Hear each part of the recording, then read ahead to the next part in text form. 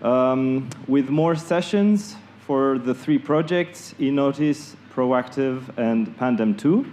We will start with a very short introduction of the CMIND platform, and I would like for this to invite John Hall from Resilience Advisors to give you this short presentation.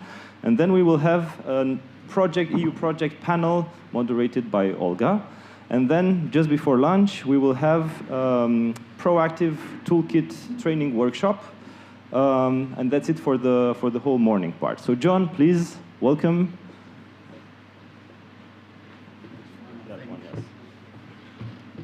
Lovely. Thank you. Good morning, everybody. A very warm welcome to the second day. And this is a remarkable event, isn't it? 3 projects working together, almost unheard of. So very well done for the organisation of it. I'm from an organisation called the Resilience Advisors Network, but we manage a platform called CMIND, as Grigor has just described. Many of you will have come across it. There's a QR code on your desks. If you scan that, you'll find a link to not only the platform, but all the resources for this conference. So you'll find information on the agenda, the updated attendance list, the YouTube streams to watch now or later, so you can see yourself on television, all those things. So let's just move forward if I can.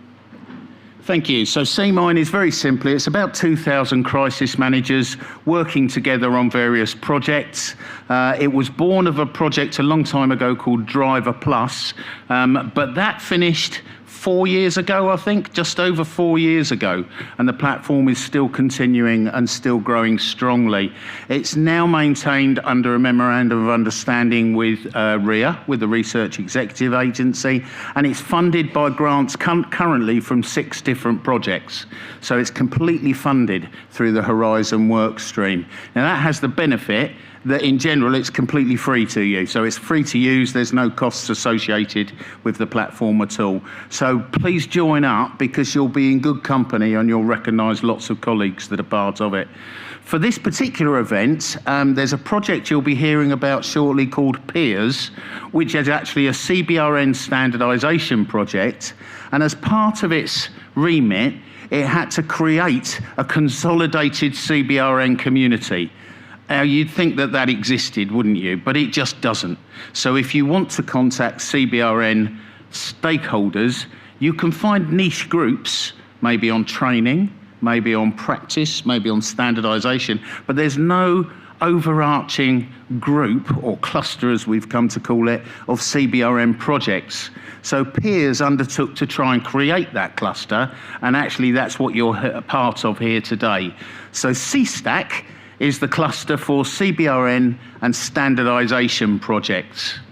So it's free to join. If you're part of one of those CBRN projects, which I think you all are, just go online, join that group, and you'll find that there's currently, I think, 12 projects working together on various dissemination, impact and exploitation aspects of their project. A great bunch of people, so please just go along and have a look. Some of the projects involved at the moment, obviously the 3 that are represented this week, but it's also this overlap between standardisation and CBRN. We've also got an increasing overlap with the European Defence Fund projects as well, so we're trying to create this sort of overarching area. I love logo wars. So I want a prize for having the most logos on the screen at any one time. So you can see Pandem, eNOTICE, and of course Proactive represented in amongst them at the moment.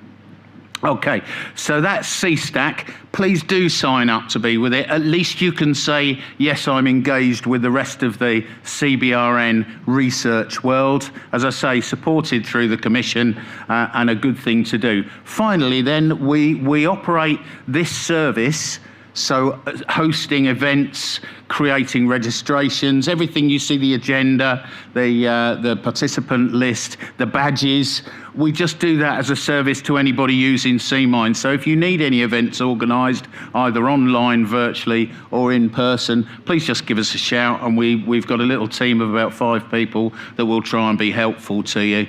The only thing I can promise you is that it will be the cheapest option you'll ever have, and it's pitching exactly into the right audience that you want as CBRN researchers and practitioners. Thank you very much. Who do I hand over to, Grigor? Olga. That caught you out, didn't it? Thank you very much.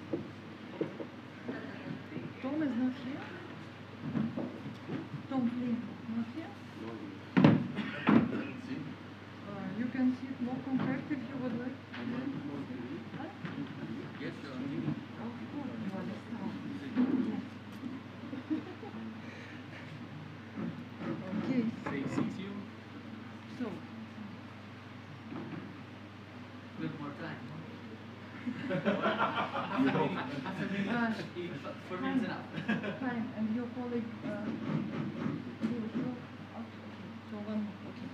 but Tom is not here. Okay. And including is not here, what you see? No, including his by video. He's unfortunate, he could not come. Oh, let me know. Yes. Okay. Good morning. We are welcoming you to the panel discussion of research and development projects. Some of them are current projects, some of them finished just recently. But okay, yesterday we had a primarily discussion with the practitioners, with the end user side. Now, today we are having the discussion with the technology developers side, on the innovation developers. However, some projects, of course, they engage practitioners a lot as well. So let me start with the presentation of the panelists today. So just in the order how they are sitting, we have Yves van Houten from Bullseye project. We have Carlos Rojas Palmas from Melody project. Chaim Rafalovsky representing No Fear and Covinform. Per-Erik Johansson representing GA Terror project. Federico Benolli representing Resist and Vertigo. George Bella representing Holoscan. And Eleftherios, whom we know all very well, representing Nightingale. Okay.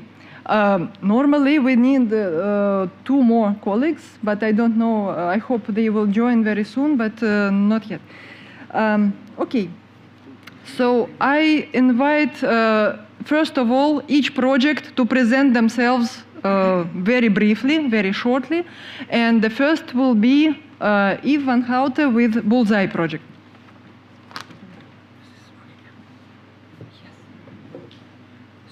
You press here, you put forward the slides, here back. Good morning. My name is Yves van Houten. I work for the Belgian National Crisis Center, and I will present here the Bullseye project for you. It's always nice to see a lot of familiar faces from the CBRN family, and thank you for the invitation to present here. Bullseye, in a nutshell, you see here some images of the attacks in Maalbeek and Zaventem of 2016. 32 people were killed and 340 people got injured. And then we realized that if this would have been with CBRN agents, a lot of first responders would have been killed as well. So we realized there were some gaps we had to fill. The first gap is that We know there's a lot of knowledge of C and B within first responders, but not always with the first responders that come first at scene. Secondly, the multi-agency aspect. There's a lot of knowledge in the military domain and also in the civil domain, but not always with all participants that arrive at scene in an attack. We also realized that in case of a huge catastrophe, we need international help, and in that case, there are different procedures used by the different member states, so we needed harmonized procedures. And fourth, there are a lot of EU projects, but they are not always known to the first responders, so there's also a gap in between that.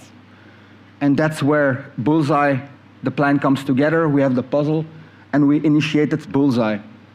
So we started in April 2019, and we finalized our project in March of this year, so we just ended in the final report. It's funded by ISFP, and we had a budget of about 2.5 million. We, as Belgian National Crisis Center, we were the project coordinator, and we had a consortium with 8 partners from 5 different countries. In a nutshell, we had 2 partners from the military domain. We had INTA from Spain. We had the CBRN Center of Vught. From Poland, we had the ICCSS and also the University of Łódź. From Slovakia, we had the ISEMI Institute and the Links Command, that are the special police forces. And from Belgium, we had our colleagues from the Federal Police and also ourselves, the Belgian National Crisis Center. We had 2 main objectives. First of all, we wanted to create harmonized procedures for first responders in case of a CBRN attack. And secondly, we worked on harmonized procedures and certification for explosive detection dogs. We dealt with that during 5 work packages. The first, we were the leads because we were a coordinator. The second one was totally for the explosive detection dogs. We had 2 main aims here. So we applied a training curriculum with certification, and we organized symposia. They told me to keep it brief, so if you want more explanations, please contact me afterwards. I will be gladly sharing it with you. And then work package 3, 4, and 5, we worked to develop harmonized procedures. First, we conducted a gap analysis by a literacy study and also a survey, and we developed a list of equipment. Very important to notify, we divided our first responders in 3 lines. The first line are the first responders that come first at scene without any specific CBRN knowledge, without any PPE. So it's the regular police, the regular firemen, the regular medics. The second line are the more specialized teams, so people that are having any specialized knowledge of CBRN and have PPE. And the third line are the people from DVI, CSI, forensics, and laboratories. So then, in the next step of our project, we conducted 3 workshops for each line. We gathered for 1 week. We discussed with these specialists what procedures they already used, what they were missing, and afterwards we drafted a first version of harmonized procedures. And then in the 4th workshop, we brought all these people together to discuss, of course, the synergies and the gaps that were still missing.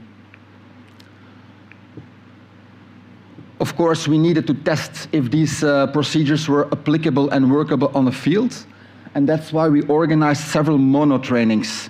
In all these mono trainings, we tested one specific part of the procedures for one specific discipline, and then finally, in September 2022, we conducted a big cross-sectoral exercise where we invited 197 people to do the whole package, the whole training, to test if all the line of procedures is working. Here you see a picture of the happy group, and I know that a lot of you were present here. You weren't there, Carlos. And then as last aspect of our project, we had a trainer. So here in Bratislava, we invited all EU member states because, of course, we wanted that our procedures should be implemented on all European level. At last, 25 of 27 countries were present, and also some projects here. I see two of our speakers here were present as well. And there we explained to all participants the trainer-trainer toolkit. It was, of course, a description of all procedures, also best practices, exercises, and also a roadmap to explain how they can implement our bullseye procedures in their specific country. So that's in a nutshell our bullseye project. If you have any questions, if you want more detailed information about our procedures, please contact me. I'm here all day. Otherwise, you have my contacts over here. Thank you.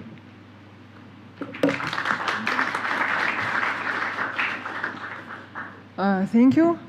Next project, can we please show the video of including? Unfortunately, the coordinator of including, Luigi De Dominicis, should have been here, but he could not because he fell ill. Yeah, we have him on the video. Good morning, all. First of all, let me say that I'm really sorry of not attending in physical presence this very important event. I planned to do so, but a last-minute drawback has prevented me to do this. As coordinator of the Including project that is devoted to innovation in prevention and response to radiological and nuclear emergencies, I have always steadily promoted the collaboration with other projects.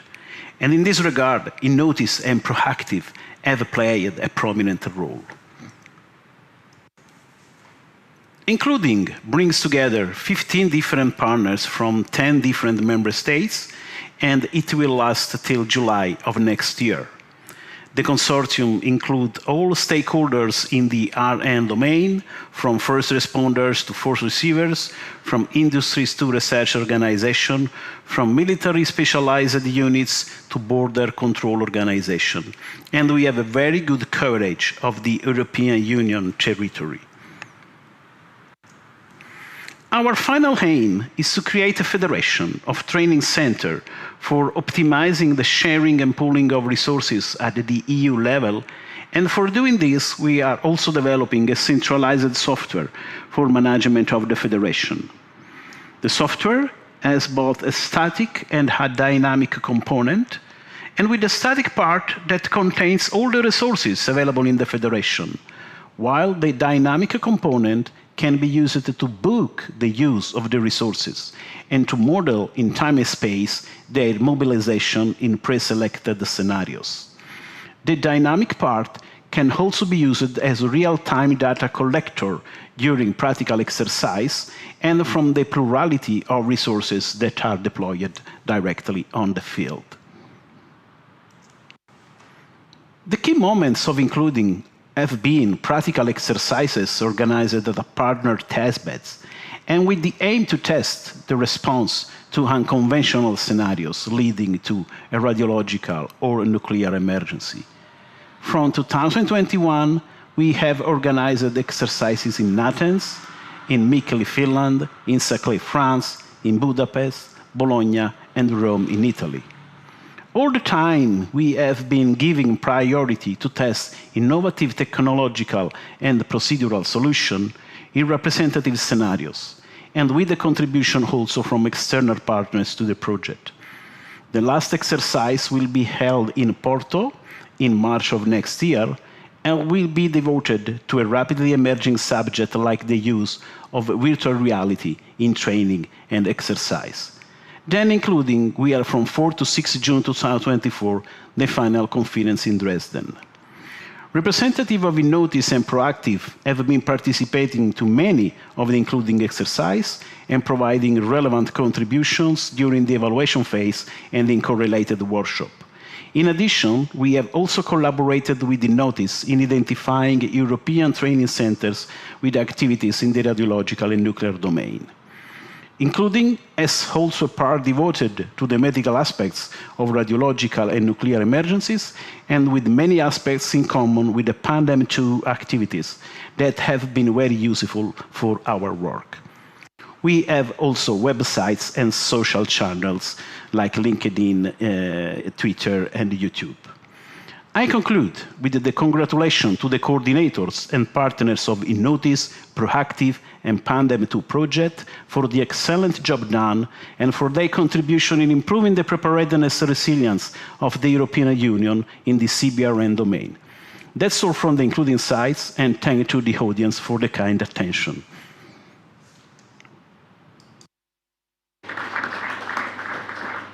Okay, thanks to Luigi remotely, and I invite Federico Benolli for presenting Resist and Vertigo. Good morning, everybody. My name is Federico from SAFE Foundation. Thank you, the organizer, for the invitation. I have to start quickly because a lot is to say and very few minutes to do it. Basically, concerning the Resist project, as you can see, the focus of this specific project is the enhancement of capabilities related to critical infrastructure operator. The very innovative, I would say, concept behind this project was moving the focus of training, from training, let's say, already specialized units to train what we consider immediate responders. So the operators of critical infrastructure that can be the very first one dealing with the first minutes of an emergency. These are the main partners. The project has been funded within the Internal Security Funds program. Represented just 2 countries, Italy and Romania, but we had the chance through the project to reach 10 critical infrastructure and deliver the activities with all of them. Basically, these are the main actions or results achieved. In a nutshell, the project initially focused on making an assessment concerning the main categories of CBRN events that, of course, might be linked or have an impact on critical infrastructure, and then start designing and defining tailored-based training activities. At the second step, the training curriculum has been designed in cooperation between the University of Tor Vergata and the joint NBC Center in Rieti, trying to take advantage from already existing training activities, but then tailoring to the needs of most of the critical infrastructures. These training have been then delivered to more than 100 critical infrastructure operators, so basically 10 from each of the 10 critical infrastructures. And in terms of kind of infrastructure, just to mention few, we involved the seaport, airports, train stations, space center, nuclear research centers, thermoenergetic centers, military facility, transport operators. Then, very last point, very last step achieved by the project was starting a process of standardization, dealing with the CHEN and CHENELEC, because this was one of the mission of the project and the initial step we have been achieved.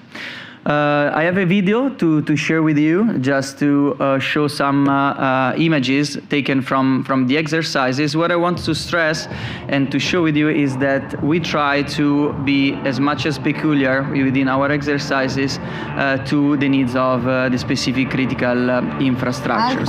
Basically, what we did was not training critical infrastructure operators to become specialized operators, but still to remain immediate responders that can support the operational one. So as you will see from the images, the specialized first responders have been always involved in these exercises, because our mission was to let the operator of the critical infrastructure to understand first which might be the main sign of an emergency, recognize them, understand what to do, what not to do, and then communicate properly with the specialized first responders.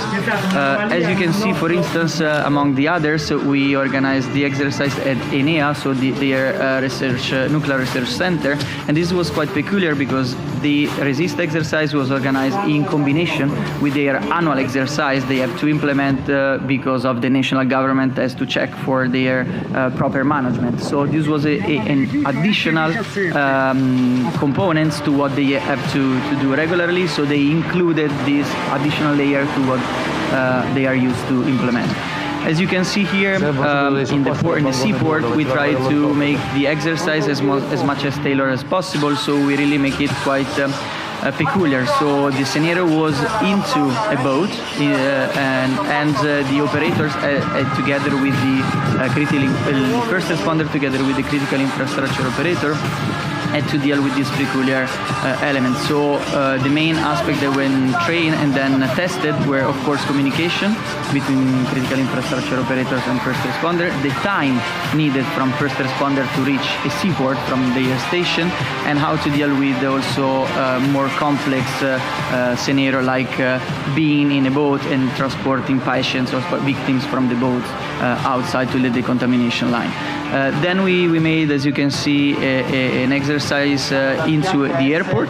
That was quite complex. Luckily, like in most of the airport, the firefighters has already let's say an internal office or headquarters within the airport, so the intervention was quite quickly compared to other facilities, but it was quite good to, let's say, tailor the scenario according to these specific needs. And as you can see, anytime you see a blue suit, these are the equipment we provided to the critical infrastructure operator. So basically we provided to all the critical infrastructure involved 10 intervention kit for training purpose and 10 intervention kit for operational purpose. So the ones they are using are the one for training purpose, while they are still keeping some others for they will hopefully will never use, but might be at their disposal. And as you can see, in all exercises, there's a strong cooperation between the critical infrastructure operator, the blue one, and the specialized first responders. In the exercise at the train station was quite useful for, especially for the firefighters in Milan, also to train their capacity of a mobile command and control center. They have it, and they test it within this exercise. So for resist, that's all. I have also a presentation now for Vertigo. I guess it's immediately after. Okay.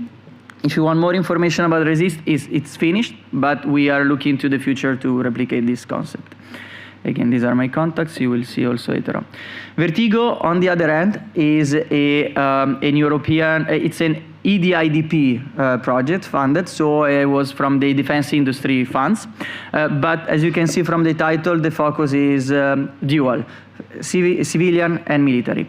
The idea here, as you can see from the title, is to apply virtual reality to increase the potentiality of training activities on CBRN. Again, this is the overall framework. I don't want to enter into so many details. These are main partners. What I want to outline with you are the main goal of the project. From an hardware perspective, we are working to integrate a virtual headset with the real gas mask. So basically, this is already the prototype achieved.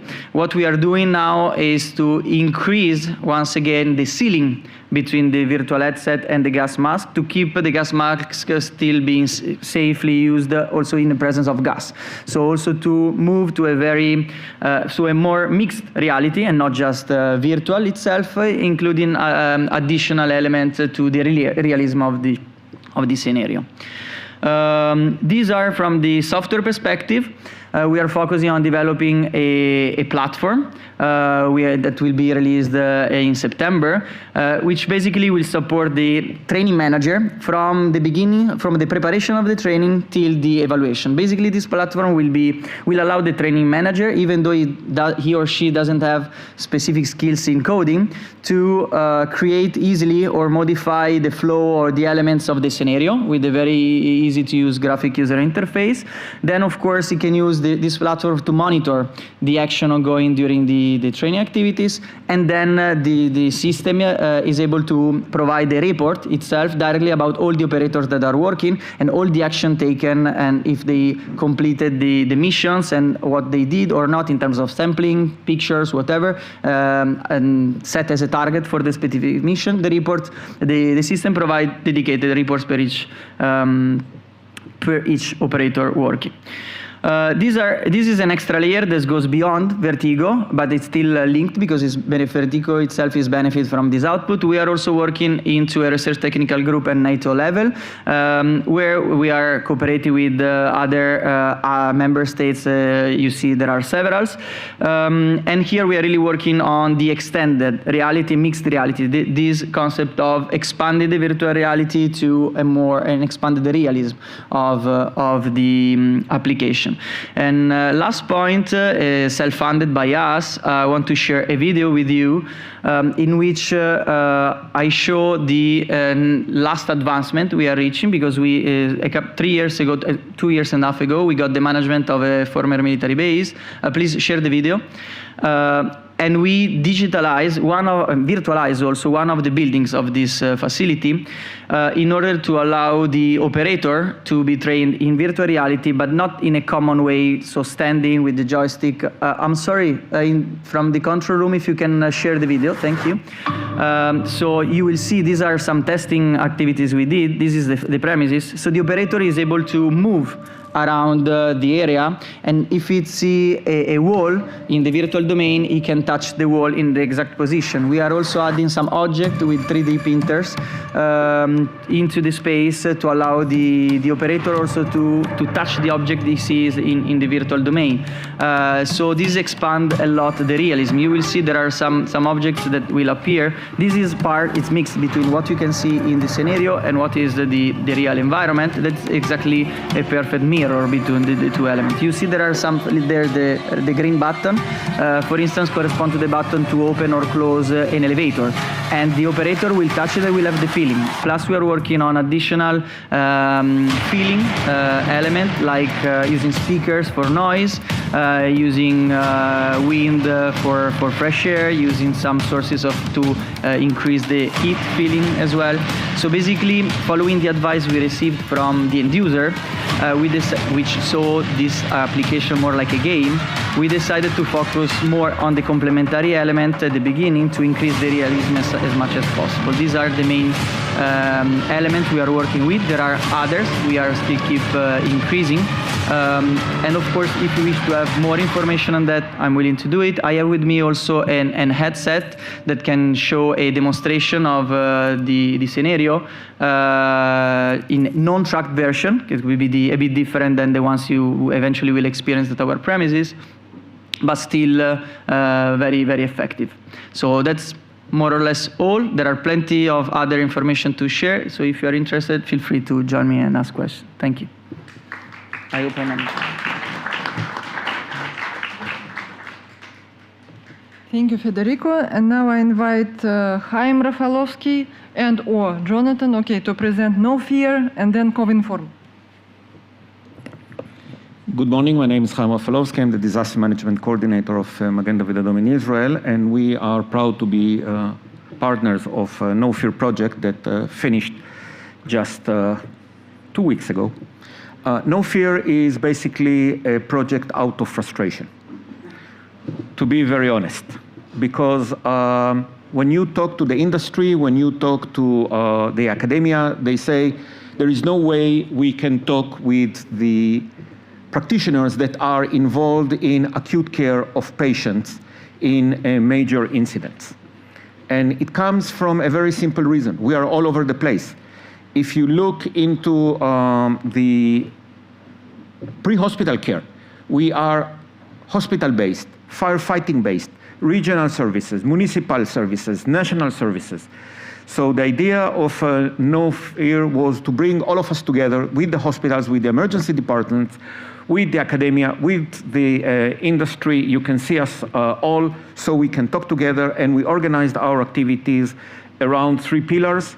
One was the professional medical one that was led by our colleagues from the Catholic University of Rome, Policlinico Gemelli, the Hospital of the Pope, who dealt with the actual care of the patient. Work Package 5 was led by Krimiadim, the project coordinator from Italy, that are dealing with training, and ourselves, Magen David Adom, is the National Emergency Medical Service of Israel. We're dealing with the operational aspects of the treatment of patients in security-related incidents. This is how we started. And then COVID came.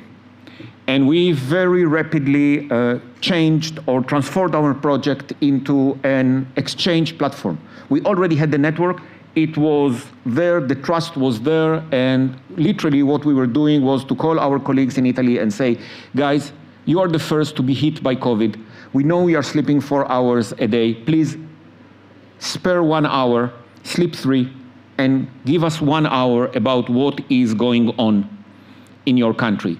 I'm going back to February, March of 2020. We all saw horrible images on the news of people dying on the streets, military cars removing dead bodies, and we really didn't know if it was true, if it was not. We needed the experience, and I have to say we needed the raw experience. Some people told me, I will never forget it, we don't have time now to do an after-action review, which will be peer-reviewed and will be published. I said, no, we need to know what's going on.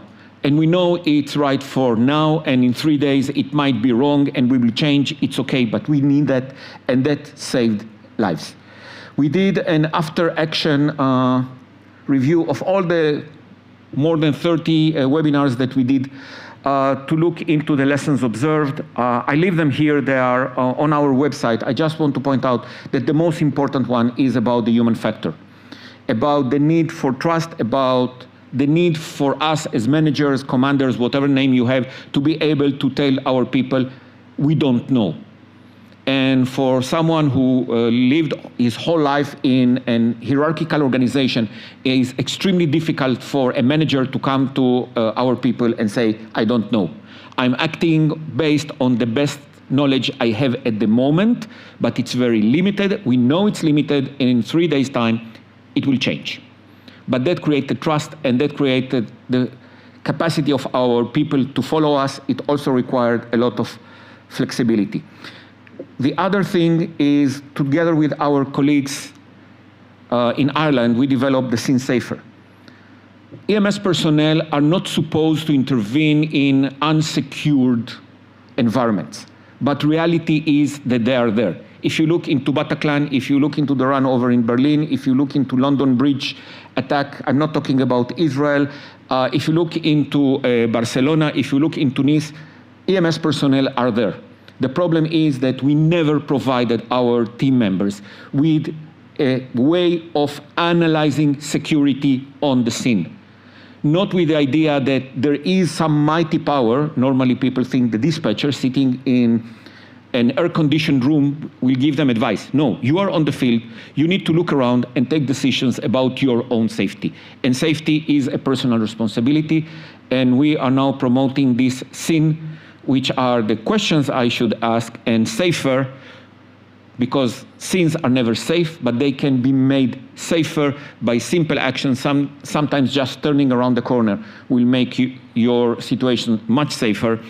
Coordination with other agencies, estimating where we are going, and reporting and reassessing as key issues that we believe, and Magen David Adom will be the first organization in the world to implement this methodology of thinking, because it's not an algorithm.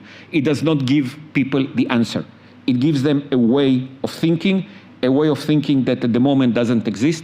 The result is that we see our EMTs in the midst of the chaos, sometimes taking unnecessary risks.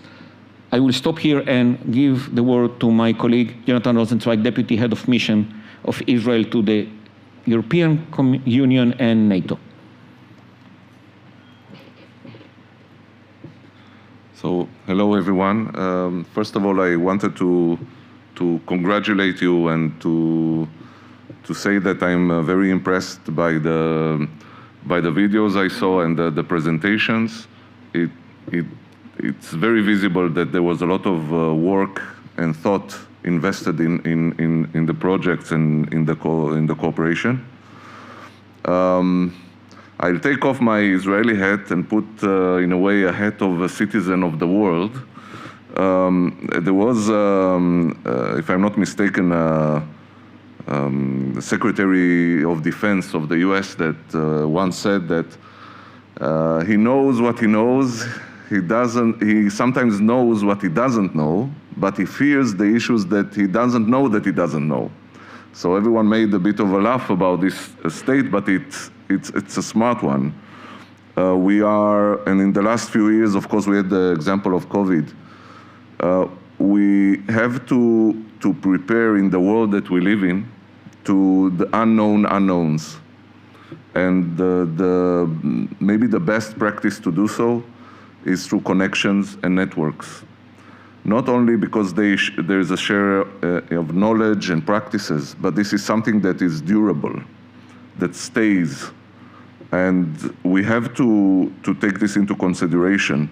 At the end, as Chaim said, the human factor, the connections that are made in the consortium, in the networks, is something that when the time comes, and we hope that it will not come, and there is another COVID, God forbids, or something else, you will be the ones that will have the contact. You will be the ones that will have to share what's happening.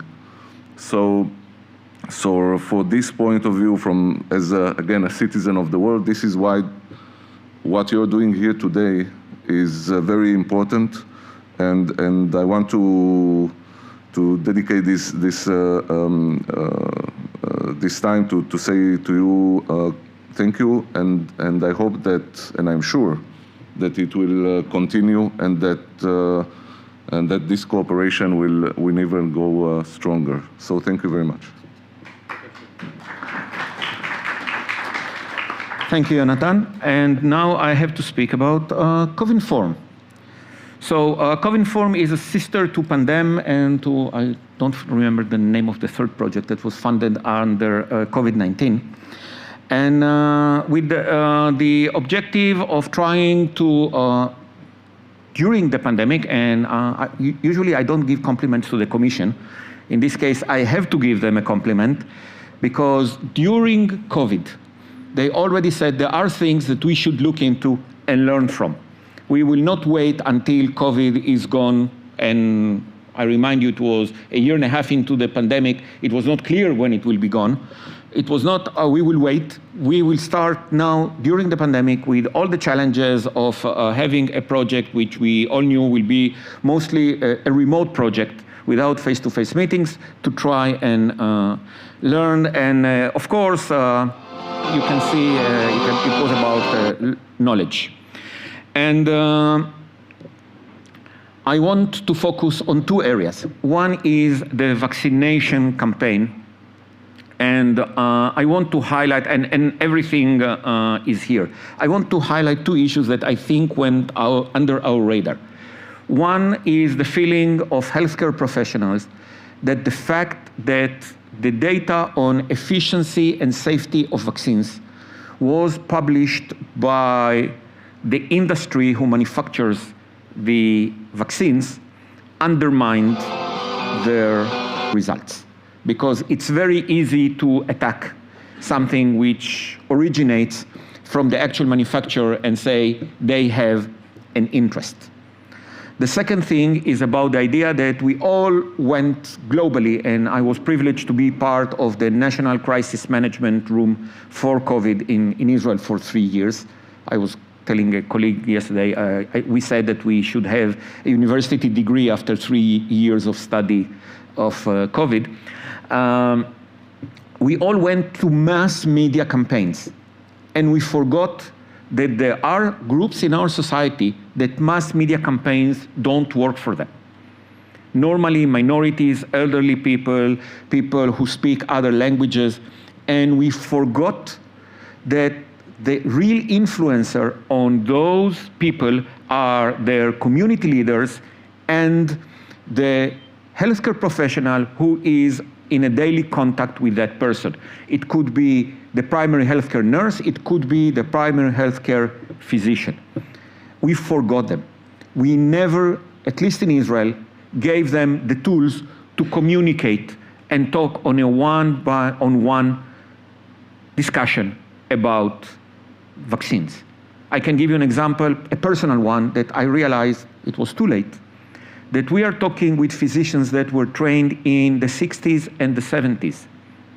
And people trust them, especially the elderly people trust those physicians. They have been their physicians their whole life. But we are coming with technology called messenger RNA. And to be honest, in the 70s, the messenger RNA as such was not known. So, of course, when someone comes to them and asks, what about this messenger RNA stuff? Their answer is, I don't know. It's not because I don't trust it, it's just because I don't know.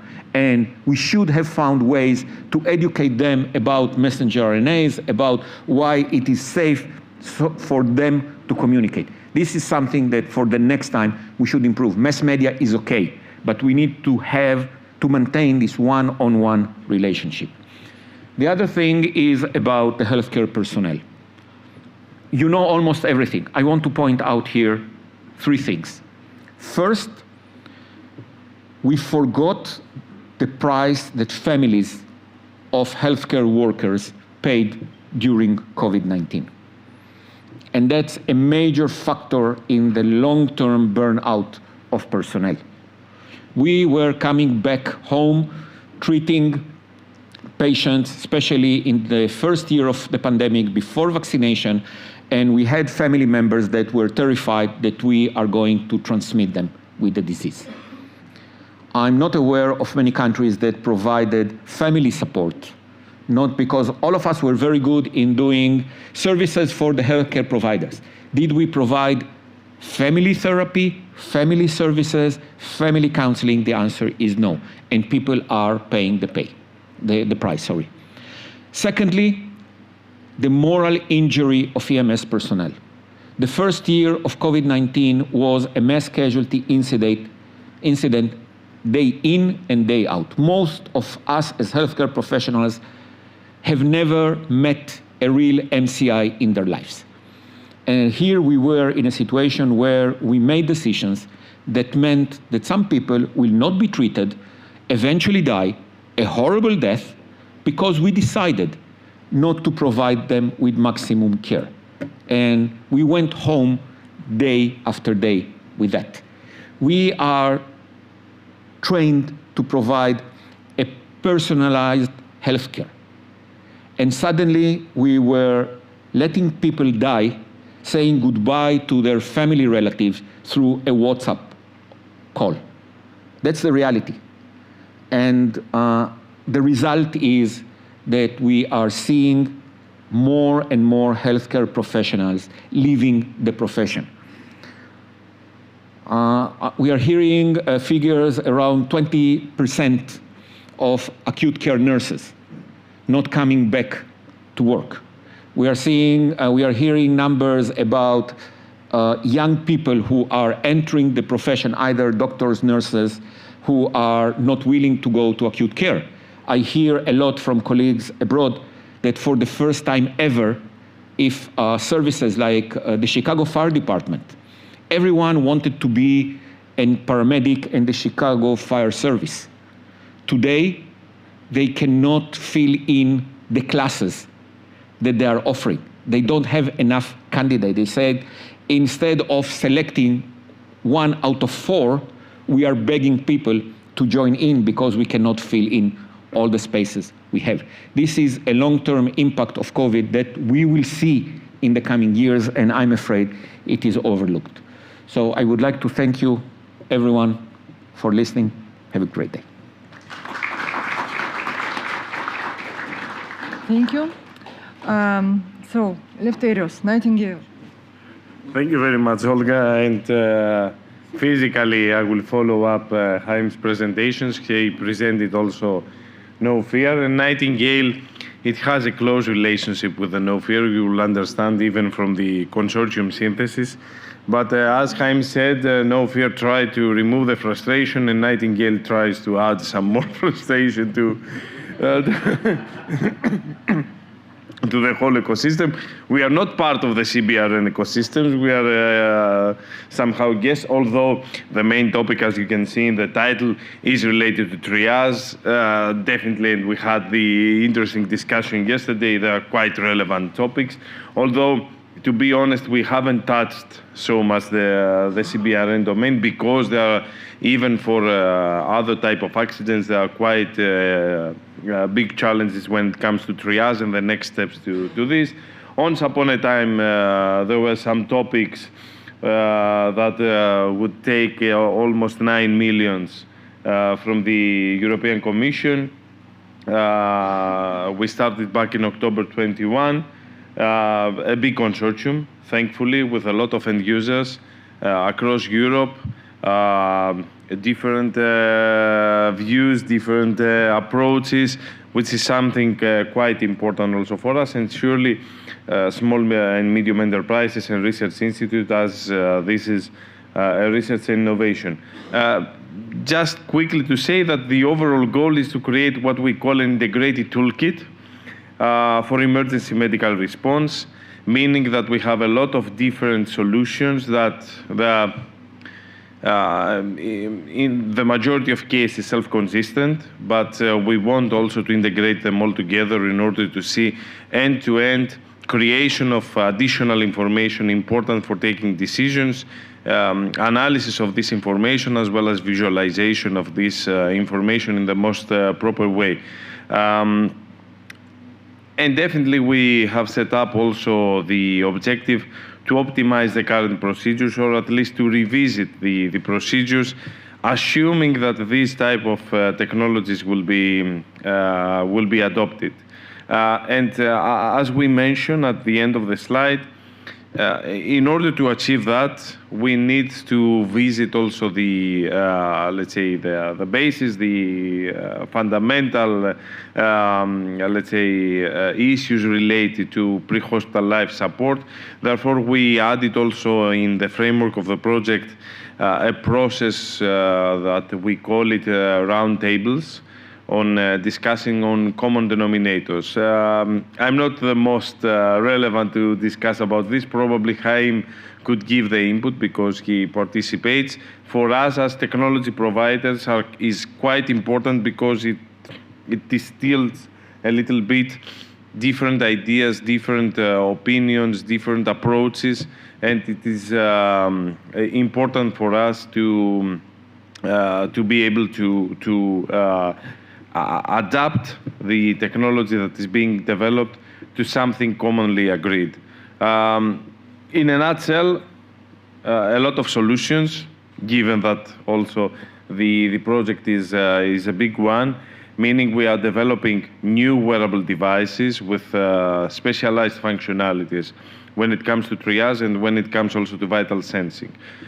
This includes even wearable devices for the responders, since we understood that during operations, all these fancy and great mobile applications, etc., are just useless when it comes to usability. Therefore, we have to invent ways, either wearable devices, either clever ways for interacting with machines, to not create actually bigger problems to the responders just for collecting the necessary data, because in that way, if we achieve to do that, the systems will not be used. Other intelligence systems, and these systems, this type of systems, might be quite relevant also to a CBRN accident, providing information about the number of victims, the position of the victims, as well as even for the status through UAVs or thermal scanning. So these allowing, in case of a contaminated victim, to at least receive some of the vitals. Processes to optimize the resources and the assets, their use, as well as services trying to forecast a little bit the status of a victim. This was the greatest challenge. It was clear that it will be the greatest challenge, but there is a great lack of pre-hospital data. This is where we end up. We even searched all around Europe and the world. It seems that we have a great issue here when it comes to the availability of data from the pre-hospital domain in order to be able to build anything, either artificial intelligence or more dynamic models, we don't have the data. So it's a priority, and partially will be supported also by Nightingale to create the devices that will be able to be used in the field, that will also collect the data for the future in order to let us even better understand how a victim case might evolve, and this to support decision making.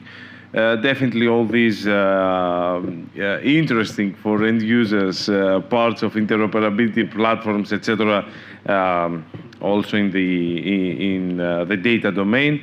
And surely solutions when it comes to multi-agency collaboration, command and control systems, the connection with the next generation 012 services to provide augmented information about the incident, and solutions also for the citizens. And this is also a quite important aspect of the project that provides also a citizen application interconnected with the whole, let's say, toolkit, and directly sending information, as well as augmented reality solutions, both for medical first responders, but also for any member of the response.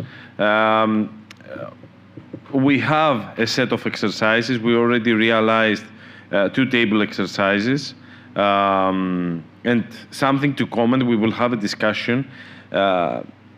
It was more than important for us. It was extremely useful that we started the project by just observing an exercise without intervening at all in this exercise. For the technology providers, was extremely useful. Therefore, a comment when it comes to collaboration, because this is what we are trying to understand, how we will collaborate better, how networks of training centers might contribute and support other projects. The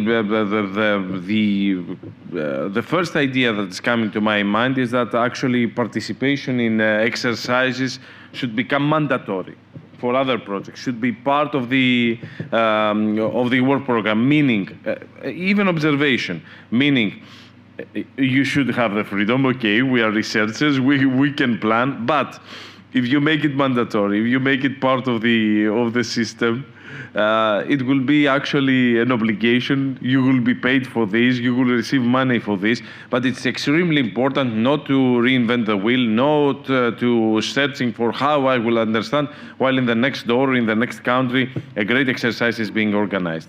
This is something that we should think about, how it should be done, and how in the work program to come in the future, we saw, for example, a paragraph asking to have some budget for contributing to service. It might be the case the next years to have some budget to join exercises organized in the context of a network. Full stop for this. No need to go into the highlights. Really impressive when it comes to the first reporting period, how many user requirements we achieved to have, etc. Just to say, when it comes to the timeline of the project, that in front of us we have 3 exercises. The next one will be in October in Novara, Italy, in the context of the annual exercise that UPO Crimedim organizes. And we will try not to destroy this exercise, which is related also to their master studies, and two pilots in Italy and in France to try to validate the toolkit. A lot of solutions are being developed. Therefore, these exercises will be stepwise quite informative for what we are developing. And I try to integrate some videos, and I hope that we'll achieve to make them play. So just to give an example, it's just not randomly. I selected some. I achieved to destroy everything. Okay. Let me check. 1, 2, 3, 4, 5. Now it should be okay. You see in the upper part the command and control. You will see in the upper part. In the middle, you see here the thermal scanning. So I don't know if it is easily seen, but it measures through a thermal camera also the heart rate. You can see in the upper right part the UAV developed by FOI that will actually provide also remote photoplethysmography solution and detection of victims. In the right part, in the lower right part, you see what we call the digital triage tag, as well as a prototype of the first responder wearable, actually a device that will become a wearable a little later on, but you are able really quickly to select the primary triage color. Just this fundamental step that needs to be done in 30 seconds to be done really quickly, but in parallel to have a device that it is able to uniquely identify the victim, collect information probably about also disabilities, and not to collect again and again and again, meaning that all the information is stored in a mobile application, is also stored inside the digital triage tag, and therefore another responder that will encounter the victim will immediately see also information about the victim, and this would include surely disabilities. And also you can see the citizen application that it has functionalities that we can find in other applications today, but it is well integrated with the next generation 112 public safety answering point. Many thanks for your patience. Really happy to be here with all of you. Many thanks for the invitation, and we are definitely looking forward for the next steps in this collaboration.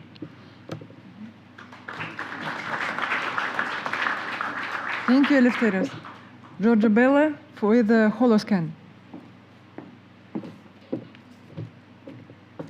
Thank you, Olga, and thank you for inviting us for this very nice event. And I would, can you start a video, the stadium demonstration title? Yeah, please talk it.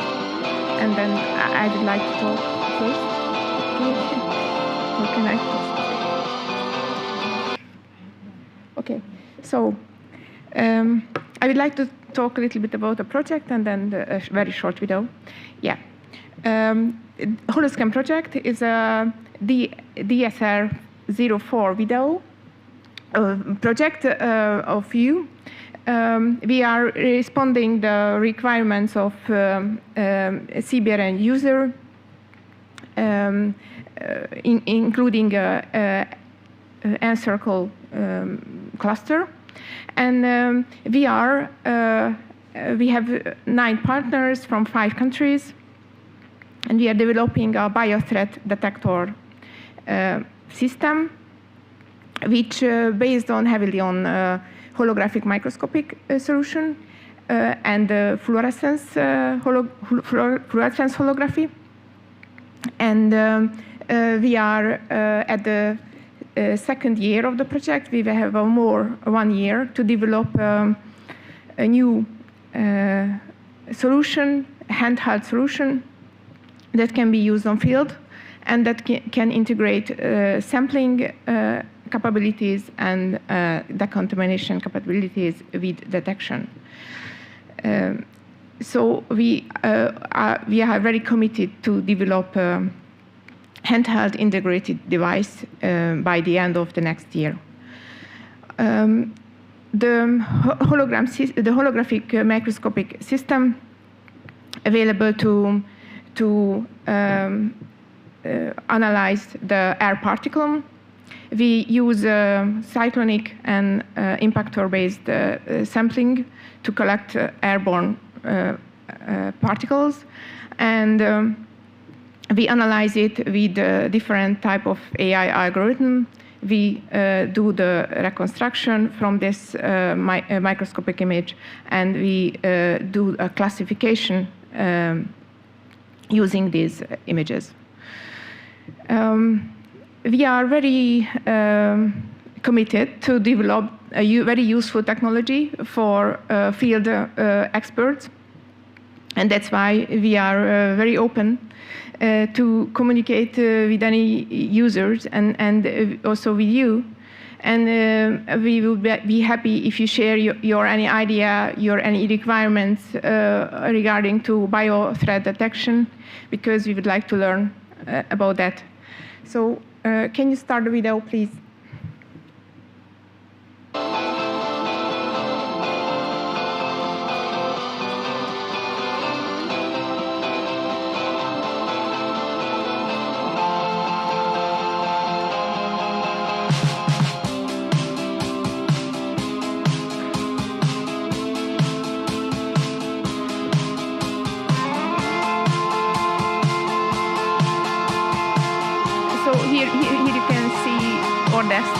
prototype, which is just a prototype for the development, but this is the second desktop prototype, which is more developed, and we are committed to develop a handheld device from this.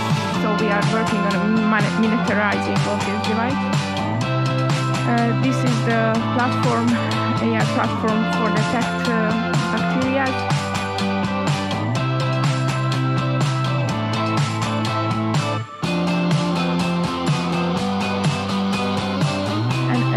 A prototype, also a tabletop prototype for a sampler, but we also working on miniaturizing it and integrate it with the handheld sampler device.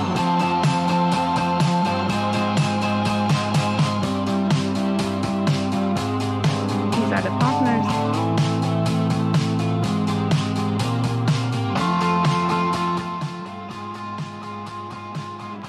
And here is our contact, so please come to me and share your ideas and requests.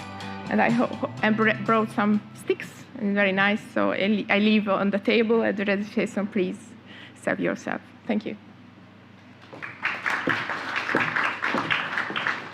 Thank you, Georgie. Carlos with Melody. Oh boy, good morning. Must apologize, I don't have a presentation with me. I was told 4 minutes, and I started wondering how can I condense this success story in 4 minutes? So whatever I say, you have to believe me, this is what happened. Melody started in 2018, by the end of 2018, and the commission, I'm looking at him now, he said, we have a challenge for you. You have to harmonize training at CBRN training of first responders across the EU. And I took on the challenge. And we completed, it's not only me, but we have a team of experts, and we completed a success story. Melody started by going through the literature and consulting with the end users on what they would like to have on CBRN training. And also we identify additional trainees being dispatched, the call dispatcher, the medical doctors, the hospital setting, and also the GP setting, because if somebody gets exposed in Israel and it comes back to Brussels, he will feel sick and he will go to his GP, and the GP should be able to recognize the signs and symptoms. I will try with Melody to reassure Haim about the safety of first responders. We acknowledge that, and we also address that. So in the first stages of the project, we did a survey of what already existed, and after that, we organized small, local, single-scale training exercises based on the materials we had collected, and we learned from that, and we scaled this up until we have the full set of training materials.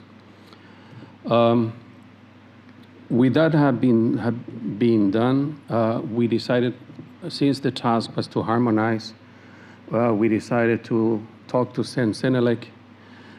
We were appointed with the French standardization office, and they helped us through the process of reaching a SEN workshop agreement. So the training curriculum had been scrutinized by external experts, and they all agreed that this had been the best thing since sliced bread came up.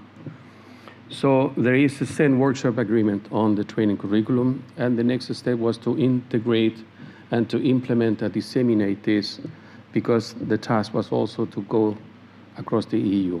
We have gone beyond the EU. Because of the fact that we were providing CBRN training, the CBRN training started by helping first responders to identify risks so their safety could not be at risk. In the same manner as when you see the safety briefing before takeoff, when they say, well, we are going to have a mask dropping from the ceiling, put it on first before assisting somebody else. In the same manner, we provided the training to first responders so that they would identify the risk. Am I at risk? Yes. If I'm at risk, then I will step back and I will call help. And whatever they say on the radio had to be identified by the call dispatcher as an event triggering major actions or simple a road accident. We started the dissemination activities. We organized also participation and collaboration with other projects. Among others was eNOTICE. We invited eNOTICE a bunch of times to see and go through our toys. We also understood that when we provide a training, if this training is not repeated enough, the knowledge disappears very quickly. So my colleagues in the Netherlands came up with the idea of having a CBRN quiz, which should be played by first responders while on duty, while at the station drinking coffee. And this had been a success too. This had been translated into 14 European languages, and with the help of Holoscan, which I'm very grateful to them, they had been completed the translation also of the e-learning. So we delivered an e-learning, CBRN e-learning, which means that if the trainees do not have a previous CBRN knowledge, they will go through the e-learning, and once the e-learning is done, they can go deeper up to the tactical level of training. So the e-learning had been provided in 10 languages, European languages, and with the help of Holoscan, we extended this library to 13, including Spanish, Portuguese, and something I forgot. Ukraine, thank you. So this is also a success story which aims at the dissemination of the material. Of course, our Norwegian colleagues were very happy because they were participating, invited to a dissemination event in Sweden. And they were very happy with it. And they said, can we have it? And then I say, yes, if you are nice to me, you can have it. And Norway will implement this at the national level, so outside the EU. And this Norwegian colleague went to the United Arab Emirates, and he started talking. And on one day, we got 14 requests from the United Arab Emirates to download all the training materials. However, the problem is that we're providing training to, among others, police officers. And we didn't want to have a request from info@alqaeda.com. So we decided to control the access to the training materials. One of the critiques was, I remember from eNOTICE, that you're providing intel on how to train police officers, and then you make them vulnerable. So to end this success story, the training materials, we just finished, we're in the process of signature of 2 license agreements between the Melody Consortium and the European Commission under JRC, Joint Research Center. They are managing the European, correct me if I'm wrong, Victor, is that the EC or the EU Academy, who are going to be responsible for the platform, the e-learning platform, and making this available to member states. This is one side, and the other agreement was with the European Union Law Enforcement Agency, and they will also make this available to police officers across the EU. And I've been told that the access, once they get access to the training materials, only once the national contact point had cleared the person making the request.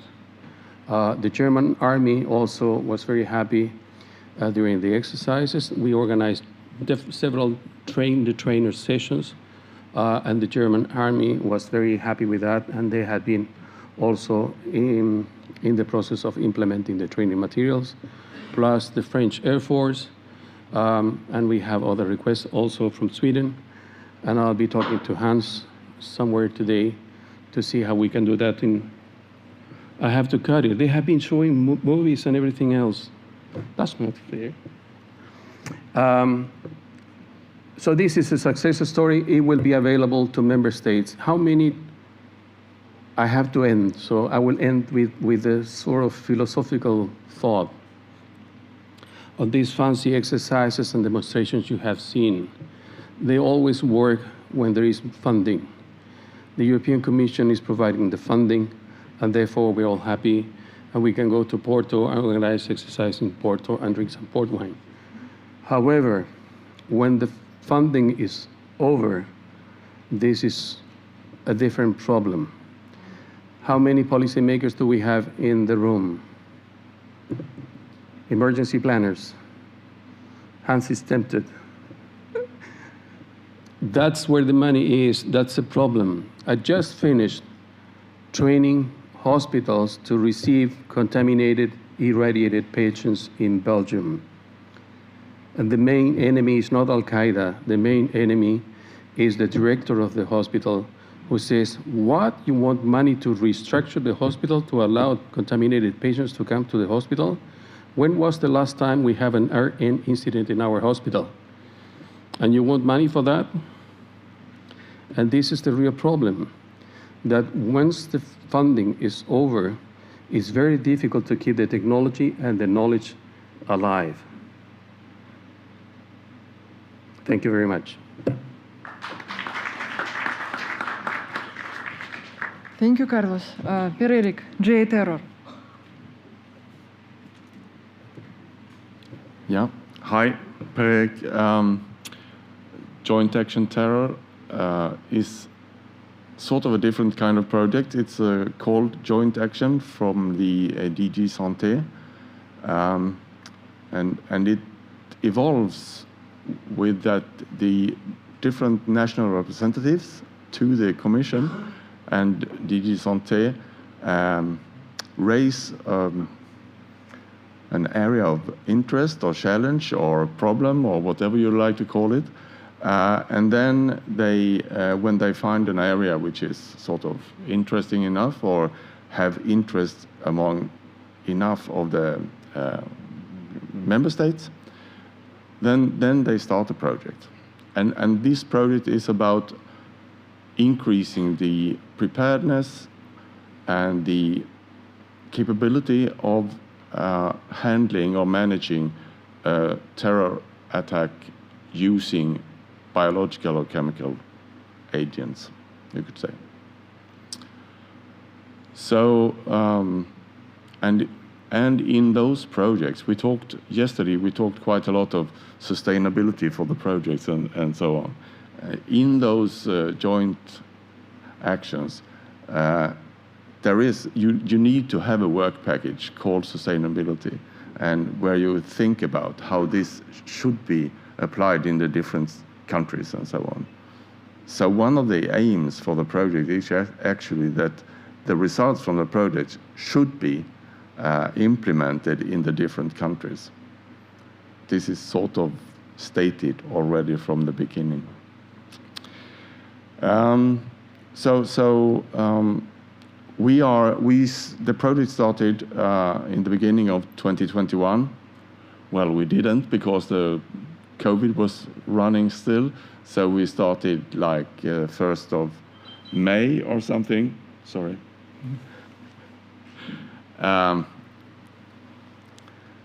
In 2021, we should have ended this December, 31st December this year.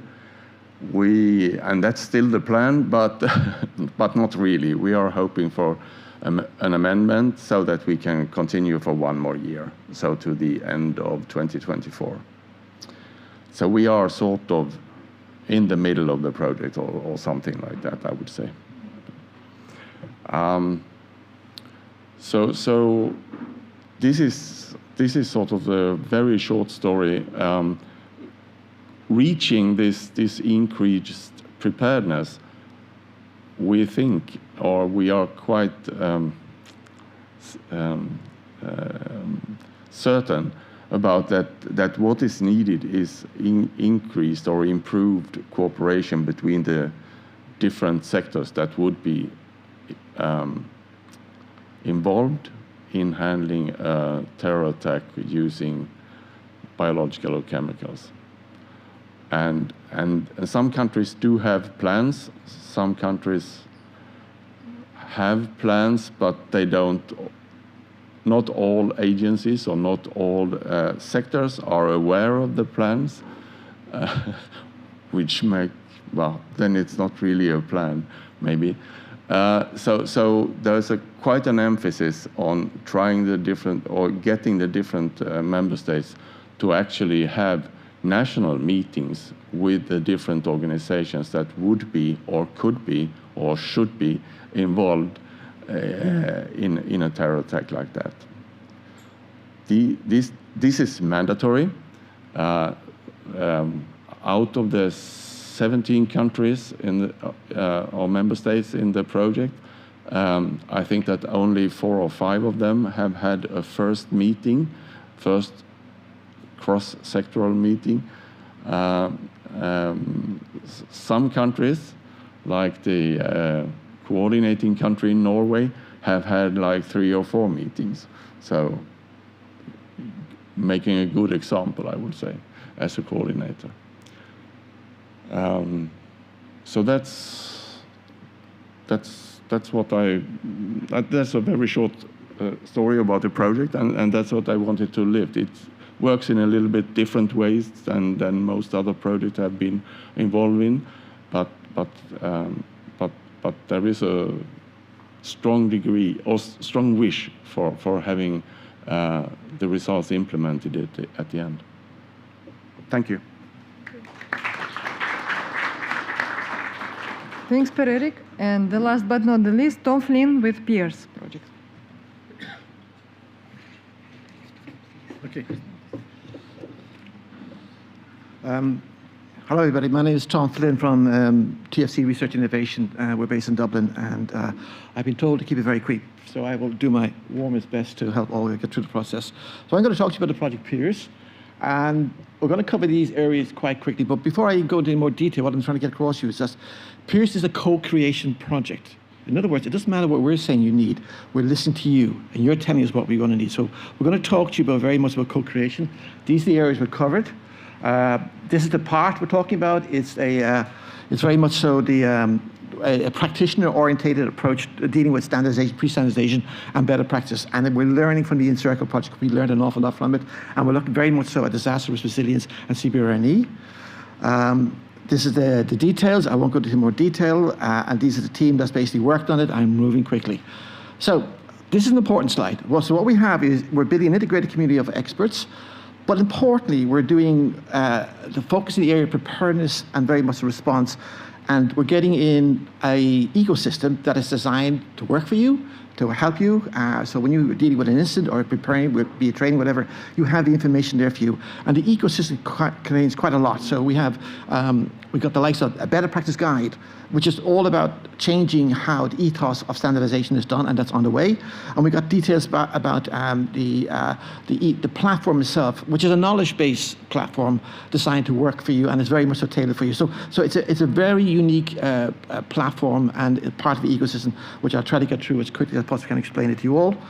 Now, this is the game changer. I'm going to stay this just a little bit. In 2021, the European Commission came up with a statement, and they said a promotion and application common standards across sectors can contribute to cost savings. Cost savings, that's the first time I heard that being mentioned when it comes to standardization, but it's true.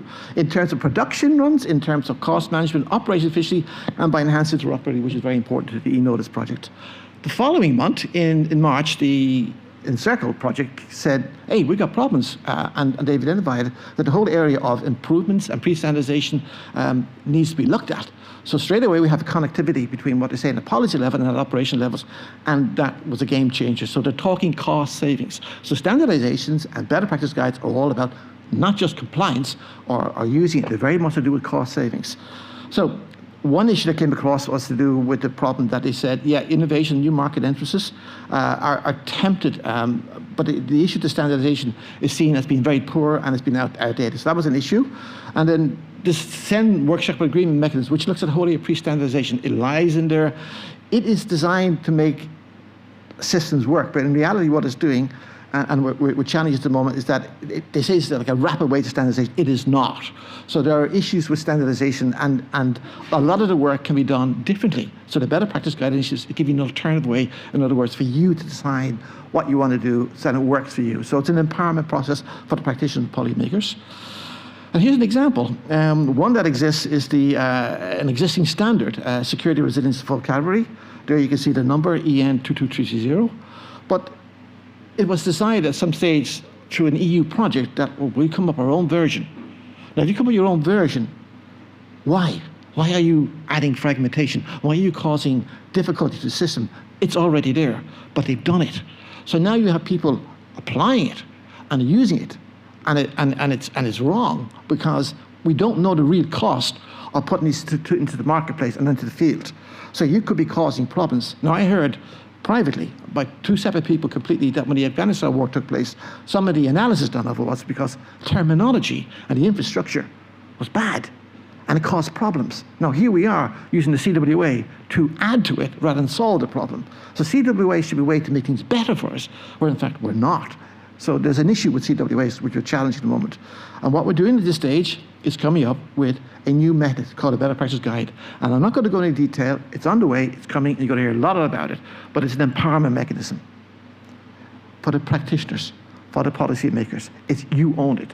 And it sits at the pre-standardization space. So you will have an alternative way of doing things. And that's going to go for you. How do we work? In the Peers project, we engage. We talk about community of users. We talk about co-creation. And we listen to you, and we take your knowledge. We're not telling you what you want. We'll listen to you. And based on what you tell us, we are then evolving the platform, the ecosystem to work for you. So it's going to continue on. We have 3 versions of it. We have just completed what we call the pre-alpha version. We have spoken to Europol. We have another session with them next week. We're going to be dealing with them quite an awful lot, and we're going to talk more and more to them because they see the Peers project as being an integral part of how they want to go forward, and that's very important. We've had meetings with No Fear. We've had meetings with the Vertigo project, the Including project. We had quite an awful lot of meetings to get to the point where we now have a platform with a knowledge-based capacity that's going to work for you. So it's an enhancing project that's going to work for you. It is not designed for us. It's designed to work for you. So the co-creation ethos is critical for all of this. So what do we have? Well, we're going to have data, we're going to have information, we're going to have knowledge, and then we're going to have insight. And beyond the project, we're going to have the likes of artificial intelligence coming in. So we're bringing the data, we're bringing the knowledge, bringing the information, and we're going to put it together in a way that works for you. And then you can use it. And we're very much so focused at the preparedness and response stage. And this wonderful man said a very word. I'm going to read it out for you because it's very important. We know that resilience depends on preparedness. Correct. And preparedness depends on knowledge and tools that deliver the knowledge to those who need it. Done at policy level. Very important. And Peers is complementing that. And it's a co-creation process. Again, I say it, it's a co-creation process. And part of it today is I'm going to be here for about 2 hours. I want to hear from you. We're registering people who want to get more involved. We will have things called media minds where we bring the intelligence together and we will discuss issues. Not just to do specifically with what we're doing, but other issues. For example, it could be e-learning. It could be all kinds of issues. We're working together as a team. How it works. The pre-alpha version is done.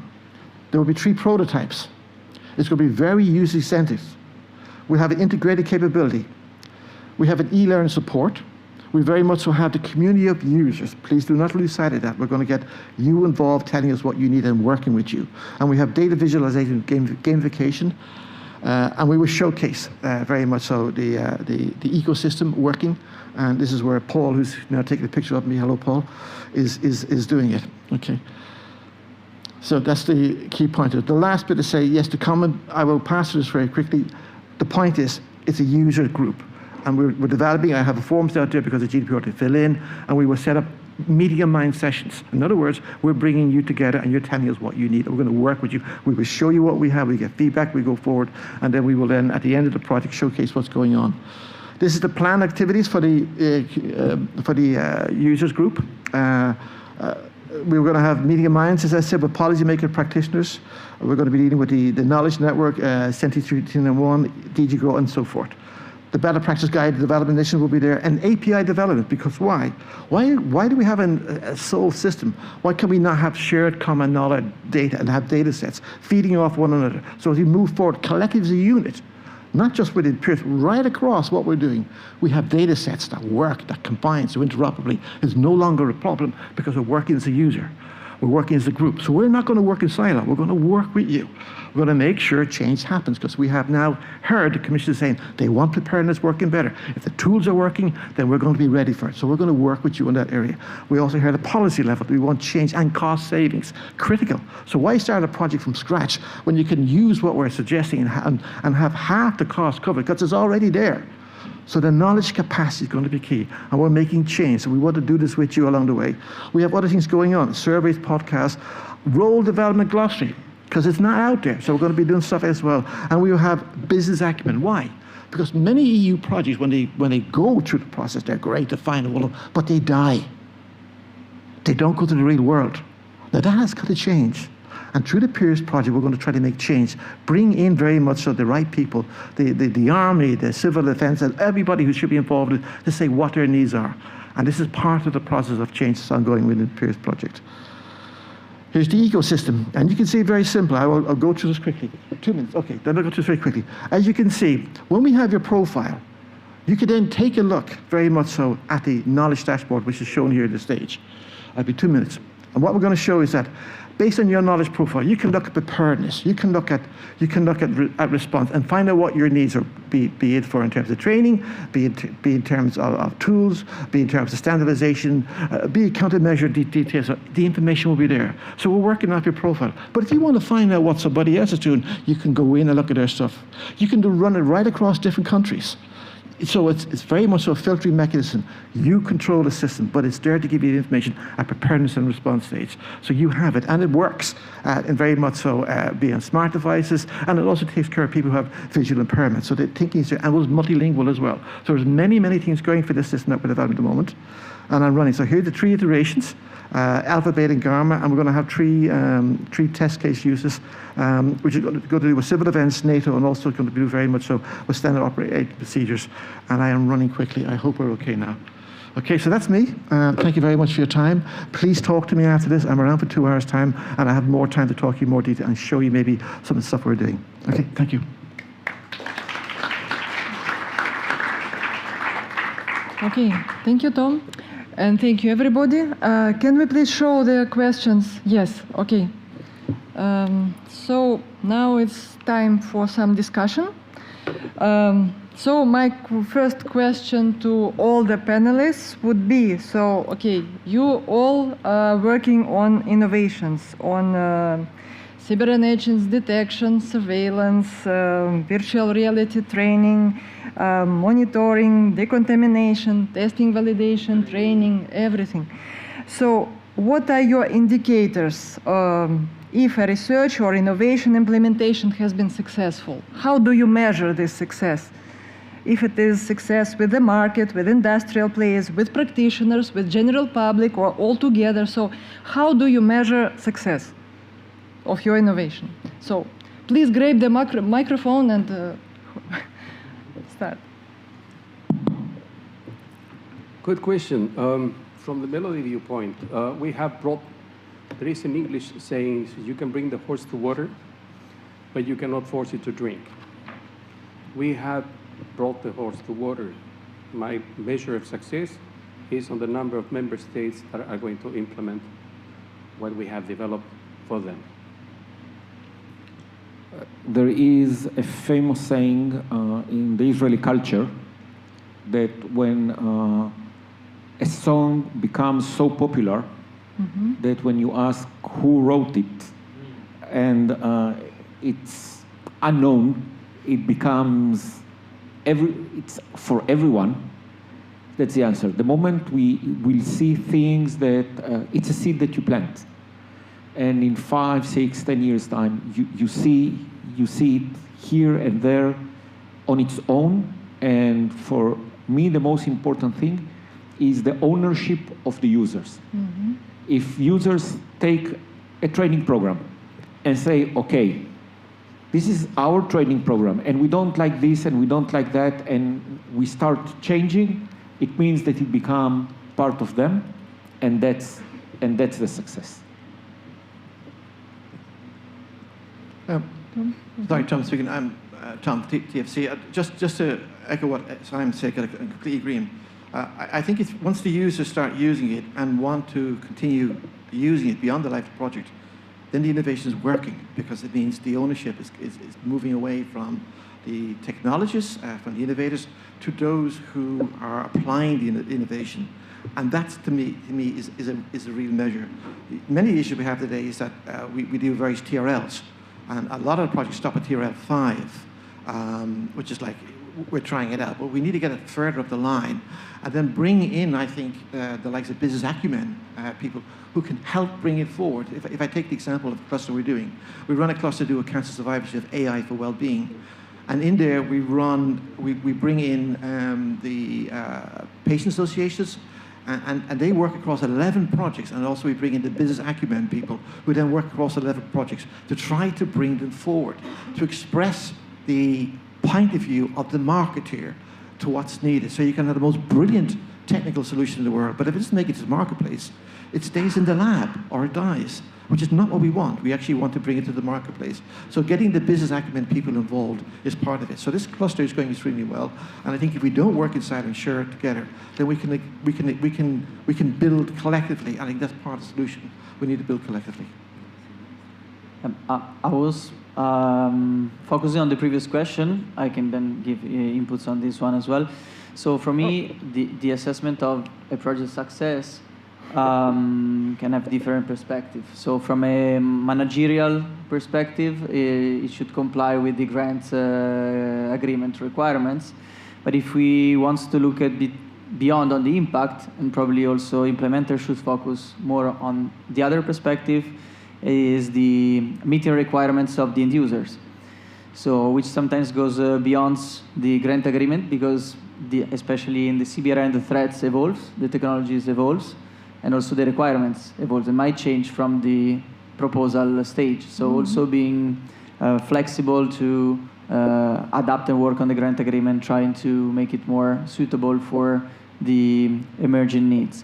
Concerning the project I presented, in Resist, what we tried to do in this direction was to keep the curriculum and the exercise as much as flexible as possible to tailor it to the needs of the end users. While from Vertigo, I would like to focus more on the concept of industrial players, where I want to stress a point which outline that sometimes the key industrial players works. In other cases, startups works better. In our case, it was essential to have startups involved, because this allowed us not to look at what was just already in the market or close to be in the market, but to look at innovation from a longer term perspective, and including in the development more and more innovative components. Thank you. Thank you. Regarding to the Holoscan project, we are in the progress and of the development of the technology. So at the moment, our success factors is how we can develop the how we can develop the background databases, and how we can increase the sampling and to teach the system with new data. One is this technical success factor, and the other, we are thinking of making some parts of the downstream analysis open source, and we would like to, the success factor could be how we can motivate contributors to join to this kind of work. And regarding to the market success, we are still negotiating within consortia how we can define the IP rights, and the success factor could be if we can establish a clean IP rights framework system for the project, and every partner can find the way how to take forward with this technology on the market. Yeah. Really quickly, Olga, also in the first question, in my view, what it is extremely important, and we face this a little bit in Nightingale, is either to receive by a previous project or to define really clear key performance indicators. What are the operational key performance indicators that we are trying to contribute? Honestly, in our proposal, these key performance indicators were a little bit more fancy, a little bit, but at the end, you need to see fundamentally what you're trying to solve. This is quite important. Now, when it comes to commercialization, and if this is a success, yes, definitely. This is an indication that you passed all the phases when it comes to certification, when it comes to medical device regulation in some cases, etc., meaning that you also achieved to meet some quality criteria.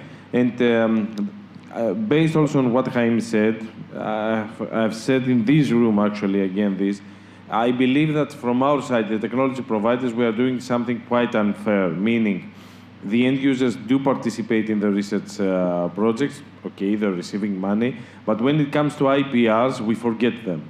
And probably it's wrong because you need these end users to be with you also in the future, in the next steps of the development, and also to be on your side to support the promotion of this solution. It's a big discussion if these organizations would like to participate in promoting to the market solutions, but in any case, they have participated in the development of the technology. So, yeah. Right. Any more comment from you? Yeah, if I may add to the conversation. Well, I think another way of asking the question is about failure. To me, failure is by having one of an innovation that nobody wants. So it works brilliant, but at the end of the day, it sits in the lab. That to me is a failed project. Because if we don't bring it to the next stage, then all that work and effort to get to that stage is nice. You can use a reference and so forth, but really we're trying to get it to the market because the market is the key.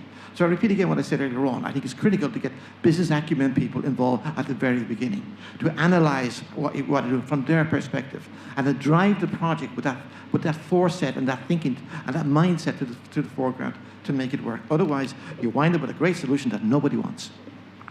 Okay. Right. Okay. Question number 2 for you. So, okay, we are speaking a lot about strengthening cross-sectorial cooperation, work in security, civil protection, and health sectors in response to biological, chemical, radiological incidents of the various nature, whatever it is. So, what, in your opinion, are the current needs? What works well, and what still needs to be done in this kind of collaboration? I will start, and I'm looking at my friend Carlos here. The first issue to me, and the most important one, is that we are still working in silos. Normally, radiological, it's okay. The moment you say nuclear, it becomes a military issue, state secrets, you are not allowed to go there. You might be building capacities that already exist, but you are not allowed to be told that they exist. And then you bring together people who don't speak the same language. And in No Fear, we saw it very strongly when you bring, Jean-Luc went away, so I can't say it, public health people into a crisis management room. Public health is about consensus, and they deliberate until they agree a consensus. You take one of those people, put them in a crisis management room where the chair, and there is a chair, and it's not consensus, it's hierarchical, and the chair says, within 60 minutes, we have a decision. Mm-hmm. And the reason why we have 60 minutes is because in 90 minutes, I have a press conference, and I need to stand in front of the media and give a message. And then the public health people start saying 20% probability, 30% probability, and they're kicked out of the room. Because this is not the language that we speak. We need all to bring together all those actors and teach them to have the same process of thinking, the same way we present things, and to what Tom was saying, we need to have the same vocabulary. For example, in Israel, and I will end with that, we had this idea that in CBRN incidents, we will have what we call a preliminary safety exclusion zone. And we all use that term until we realized that for the firefighters, it was 400 meters, for EMS it was 200 meters, and for the police it was 100. And we didn't understand why we are fighting for not respecting the exclusion zone. And we are using too many terms. We don't really understand what does it mean. We see, and we saw it in the videos of the simulations, people in fully encapsulated suits working together with people with a face mask and a canister. What is our message to the public who is watching us? We have the same people, the same threat, the same area, different PPE. It doesn't make sense. Yep. From my perspective, my feeling is that the mindset is changing a bit, at least among people. So I cannot speak about institutions, but my feeling is that the key actors are realizing more and more that they need to cooperate to each other, and the kind of threat are now growing in a way that needs this interoperable and interagency cooperation. What I feel is missing is a clear regulatory framework that defines role and responsibilities. Because especially when it comes to the military domain, if there's no a clear definition of role and responsibilities in terms of cooperation with others, it's very difficult to apply on the practical side. So the good result, I guess, all our projects is pushing for is that we have been able to put relevant actors on the same place, on the same tables from different perspectives, and discuss together, increase the network, start speaking to each other. But what we are realizing in Europe, but also outside of Europe, is that in most cases, the very good interagency cooperation works when there's a good personal relationship within the people involved in the managing of the emergencies. But it doesn't come from a framework that regulates the role and responsibility. Thank you. Olga, if I may add to both comments, Chaim, particularly I worked with Chaim very well, I think, in the No Fear project. And one of the things that we did in No Fear is that, and Chaim was driving this, is very much so, we held workshops, quite a lot of them, especially with COVID, virtual. And here, right across the world, depending on the subject matter, we had the right expertise. And they were there, and they were talking to us, and they were telling us what their problems were while COVID was going on. And based on that group of people, decisions were taken and action was taken. And to give you one example, that we analyzed the multiple workshops that took place to find out what are the current needs and are they working well and what still needs to be done. And from there we brought it to CENTIS 3.1, which is the Citizen Cybersecurity Standards Group. And they identified that based on the real practical issues, there are gaps in standardization, and they are now going to address the whole area of PPEs when it comes to safety and security with the medical services. And we will do more. The key to this is that you're bringing the right people together to get the discussions going, and based on those discussions, things become clear, and then you can address the issues and needs that need to be done. And that's been very part of what No Fear was doing. Thank you. Can I have a comment that regarding a project, research and innovation project, when it's finished, it's required that the TRL 5, 6, 7 prototype, the results should be. And hopefully, in case of Horascan, will be. But from TRL 6 to 10 or TRL 7 to 10, it's a long journey. And the new projects and new collaborations should be focusing on supporting the testing and demonstration because it's needed to get from TRL 6 to TRL 10. A lot of demonstration, testing, exercises needed. So if this, after they finish this kind of technology development, it's very important to access this kind of exercises, demonstration. Right. So that's it. Okay, Pereira? From Joint Action Terror point of view, I would say, and maybe also from smaller countries, but you need to build confidence between the organizations. But building confidence between organizations is difficult. It's a lot easier to build confidence between people.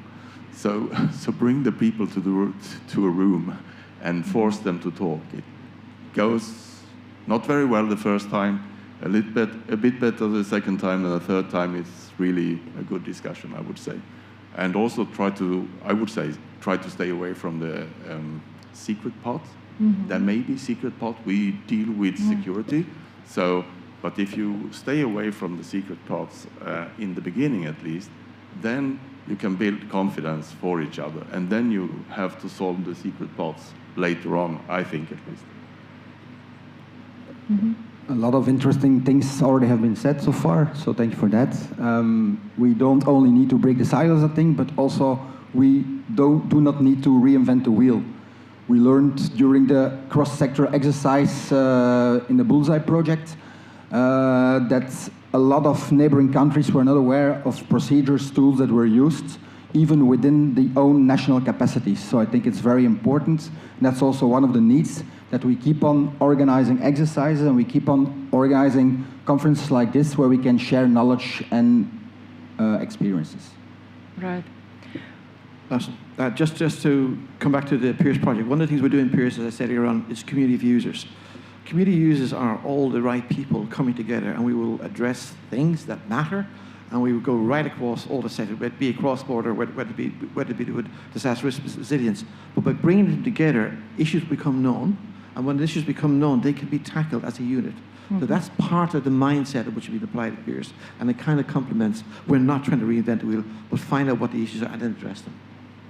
Okay, thank you so much. It seems we should have foreseen 3 hours for this panel because so many interesting things to discuss and so many insights, but okay, not to keep the audience waiting anymore, we have to close this panel. Thank you very much to all the participants, all the panelists, very good.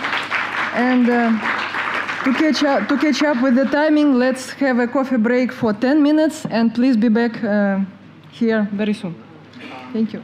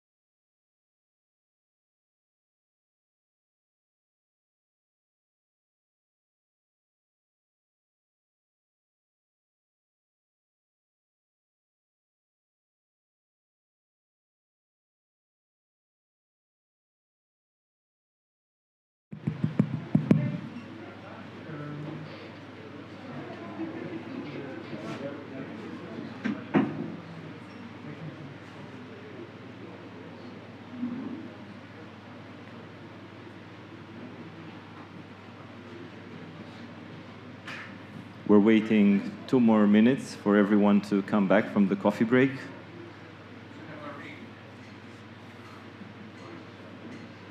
We have some friendly people from the project ringing the bell outside. We know it's not an easy task.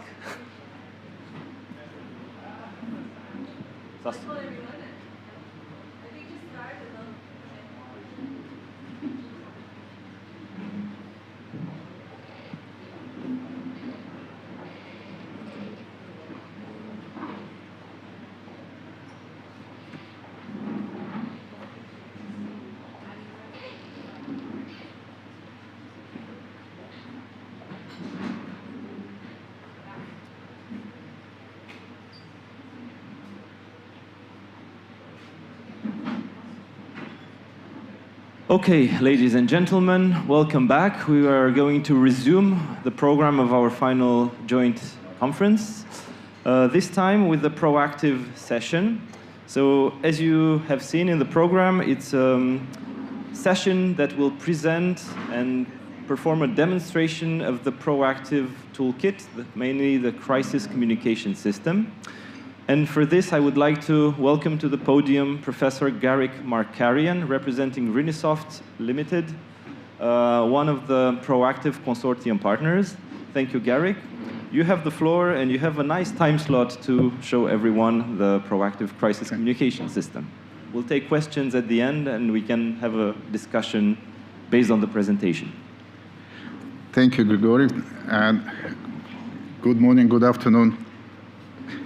Respected partners and friends and colleagues on this important topic. So, as Grigori said, this presentation is about the communications toolkit, what we've developed as a part of this project. So, it's a bit of a long presentation, so please bear with me. And that's the summary of what we're going to talk. First, I'll describe about the toolkit, and in general, and how the communication toolkit became a part of this solution. We'll describe the toolkit and why it is so unique, why it is not just a simple app, but what's so special in it. We show how this toolkit was used in the real scenarios, exercise scenarios, and we show also the validation of the toolkit. And we show 2 validations. One is our own validation as a technical validation, and one as from the end user perspective, how the end users were feeling about it. And we also will show some feedback from the end users and the conclusion to talk about the different things and answer your questions. But I start with this one. So this slide we borrowed from our work packages. It's about the whole, in general, toolkit for the proactive. It includes a lot of things. And the communications toolkit is an integral part of this toolkit. So basically, why I put this slide? Because from the generic toolkit what Proactive has developed, we derived the specification for the solution, comms solution. Like every development, before you start development, you must have the technical requirements. It's not enough to have what we call wish list, when the people say, I would like to have and the waving the hands. It's engineers would like to have everything written with no uncertainties and so. So we use this toolkit in order to produce our own requirements. And then these requirements we summarized as following. So first we said there are some primary requirements what the toolkit must meet, and these are listed here. So it should, basically these primary requirements are, it should be a universal platform. So it should provide the ability to report in 2 ways. So the citizen should be able to report about the incidents, but also the first responder should be able to communicate with the citizens. The system should be, as you expect, like the safe, reliable, robust, should allow like the monitoring. We don't want any fake reports to go to and they create more panic and so on. So we included in there some sort of a man in the loop which would monitor and filter the messages.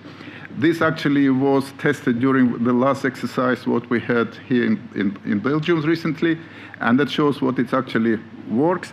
The system should support also a lot of things like the data fusion, support the different types of data, what will be uploaded, and so on and so forth.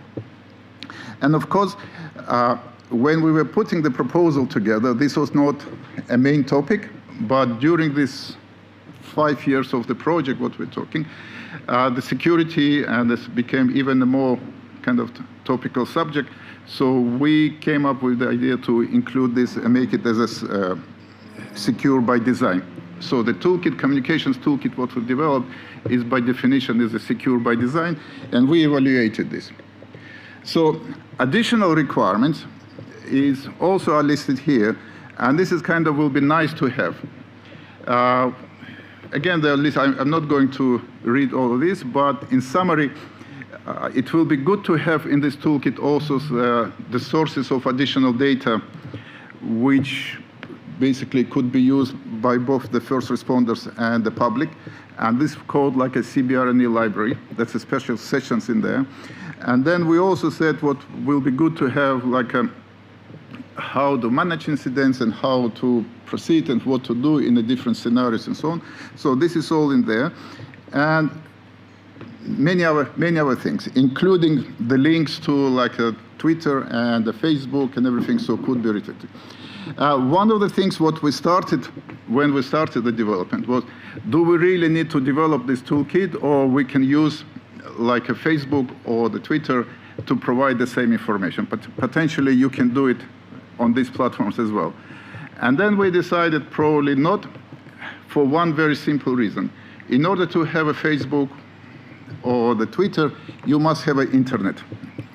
If you are in the CBRNE and there is no internet or there is no coverage, then you don't have any information system. That's full stop. The way we've developed our system, we assume what even if there is no internet, but there is internal communications for the first responders, what they bring with them, and they establish during the incident, our system should be able to work on this system as well. So without them going to the server, which is somewhere in the United States or somewhere, we will be working with our own proactive server, which doesn't need the full internet connectivity. And that's one of the uniqueness of our system. So it's more proofed and more robust to the incidents. So what we achieved, I mean, whatever we wanted to do, in short, we achieved. I finalized here, so when developing this toolkit, we used some like innovative approaches, and also was resulted in some of the buzzwords what are highlighted there. But we combined like a crowdsourcing reporting, dynamic information sharing, personalized user experience, and powerful analytics. It sounds like a marketing, but it's true. Please believe me. And what it is, it's not just a simple app, what, let's say, a student can develop in a couple of days. It is like a project. It is a product which had quite a few iterations, and now to the point what we are planning commercialization of this system. So, I will go a little bit of technical, and if I'm starting becoming too technical, please hint to me by doing like this. So what we did when we developed in principle, as you can see, the prime point was it should be user-centric. So it is not like a system developed by engineers for engineers. The system will be used by the general public, which include like school children to elderly people, to vulnerable people, and so on. It should be like a user-centric, should be simple to use. The performance should be perfect. You cannot say, oh, it doesn't work, please restart your app during the event. It should work in any conditions. It should be secure. The last thing what you want, someone hacking the system and start sending the fake messages, so on. So there should be security and the scalability. You can expect what it should be used for like a small event to like an event which covers many thousand potential users. So that was one of the main principles what we applied when developing. As I said, we also applied this concept of secure by design, and that was an extra layer to requirements to our system. And again, the principles are listed here. Basically, what you do, you minimize the solution in such a way so there is no point of failure. You minimize basically the point of failures, or you minimize the point like for someone to break into a system and to do it. So we managed to achieve this. It is an EU project, so we are encouraged to say how we cooperate with other projects as well. So it happens to what we were part of another project called the Panacea, which was developing the security solutions for the healthcare. And in Panacea, they actually developed the framework for evaluating secure by design. So we put our system through this framework and we evaluate it, and then we are kind of say we have this approval what our solution is a secure by design, which is new. It gives like an extra brownie points, but it's also like it wasn't part of the original proposal. So this is a communications diagram, just briefly to explain. As you can see, in the middle of it, it's like a backend. This is what we've developed. Our main result is not the app on a mobile phone, but our main result is it's a backup or the server, what we developed. Then you can see what to the server you have administrator who is connected and who is managing. You have a mobile apps, you have a web app, and you have like a database and everything. So that's in general, it's our architecture. A bit more design, and I promise this is the last technical slide. So we applied this architecture, which shows why we are able to communicate not only through the mobile networks, which everyone else can, but even if there is no mobile network, we can communicate through the private networks or through the first responders networks and so on. So that gives us an extra robustness to our system. And as I said before, the system consists of two main elements. It's like a web platform, or the main server, and the mobile apps. So because of this, we had actually two separate developments. Was one development for the web platform, because it has a different requirement, and the separate development was for the mobile apps. So again, when developing the web platform, you can see the requirements, what we put from the beginning.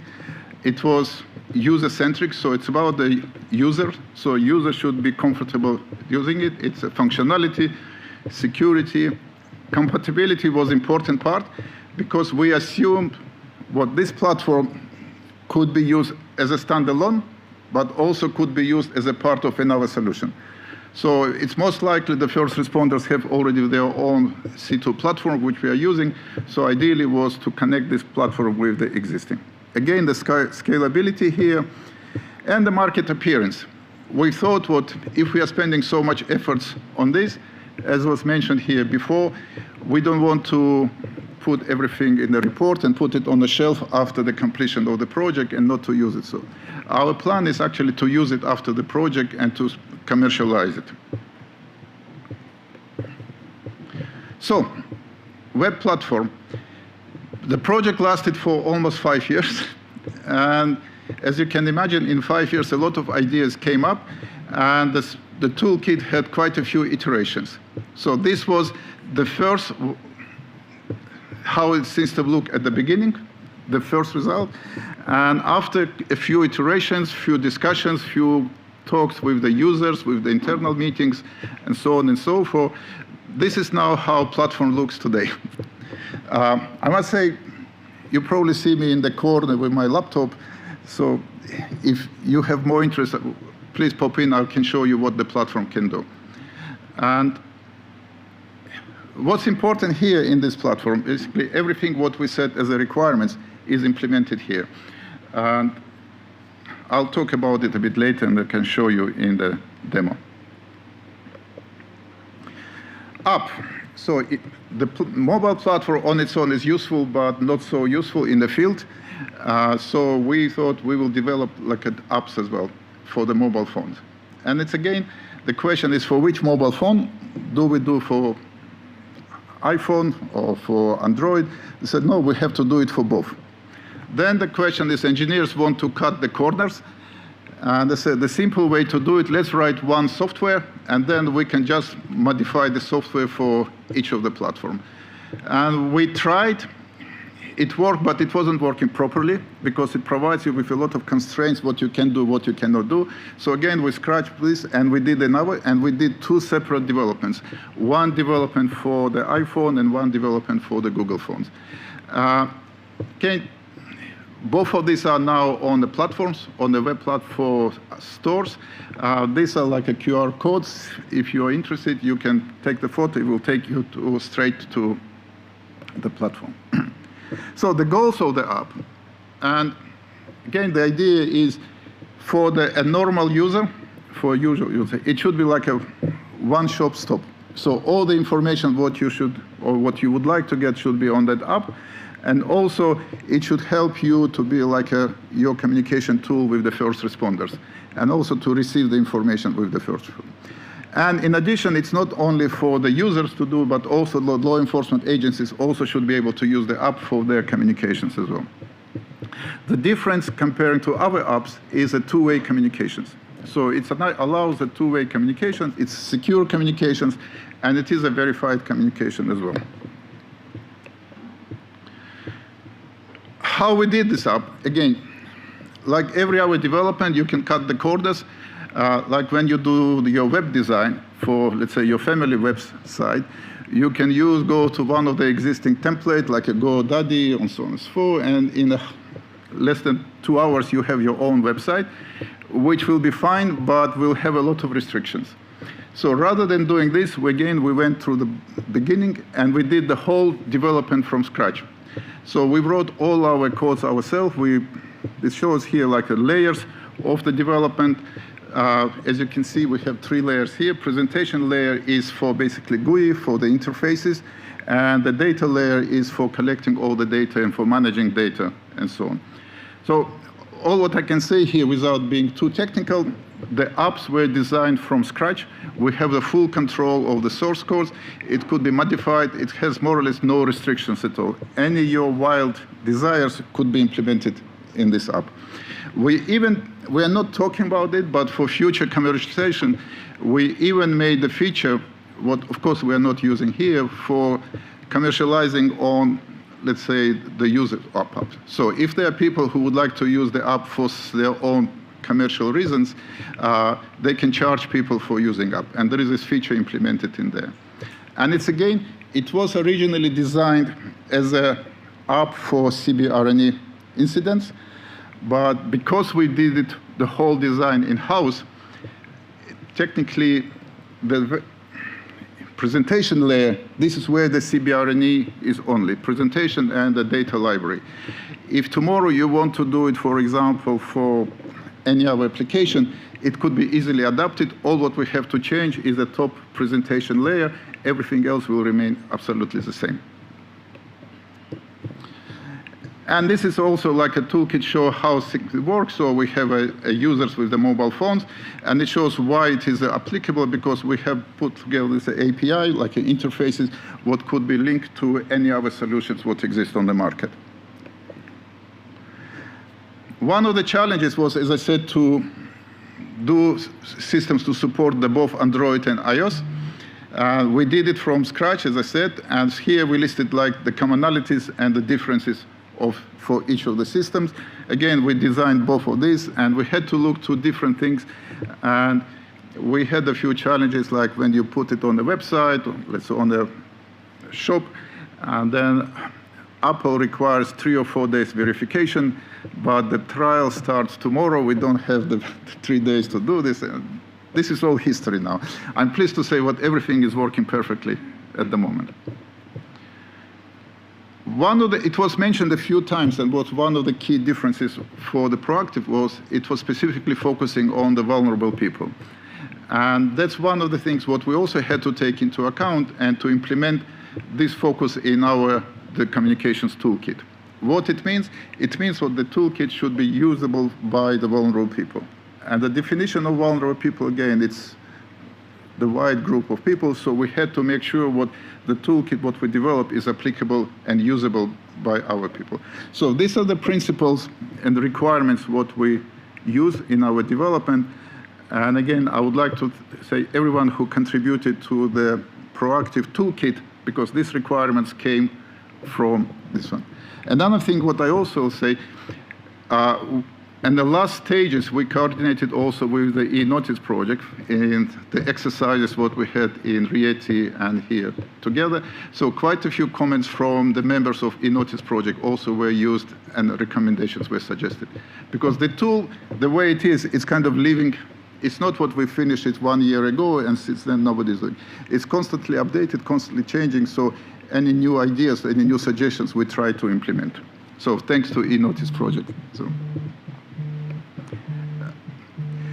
Of course, like every other software, when you develop it, you assume what it has errors or it has bugs. That's a rule in the software development. So we assumed whatever software release will do, it will still have bugs. So we wanted to put like a very clear verification procedure. So before we go to the exercise, we want to make sure we minimize the number of these bugs as much as possible. And to do this, we applied the two verifications. One was our own verification, which was a technical. So basically, we could monitor on a server a number of downloads, how many times system crashed, how many messages were sent, and so on. This is kind of objective measurement on the technical performance. But because in the core of our development was the usability and the user-centric, we wanted to get the feedback from the users, what they feel about it. And again, I must say that Laura did a fantastic job here developing the questionnaire. We use like an old-fashioned way through the questionnaire to talking to people, asking them to answer like a long list of questions and the ticking, what do you think? Is it completely rubbish or it is the best thing after the sliced bread? And we've done both of this. So I'll show some of these results later on. So this is some more verification procedures, what we were using and developing and so on. And as you can see here it's not only, let's say, okay, the system worked fine during the exercise. We also had to make sure what the system is compatible with other solutions what exist. We wanted to make sure what system is secure. We want to make sure what system is properly documented. Let's say if one of our engineers who was developing the system tomorrow goes and leaves the company, we want to sure what all the information and everything still exists in the company, and we have it. A system should be easily maintainable. It's a boring stuff, but if you don't maintain your software, let's say the Microsoft changes its doesn't update, and then everything goes and still doesn't work, so it requires the maintenance and so on. And another thing, what we also wanted to say, how this system could be used for our applications. Because, again, I repeat, so one of the criteria for us was commercialization of the solution. So what I did here, because it's a hands-on kind of practical session, I'm old enough and have a really experience, what I don't want to repeat, to follow the rule which says never do live demos with animal, children, and computers. That's why, in order to avoid many mistakes what I've done in the past, we created a few videos to show how a system is working. So this will be, the next 3 slides will be just to show you the videos showing from different perspectives how the system is working.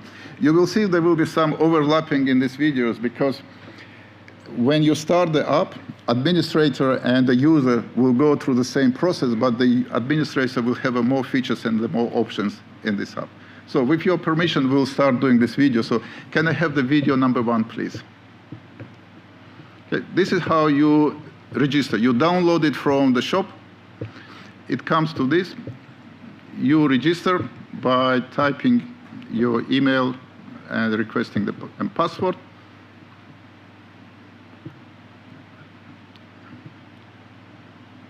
Okay, so if you are registering, you will get an email back to your email address with the details. If you're logging, you will just come to this portal. And you can see here, again, we try to make it as simple as possible. So you will have a few options. So this is the incident information. This is the library of the proactive library, what we have, all the recommendations and everything, all what you have to do, whatever you like and you click, it will go. These are the incidents.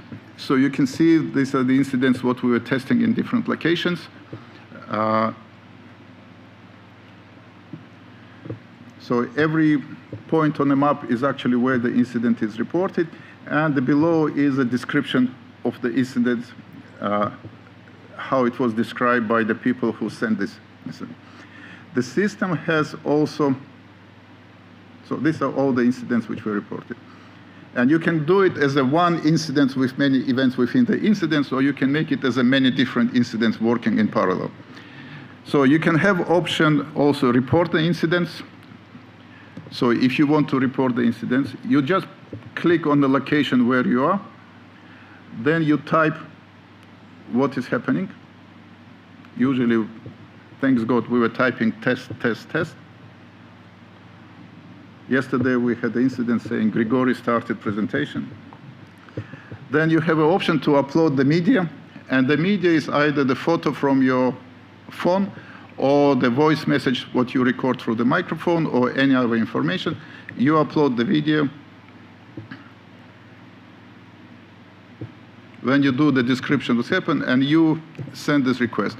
So one thing what we've been told, and actually happened to be quite pragmatic, we were discussion, should this report immediately go to the incident list and everyone should see it, or it should have some sort of filtering? And we all agreed it should not go straight to the incident list. There should be someone who will be filtering these messages. So on the last exercise, we had a law enforcement agency from the external to the project who actually was receiving all the messages, and he was putting this as an incident with his own descriptions, which is more common language for the CBRNE. Because sometimes people are nervous and they type the message, what they think is right, but it's kind of may create more confusions and so on. So this is from the point of view of the user. So you can see it's straightforward, very simple. You don't have to have a PhD in this topic in order to operate this solution. Thanks.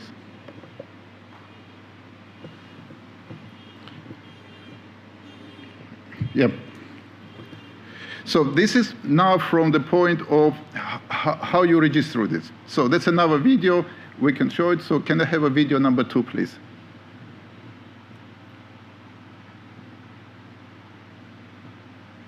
Again, so as I said, we have a QR code. You go to the shop.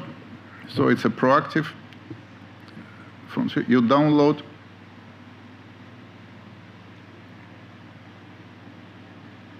The other images have nothing to do with our project. So it's installed on your desk, and then you start the same process, was I showing before. So you type your login details.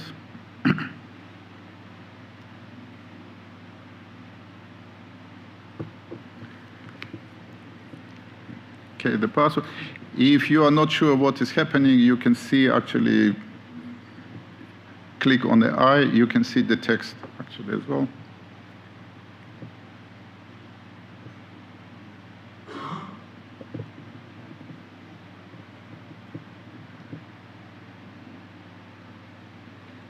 And then you are now receiving the email. For whatever reason, usually the emails goes to your junk mail. Again, it has nothing to do, it's probably with the Microsoft. So we advise people to check their junk as well. And you confirm your email from your confirm, and you are in now. So your app is working, and you can log in and register and they use the app. It takes basically maximum 2-3 minutes to become the user. So if you are interested, we have this QR codes. You have them on the tables. You can log in and do it even now. The system will do it automatically. We don't have the special person to do it. Yeah, and the rest is the same.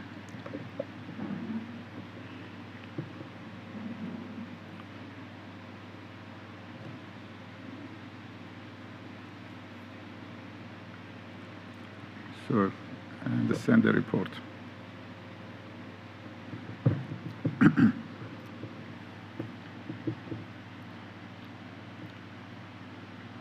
So what is happening now on the server side?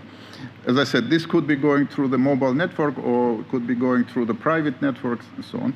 These all reports come to the portal. And again, I have the portal open outside of this room. So please come and see us. I'll be happy to show you what is happening in there. So all the reports and everything comes to the special section called Incidents Reported by the Public. These are only for the administrator to see. Then administrator will kind of go through these incidents and make a kind of a decision. Is it real incident? Is it a fake? Is it children playing? And then he will decide, he or she will decide what to do with this report. if decision is, let's say, started as a new incident, it will be started as a new incident, but the administrator will have an option to edit the report received from this one. And again, that was a big discussion. Again, should we send the images also to the public? Because what will happen, public takes the images and sends to us. Should we send these images back to public alone? And it is still discussion, but at this stage we decided not to send these images because some of the images could be not appropriate, and probably if someone thinks it is okay, if someone may think it's not okay. So to avoid any confusions, the images and the supporting materials are not resent back to public, but they're used by the administrator to decide and to evaluate the incident. And this is now the video number 3. It basically shows the things from the position of administrator. So what administrator can do in addition to what the general public can do. So can we play this video, please? So now I'm registering as the administrator.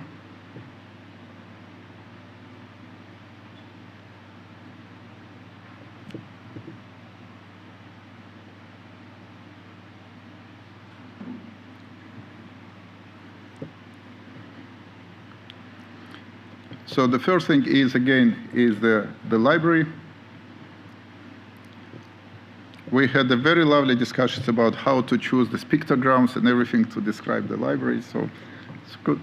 So you can see there is a lot of similarities between what the user can do and this. In fact, the first part is exactly the same for the user and for the administrator. The difference is how deep the administrator can go into the system, as I explained before. So again, these are all the events. This is reporting the event. This is what administrator can do. The user cannot say the type of thing. He doesn't say, is it an emergency or it is a normal? He doesn't describe the event in terms of like, is it ongoing or it is just started? So this is what the administrator who will be sitting at the backend will be monitoring and receiving all the information from all the users to do it. So the role of administrator is not just to see, is it a children playing or not? It's actually to collect the data, to analyze the data, and to make an informative decision. And the good thing about it, this data is stored on a server as well, and it could be used for the future, for the forensic investigation, for the post-event analysis, and so on and so forth. Even we can dissect. Technically, it is possible, if there are some fake messages as well, it will be possible to detect which user was playing the games and sending the fake messages as well.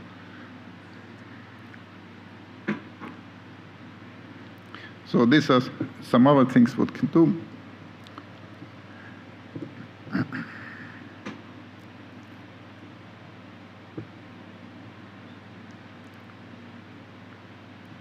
So you can customize the app and the web per your requirements. So receive the live notifications. This is where you can link to the Twitter. This is where you can link to the Facebook, some of the latest from the exercises what we hit, and so on. And let's log out. Thanks.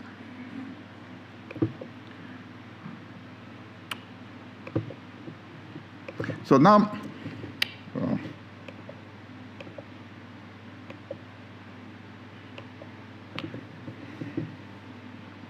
oh, sorry.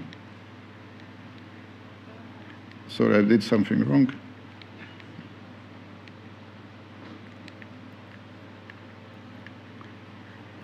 Okay, so the app was developed, and we use this app in the 3 exercises what as a project we did. And I must put like ash on my head. The first exercise was complete disaster. We accept this. The exercise in Germany was complete disaster. We underestimated the requirements. We used some of this like a pre-programmed solutions, so it didn't work. That's we decided what we have to start from scratch. We put extra efforts into this one. And the last 2 exercises in Rieti and in Brussels were, we believe, quite successful. And it's not just we believe, it's a feedback from the users as well. So this side shows our own technical evaluation for the users of app. So what you can see here is the information what we collected from the server about how many downloads there were, how many reports there were, what was the activity of the users, how many mobile phones were with the Apple, how many were with the Google, and so on and so forth. And there is a huge statistics available for us to see. We also could compare, for example, activity on the third exercise with the activity in the second and in the first one, and we can see the number of crashes is reduced dramatically, so 0 crashes in the third exercise. We can see the number of users increased dramatically, and so on and so forth. We also could see which pages the people were checking most of, how much they were going through the library page, how much they were reporting, and so on and so forth. So that was quite useful. Let's say this slide, you can see, for example, in preparations for the trial, we were doing our own testing and solutions. So you can see activity was a little bit like a low, and then suddenly the peak comes. This is actually the day of trials and the day before the trials and so on. That's a bit more, again, from the performance. This is like the special tool what we developed to evaluate the performance of the app. You can see everything is in positive. Everything is kind of showing what the app is working well. One thing what I want to see, you can see probably the proceeds per paying user. It still shows the $0. We didn't charge anyone for using this, but this feature is there. So if anyone for future commercialization would like to use this app, for example, for, I don't know, ordering pizza, or for the complaining what my pizza is not good, and this is a photo why my pizza was not good, potential users can charge for these services as well. So this feature is in there. But this was kind of our own evaluation, even though it is objective because we were using the specific physical parameters measurement, what you can measure, it is still was our own. So what was really good to see what people think, what the stakeholders think, because we've developed this app for the stakeholders, will be good to see what they think about it. This is where what the Laura came with the questionnaires, what she developed. There was a long page of which were given to all the stakeholders, observers, participants after each exercise. We took just some of these. These are the sort of questions what were in these questionnaires, and these are the scores which, not us, but the proactive team collected and calculated the scores. And there were some more. So then people were asked to provide their views as well, like from the scale from 1 to 5, what do you think?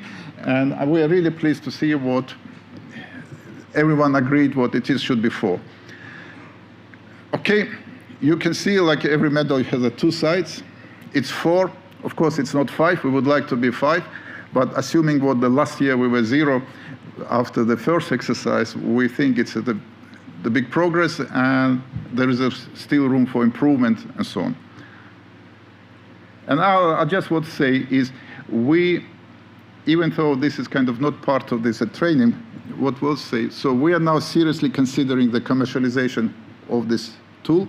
I wouldn't say app, but as a communications tool. So we are now in discussion between the parties to put some sort of like a IPR agreement to see who will be owning in case we are going to commercialization, how we're going to share the profits, and so on and so forth. This is in discussions. We already had quite a few suggestions where this app could be used outside CBRNE, and we are discussing not only internally but with some external potential the customers. And if you have any ideas, I'm now putting my marketing hat and say, if you have any ideas how this can be used commercially, please come and talk to us as well. We will include you in the commercialization plan and in the IPR agreement as well. So thank you very much. As I said, I will be there with my laptop and access to the portal just outside this room. If you're interested, please come and see me. We'll also show you how the app works. So thank you very much for your interest and for listening.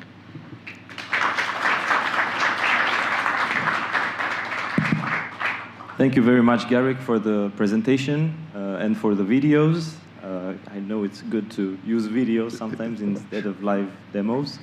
So now we have time for comments, discussion, questions, and answers. So feel free to ask questions to Garrick. He can clarify any of the points about the features of this crisis communication system, how it works, and so on. And then, as he said, he can show you the portal as well on the booth.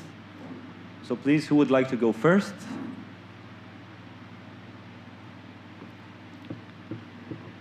We have a question in the back of the room. So, Dominic, if you can take the microphone, please, and then we'll have a second question there. So, Garrick, thank you very much. Can you tell us, have you had any feedback from first responders? Yeah, quite a lot. After Rieti, a few first responders complained, and the complaint was as following. So I uploaded, I reported the incident, but it didn't appear on my phone like at 10 or 15 minutes, within the 10 minutes. So there was a delay of 10 minutes. It's not a good thing. But once I spoke to them and I said, look, but this is your request was, because you were, basically what's happened, the person, he was a first responder, but he logged as the normal, like a user, as a general public. That's why his request was treated as a request from the general public, and it never appeared straightforward. While he was there, we said, okay, now log out, log in as a first responder, and then his appeared almost instantly. He said, okay, thank you very much, I'm quite happy with this. And after the exercise in Brussels here, two of them came to us, basically said, that's what worked, we're really happy. Can we modify this? Can we put our logo on this site, and so on and so forth. So yeah, there is a good feedback, positive feedback.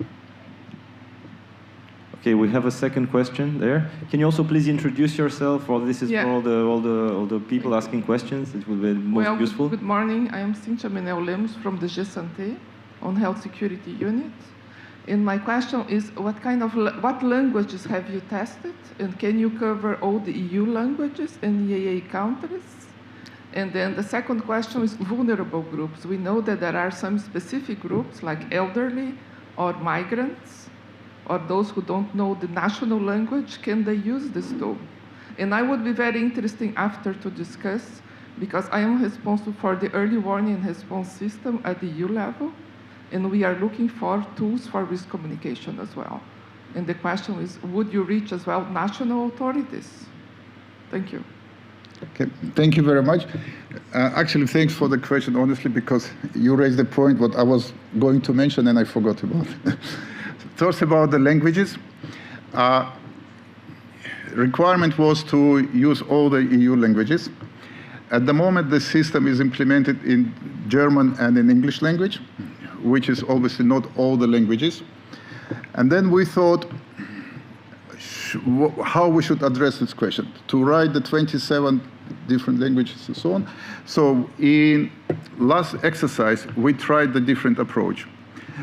So what it is, all the messages were sent in two languages. It was in English, and immediately translated, the system was translated actually to the Flemish language. So we now have the solution by basically a user can decide in which language he or she would like to receive the messages, and the system will be automatically translating these messages. If I can just add to that, Garrick, just one detail. So basic, just to avoid any confusion. In the proactive description of action, there's no formal requirement on the languages of the tool. Obviously, the tool is seen as a deliverable. So as all EU-funded deliverables, they are in English. But then what happened is that the 3 field exercises we hosted, they were all hosted and run in the national language of that country. So then we translated the app for those countries. We had it in German for the exercise in Dortmund, then Italian for the exercise in Rieti, and at the exercise in Campus Vesta, it was Flemish. So these are I would say, the requirements that we imposed on ourselves for the exercise. And then another discussion we had, exactly in line with your question, is how to open it to the languages of the EU member states. And this goes beyond our description of action. And we said that with the help of the consortium partners, since we're 15 partners from 12 countries, some of us having access to more languages, we will try to translate it with internal resources from the consortium partners, at least in several languages. Maybe not all the 27, but we'll do our best. So this is more a decision that the consortium took because we understand the importance of opening it to as many countries as possible. And also we have a partner in Ukraine from the State Emergency Service who agreed to help us translate it for Ukraine, for example. So that's just as an example. So this is, but to do it, we said it's best to wait until the very last moment. So now we're approaching because we end the project in August to run the 3 exercises, to do the fine-tuning on the technical part, and then once everything is completed, we will translate it. Yeah. So as an intermediate solution, if I may add, so the system will translate the messages automatically. This will be like a Google, similar to Google Translation. They're quite accurate, but not 100% accurate. But the long-term plan is actually to put a special development in the dedicated languages with the use of the professional people who are native speakers of this language. So that's to answer the first question. Regarding the second question about the vulnerable people, all what I can say with every single word what you said, I fully agree.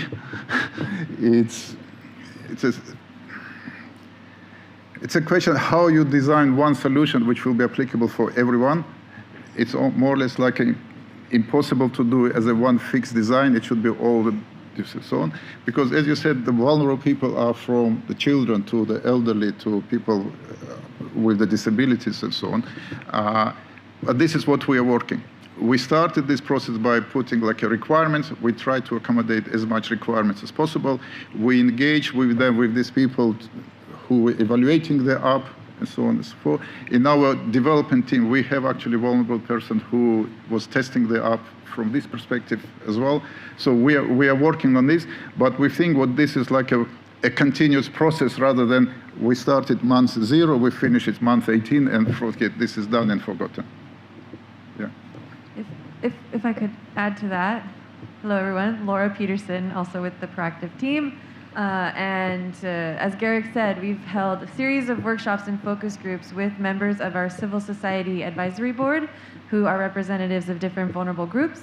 And we collected their requirements and have implemented several different iterations of the app based on sort of using co-creation to ensure that the principles of universal design are applied to the citizen app. And also to answer to your third question about linking this up with the national like emergency services like a 112 or ours as well.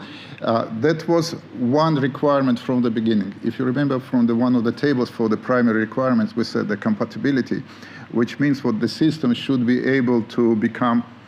It's a compatibility 2 ways, we believe. One, our system could become an element of the bigger system by simply linking this together. Another compatibility is if there is another system which was developed in another project, this second system could become a small element of our system. So if you think like whatever way you turn, we are compatible. So we could be either part of the bigger system or another system could be part of our solution. The biggest, one of the, I would say the challenges what I have, it's our personal say. We know what in quite a few countries there are a national information system, at least I know in the UK, recently was tested the national information system, what we believe was a disaster. It's basically sending the messages to everyone what something is going to happen. We actually engage with the UK people to see if we can incorporate our solution with this system. The answer was, it is interesting, but let's first sort out our system, and once our system is working, we will start talking to you as well. Yesterday, we were discussing with quite a few people about linking this with the 112 in Europe. This is possible, so we are now trying to engage with the people to link this together. If you can point us to the right contact to make this faster, all what I can say, I will be really grateful for this one. If I can just add 2 cents to what Garrick was saying, We do not consider the proactive app as an early warning app. It's really an information sharing tool. And when you report an incident, there is this pop-up that says, this is not linked to 112, this is not an emergency, it's not actively surveyed. So there is this distinction between the early warning and the reporting for the proactive app. Yeah. But they could be linked, I think that's But it evolves. It evolves. You know, it's like when you put the small seed, you plant a small seed.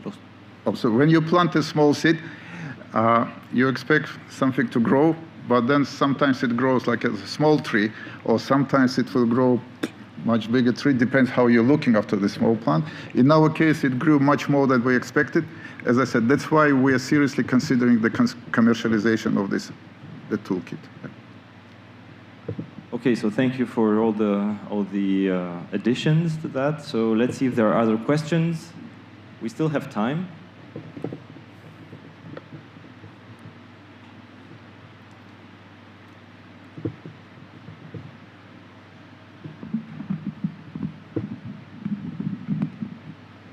Thierry Schweizer from Italian Red Cross. I've been looking at your software. Do you have a difference in the logo? Because I look like there is a non-dangerous one happening right now, which is a presentation, but they are all looking the same. So when I look myself at the map, I don't know which one is close to me, maybe a danger for me, like a gas leak, or the other one will be a simple car accident and is not a threat I can pass by. Thank you. It's a good comment. So technically, when you are in the app, you will see the incidents, and you also will see your location on the map.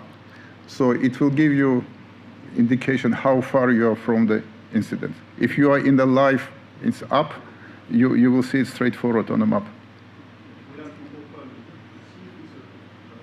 Please use the microphone if possible. Or keep it Sorry, with you, I may misunderstood the question. What I was saying is you have to open each one around you to know which one is a dangerous one for you, or which one you can just be aware of it, but it's not a direct threat to you. And if you have an icon which change color because of your admin system, then you can say this one I should not be going to look what it is, or I should really be keeping far away. I know I'm from Toulouse when we had the big explosion of AZ death. You know, the security perimeter was extremely large because of the chemical explosion. And that would be very interesting to have an icon which is showing if this is a life-threatening event or if it's a minor event that I can just go through it and walk home, for example. I think you're making a fantastic suggestion.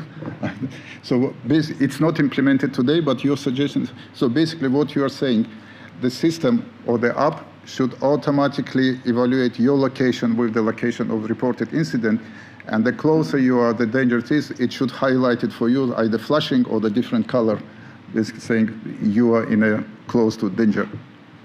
Yeah, well, this is another idea, is the ring fencing. That I should know maybe 400 meters around me, an event has just arrived. Yeah. And it should be really pop up if it's a danger, a real danger, and not pop up if it's just a small car accident. But changing the icon, so when I open my app, you should I can just look on my way from home to work or work from home, but there is an event, but it's nothing. Okay. Or there's something very serious. I must say, it's not implemented today, but it will be straightforward to implement, and we certainly will do it. Thanks. It's a really, really good comment. That's why I said the app, the toolkit, or rather not, the toolkit, what said, it's not a complete and finished product. It's kind of the roadmap to constantly to implement different options, and that's the very good example. I think this type of tools are never finalized, actually. Yeah. So all the software components and apps and all these things are updated continuously. So we all get basically upset with the Windows when it start updating in the most inappropriate time. So if Microsoft is doing this, so we should be doing the same thing. Does anyone else have anything else to add or to ask? I thought Carlos had a question, but he goes. Maybe from the people online, from the participants online?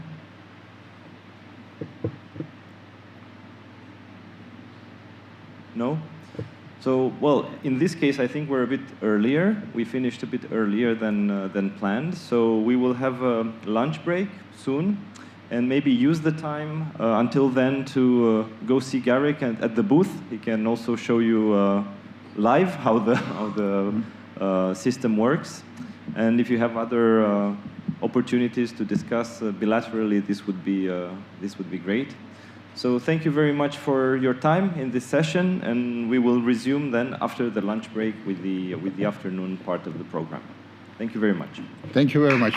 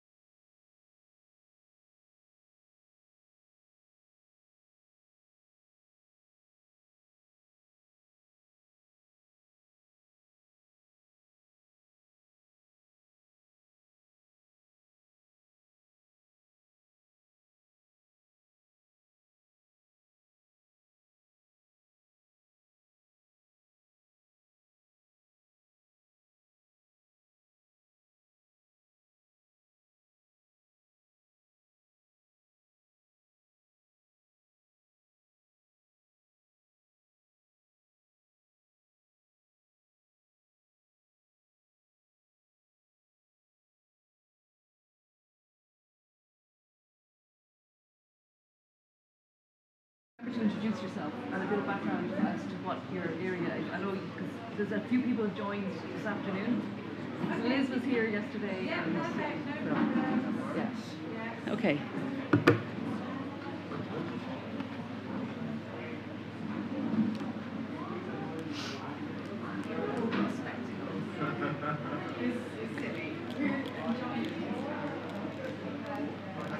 Oh, Jean-Luc.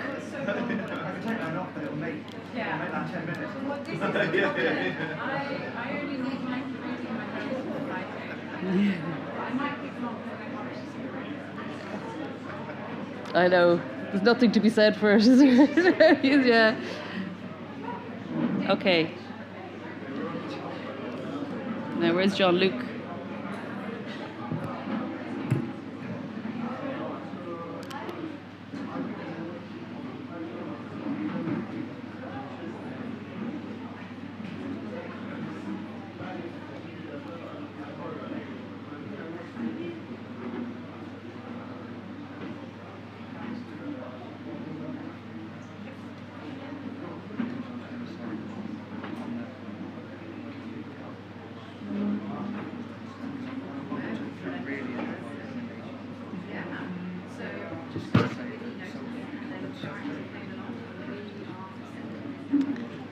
Olga. Jean-Luc? I've got a seat for Jean-Luc. Oh, there he is. I'm going to get another chair for me, actually.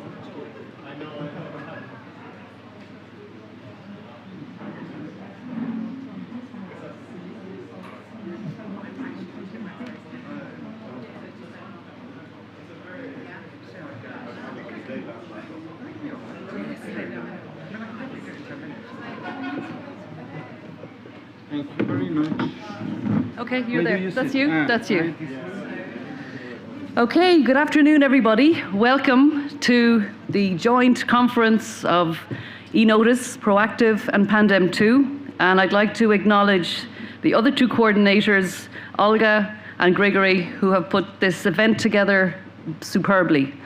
So I realized we started yesterday, this time yesterday, so we've done a full 24 hours of really interesting summaries of a number of different EU projects. I think we're up at around 20, 25 at this stage, I think. So some really interesting examples of security research involving first responders, involving defense forces, involving law enforcement agencies. And I think we have a lot to learn in the common area between pandemic response and CBRN events. So what I'd like to do, the session this afternoon, we're going to talk about CBRNE and pandemic preparedness. And so Jean-Luc is going to be the first person who's going to present on fast eNOTICE response to emergency crisis. And he's going to talk about just-in-time training. And then Dale Weston and Andreas Arnold from Proactive. Oh, Liz, actually. Liz, you're going to present. Yeah. Yeah. You are Liz. Okay. And then on Proactive, Dale and Andreas are going to present. Okay. On transferable lessons from CBRNE to pandemic. So we look forward to that. And I think we've learned, this would have been a different meeting 4 years ago. And I think Jean-Luc and I would have worked at a time when people saw the pandemic world and the CBRN world at two sides of a very big spectrum. And we realize now there's a lot in common. And with the focus now within the European Commission on preparedness for pandemics, we also need to see how we can build on that in terms of preparedness for CBRN events. And as one of the quotes this morning was, resilience is about preparedness. And preparedness needs to be done in peacetime, needs to be done before an event. And so we have a lot of lessons to be learned from the outputs of the research projects, and we look forward to a fruitful discussion on that. And then the third presentation this afternoon for this session is going to be on the Pandemic Preparedness Platform, which has been developed by the PANDEM-2 Consortium. And I welcome the PANDEM members here, which I'm very proud to have led over the last 2.5 years, and there'll be more joining us tomorrow. So we look forward to showcasing the work that we've done over the last 2.5 years. And then we'll be followed by a general discussion and a Q&A session. So without further ado, I would like to hand over to Jean-Luc and Liz, and look forward to the discussion afterwards. Good afternoon, everybody. So I will introduce myself because some of you may have forgotten, and there are some new people in the room. So thank you very much for having me. I am Liz Benson. I work at the National CBRN Centre. At the table here is Scott and Lee, also from my centre, supporting me. And I have the privileged role, and Lee spoke about it yesterday also, that I have worked with eNOTICE, and I have also worked with Proactive, and that for me is a deep joy. I was asked by Olga to talk about this, and Jean-Luc and I were just laughing at lunch, and he was saying, "Why, Liz?" And I said, "Because I'll do anything for Olga. I love her." So, you know, and when I was talking last night to Elif, and we just decided that these projects are an opportunity of a lifetime, and if you can't enjoy them, you are missing out. So this is my starting point. I will talk about anything, quite frankly. So the only problem is when I talk about anything, I can't actually remember it, so I have to write notes. So bear with me. 3 years ago, in amongst the crisis, and I think I remember there was a quote about a crisis, it is a point within a medical situation where you have to make a decision to do something or not do something. So we were at this point to make a decision. We were discussing how we could still network with each other when we were all sat in our own kitchens, trying to just cope, basically. That was where we were at, wasn't it? And our training centres were all topsy-turvy, and we were all trying to maintain, well, we were certainly really quite serious national capability whilst doing nothing that we had ever really expected to have to do. So that was our starting point. And so here we go with my proper notes. The UK National CBRN Centre is an eNOTICE consortium partner, and a very proud one at that. The COVID-19 crisis brought an unforeseen opportunity to accelerate the use of online training. Maintaining a response whilst working against the backdrop of a civil crisis is always a challenge worth taking up. In order to maintain national and regional capability, our training had to change. But what is unique about CBRN is a sense of dynamic teamwork, which bonds in the classroom or with scenarios and on exercises. Standard operating procedures and safe systems of work need to be practiced. But what could we break out and complete online? Uniquely, whilst we were going through this, we wanted peer review, and we wanted to share our work. And we wanted to learn from best practice, but how were we going to achieve all of these things? And then I speak with Olga, and we think about a joint webinar of 5 EU-funded projects, and the answer is obvious. So on the 18th of June 2020, we presented an online webinar.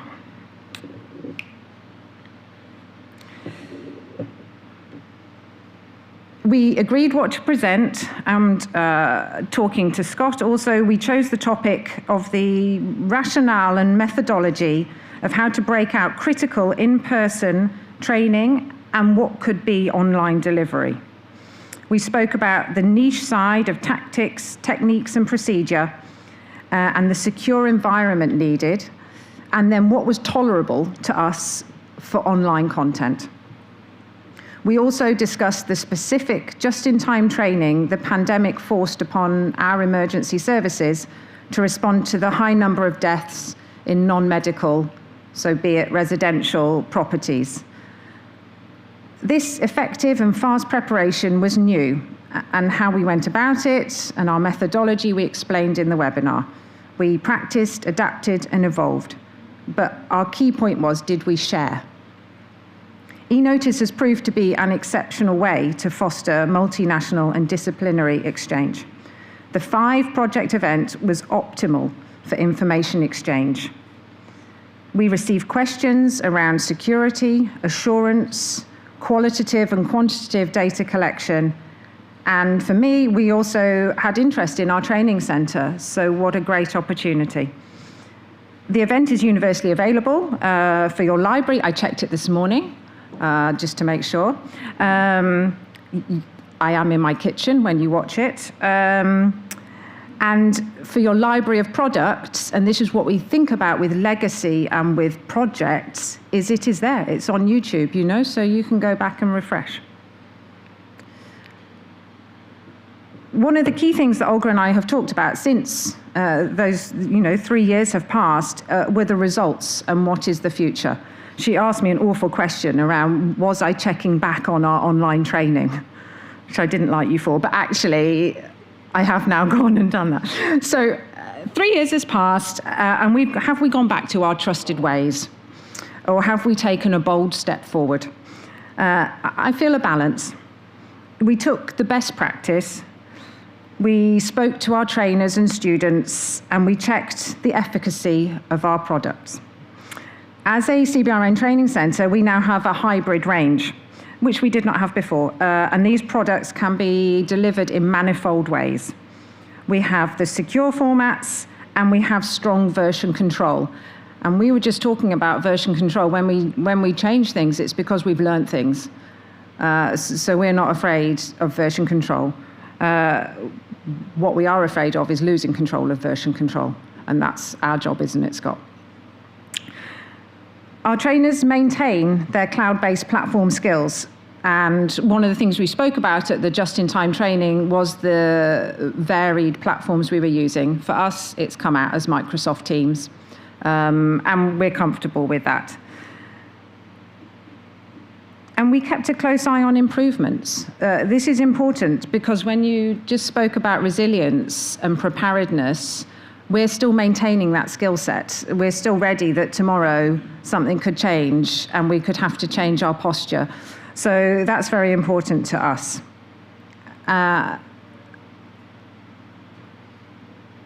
A little emotional, really, to have this last opportunity to speak, and I've been thinking about it this morning, is that the first time I came here, and I will overshare with you, I was terrified.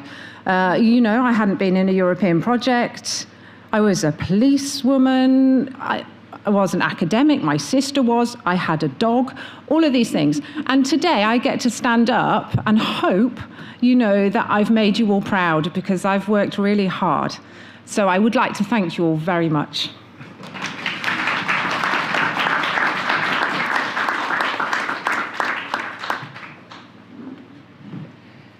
Well. Terrible challenge. Two challenges. The first one I had the same as you, was to say no to Olga to something I was wondering what to say about GITT. And the second is to follow you after this brilliant presentation and your sense of humor. This I cannot compete, honestly. So, having to face this challenge, I looked at GITT at two different angles. One was the deliberate choice to look at GITT in a mobile laboratory. Why? Because mobile laboratories are usually deployed in crisis situation and in difficult condition, and these are precisely the condition, as Lise explained with the COVID, that you are not used to and you need to adapt your procedure. So I thought, okay, let's not talk again about COVID, but let's talk about the mobile lab. The second angle was to look at how eNOTICE was influencing the GITT in a mobile lab. So what is a GITT?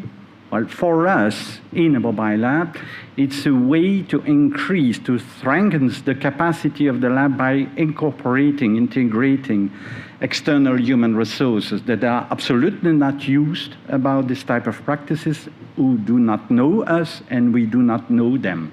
So this is, for me, the angle I chose.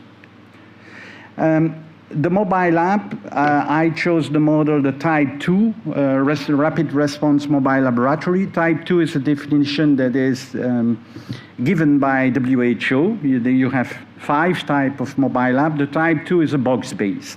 As you can see here, This type of mobile lab, as any mobile lab, is a modular architecture.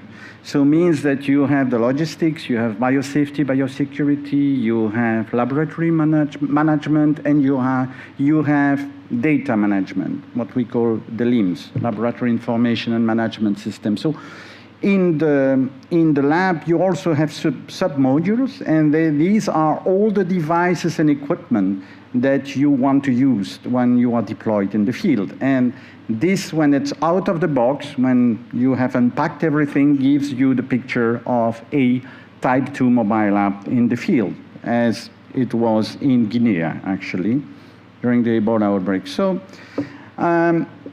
having to speak about GITT with this focus of mobile app, I was wondering where I first used this concept, because this lab was deployed for the first time in 2009.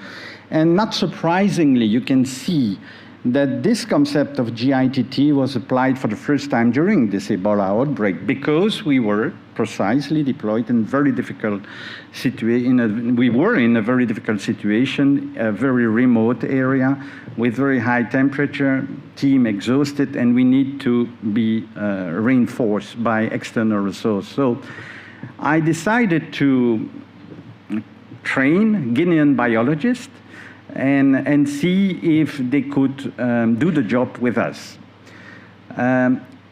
Another mission, operational mission, where GITT was applied was actually our deployment for mass screening for COVID-19 in Piedmont, in Italy, mid-2020, when nearly no member states wanted to support neighbors because they all had to face a major crisis with limited resources. But we were lucky enough to find the time and resources to help our Italian friend in Piedmont. And that's where we needed a reinforcement, because of course we were facing different conditions as the one in Guinea. There it was mass screening. Several thousands of people to screen in a mobile app means in a tent, which was something we never did before. So of course with limited resources, own resources, this was absolutely not sufficient. And then the last one is again a very atypical GITT. After the crisis of between Ukraine and the Russian Federation popped up, we were requested by WHO to provide training to a Moldovan staff of biologists from the reference lab in Chisinau. So we didn't deploy any lab, but we went to teach them the best practice to use a NATO mobile lab that was offered by Italy, actually, one of the Italian institutions to support them. And then the second aspect of coupling GITT with eNOTICE was to see basically if we could integrate innovation that came out of eNOTICE. And the answer is clear, yes. When I review that, I will show you a few situations where clearly we could actually merge the GITT concept with bringing technological innovation that were pushed by eNOTICE. And in the future already, and this is not the last slide, the other ones will be picture, illustration, in the perspective that will be to connect more with techno suppliers and developers and integrate more of this mature or less mature technologies in the lab and try to see how we can use them in the field. So let's give you a few pictures of this GITT. When I deployed the lab in Guinea, I told you I wanted to welcome Guinean biologists. So I received 200 or 150, to be very precise, candidates that were so enthusiastic to work with us. But it would have requested a full eNOTICE project to put them at the level requested to work safely in a lab with us. This time we didn't have. So I organized exams and a staff selection. You can see in the dress code that initially it was quite relaxed. But by time running and requesting to be really seriously reinforced, it started to be very formal. And out of this 150, 2 candidates were selected. And the process was a classical one. So we went from a supervised training to full autonomy. So supervised, the word doesn't need explanation, and you see some of the picture A and B where some of the staff, the BeLive staff, are supervising. In C, the 2 candidates were working together as buddies, as partners. In E, you can see one of them working in the glove box, and this is a mark of confidence because, you know, in the glove box, that's where you inactivate Ebola virus. So if you don't trust your lab operator at that workstation, that will be a major problem. And if mistakes are made there, you put all the personnel at risk. So it tells you how good they were. This is what I mean. And finally, they received a certificate of attendance. And some of you would think, why a certificate of attendance? Because we are not a university in the field. Because for them, it's extremely important to prove after the end of the mission that they have been through this type of training with us. So the second example was Piedmont, COVID-19, as I explained, and there we incorporated experts. We didn't have to train them much because they were already very experienced biologists, not in a mobile lab, but biologists, from Torino University, and we were reinforced also by the nursing staff from the Novara Hospital because we had to work at 2 different locations during the 2 months of the mission. And we also had the great pleasure to welcome experienced staff from Institut Pasteur. So they worked with us. Of course, they learned very quickly the procedures inside the lab, and that was really interesting for all of us. So thank you to Alice, Paolo, Elisa, Maxime, Damien, and Jessica for the strong support into that. And the last example of this GITT in the field, Chisinau, I told you, the first thing with them was to contact them and establish a very strict agenda because we didn't have the time to lose. We had to be very efficient. A number of hours were very strictly counted by WHO, and the timing at the site, at the location, was also extremely strict. So no time for us to say 1 day more than expected. So this agenda was made with them. And then I sent Olga for a scoping mission. So she went there with a strict, recommendation on what parameters we wanted to know before deploying the team. So what was the type of equipment, where, what was the level of education of the people. So she had the parameters that we wanted to know. And of course, we were in touch, in contact. She took many pictures, so it gave us the first view, very correct view of the situation. Then it was continued by fine-tuning with the local staff. Useful to say that they all spoke Russian, so the contribution of Olga was really a major one.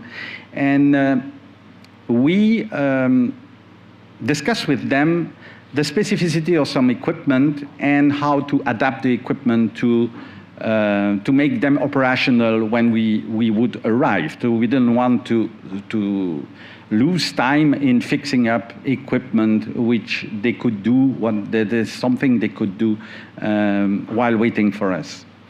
And this was done by teams, and you see actually the equipment is the one in the mobile lab. And then we went on the field, and this is the theoretical training, theory, so learning by observing or watching, and learning by doing after having been receiving teaching.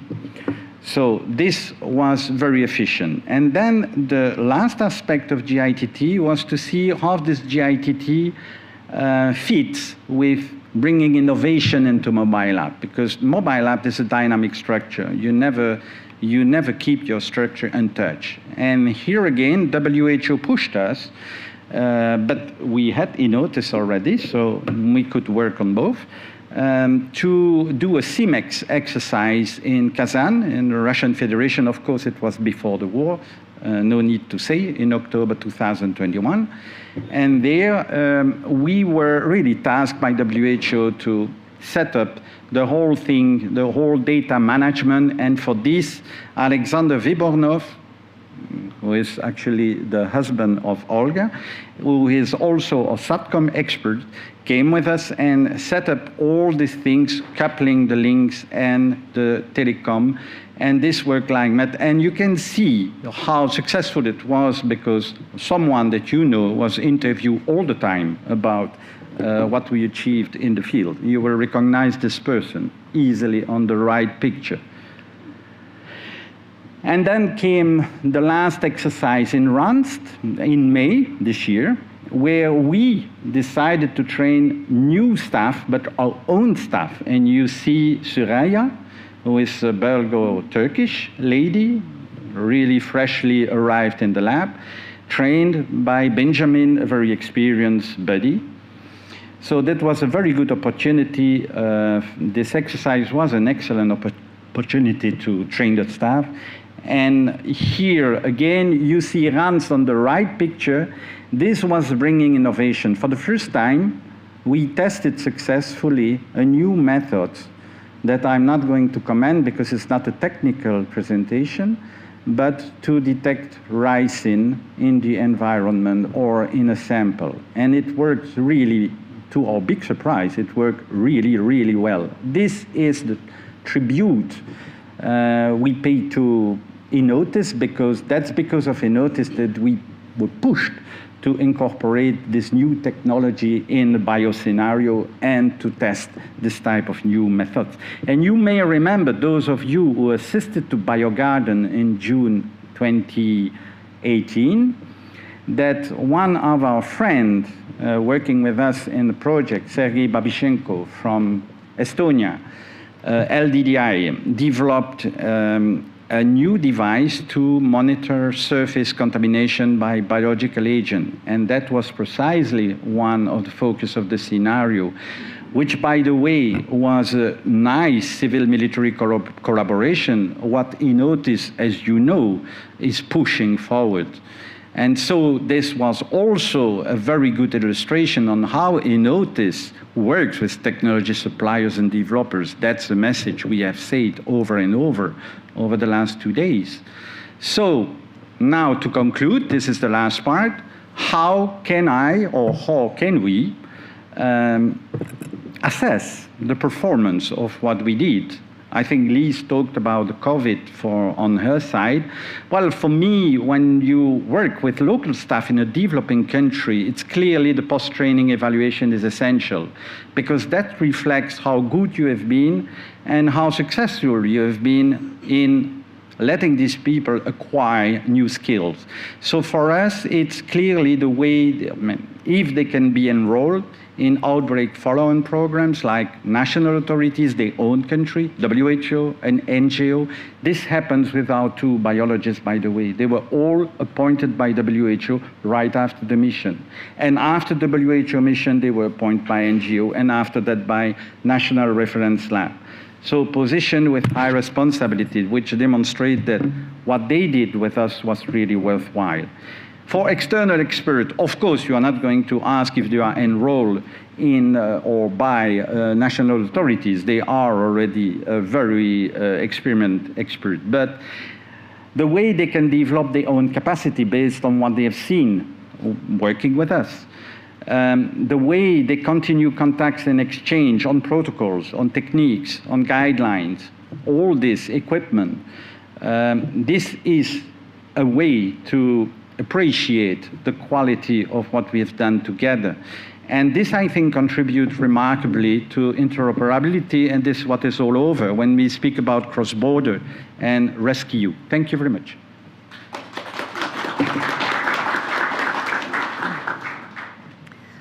Thanks very much, Liz and Jean-Luc, and I think we're very privileged to be here with the years of experience in law enforcement by Liz and Jean-Luc in the defence sector, in the microbiology sector, and obviously in crisis management. So I think we've all engaged in some level of just-in-time training during the pandemic, whether we're in first responders or we're in a healthcare setting. And I think the lessons that Jean-Luc has learned, and the eNOTICE project has learned, will feed into preparedness for future CBRN events and for pandemics.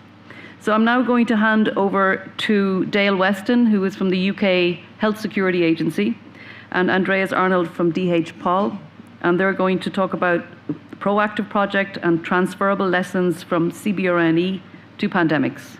So over to you both. Fantastic, thank you, and hello everybody. So I'm Dale Weston, I'm from the UK Health Security Agency, and I'm a behavioural scientist by background. So that means we do an awful lot of work around human behaviour. And so really, to me and to us and to our organisation, Proactive is the culmination of decades of research into CBRNE preparedness and response, with a real focus on ensuring the views, the experiences, and the thoughts of the public are right at the centre of everything that we do. We know from a wide range of research, Proactive included, that ensuring compliance, encouraging compliance and adherence is really critical to saving lives and is really critical for ensuring effective response. And what I'm going to do over the next few slides, I'm not going to dwell on any of them for very long, but I'm going to give you an overview, a real kind of roadmap through the work that we did within Proactive, and then I'm going to sit that alongside some of the work that we've done during COVID within our organisation, driving the behavioural science response, and you'll be able to see the synergies between the two approaches really quite clearly there. So first of all, to start out in Proactive, we did a couple of systematic literature reviews designed to generate an awareness and understanding of the gold standard of research in the area of CBRNE preparedness, including and particularly focused on public perceptions. I'm not going to go through all of these, but the key take-homes here, really, for the purposes of this conversation, are that the public's understanding of CBRNE preparedness and prevention and management strategies is very low. We know that effective pre-incident communication can be really useful, especially if it's delivered by a credible spokesperson and disseminated in multiple ways, and that an awful lot of what we have to do in order to ensure an effective response is to encourage trust between the public and the responders. And to encourage that trust, we need to communicate effectively, efficiently, and clearly in ways that are tailored to the needs of the specific groups that we are targeting. To accompany that piece of work, we also did a systematic literature review of tools and SOP documents for the management of CBRNE incidents that we could get access to online. And within these guidance documents, there's a very heavy emphasis on practical and physical aspects of management of CBRNE incidents, but there's a general lack of recognition around psychosocial aspects. So there's a lack of recognition of the need to encourage this trust, to encourage this compliance, and to influence the public to go along with, rather than need to be restricted and controlled. And on the basis of the work that we've done in the first few work packages of Proactive, we developed a series of recommendations, and now these have been refined across the project. I'm not going to really talk about them, but I know Andreas is going to talk about a couple in his presentation. But really what I want to flag here is the aims down the side. And these recommendations largely focus on communication with the public, ensuring sufficient knowledge and understanding, provision of guidance, and dissemination in a way that is accessible, understandable, and relevant to the populations that you are targeting, with a particular focus, as is the remit of Proactive, on vulnerable populations. Now what I'm going to do is just situate that alongside some slides that we presented quite early in our work on the pandemic response, trying to inform and steer engagement with the public in relation to COVID-19. And here you can see along the side here, it's generated from a wealth, from decades of research in the field that has culminated in Proactive, and you can see in these bullet points so many of the same points that come out of Proactive reflected here. There's really clear synergy between this work. You know, you've got the points around pro-social behaviours being very common, the fact that disasters don't affect people equally, and so disadvantaged groups are disproportionately more affected, and that facilitating and maintaining trust through effective and clear communication is absolutely critical to ensure successful response efforts. It shouldn't be about controlling, it should be about collaborating and encouraging. And we did a lot of work early on in the pandemic to help steer and direct the behavioral science response to the pandemic from where we sat. What started initially, and you can see from some of these, this is kind of a gradual change in approach. What started initially as a real emphasis on giving people only the information that you've decided they need, telling people exactly what to do and restricting, became far more about encouraging people, recognizing that people want to do what's best for them. They want to protect themselves and others. And what you need to do, what we need to do, is to give them the tools, to give them the knowledge, and to give them the confidence to be able to do that. And this comes directly out of and in line with the Proactive project. And you can see really clearly, writ through all of this, an emphasis on communication, on public-centered response. This is another slide that I quite often present. It's very complicated, but it's essentially showing the various different touch points for preventing transmission of COVID-19. And you can kind of identify in each of these touch points the sort of the human behavior that you want people to do. And one thing I think is really useful certainly in pandemic preparedness and response, is the idea that you can have as effective a vaccine as you want. You can have the most effective hand-washing protocols in the world. But if people aren't prepared to do them, if people aren't undertaking those actions, and that can be because they don't want to, sure, but in the most overwhelming number of cases, it's because people either don't know how to, they don't feel like they have the capability, they don't feel like they have the opportunity to. And so our job is to structure the environment and to structure our response in order to encourage people to make the right choices and enable them to do what we know in the vast majority of cases they already want to do. And the last thing I really want to just touch on here is these are some recommendations that we've made a lot later in the pandemic when we were being asked about risk and crisis communication. I'm not going to go through them in detail, but just to pick out a couple of points across a couple of slides here, and you'll see the really clear through line from the proactive work I presented at the start to these risk and crisis communication guidelines. You need to consider the assumptions that are being made about different groups and ensure that people are supported in making the decisions that you want them to make. You need to make sure you consider the diversity of target groups and communicate in the way that people wish to be communicated with and through trusted sources. You have to be clear about what it is you want to happen, and you should use verbal, visual cues, infographics, illustrations to reinforce key messages and emphasize key actions. And all of this is entirely consistent, drawn from and created in collaboration with the outcomes from Proactive. And so you can really see here across these risk and crisis communications guidelines, across the work that we do in pandemic response, and across the decades of CBRNE research, this emphasis on clear and consistent comms, taking into account the needs of target audiences and accurately communicating risk is absolutely paramount. And this doesn't depend on the nature of the response. It doesn't really depend on the type of incident. These are things that we can be doing in pandemics, in CBRNE response, and across public health and emergency response.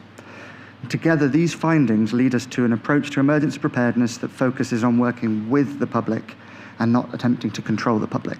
Collaboration, not coercion. Thank you.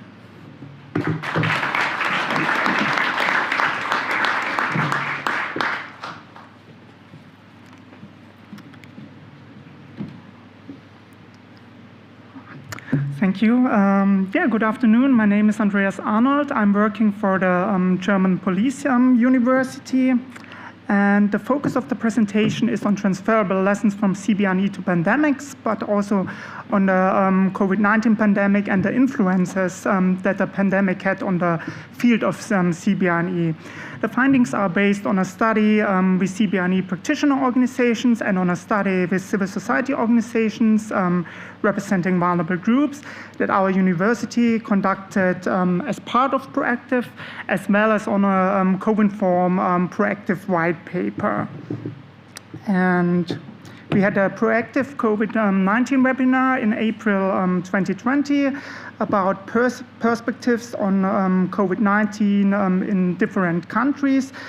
We had 84 participants from 23 countries and the involvement of 4 other EU-founded projects. Yeah, something about our method. We conducted an international online survey with CBRNE practitioners, and the focus of the survey was on CBRNE preparedness, CBRNE experiences, and CBRNE response, including communication with the public. And a special focus was on the consideration of vulnerable people in CBRNE response and preparedness. And as I said, we also conducted an online survey with representatives of civil society organizations representing vulnerable groups. And in this survey, the focus was on the assumed needs of vulnerable groups before, during, and after a CBRNE incident. And the focus was again on communication. And based on the results of the surveys, we developed recommendations to facilitate the engagement between CBRNE practitioners and members of the vulnerable civil society in CBRNE incidents. Yeah, something about our samples. 405 CBRNE practitioners from 47 countries took part in our online survey. A focus was on EU member states, and the largest group of participants were LIAs, followed by fire brigades and emergency medical services.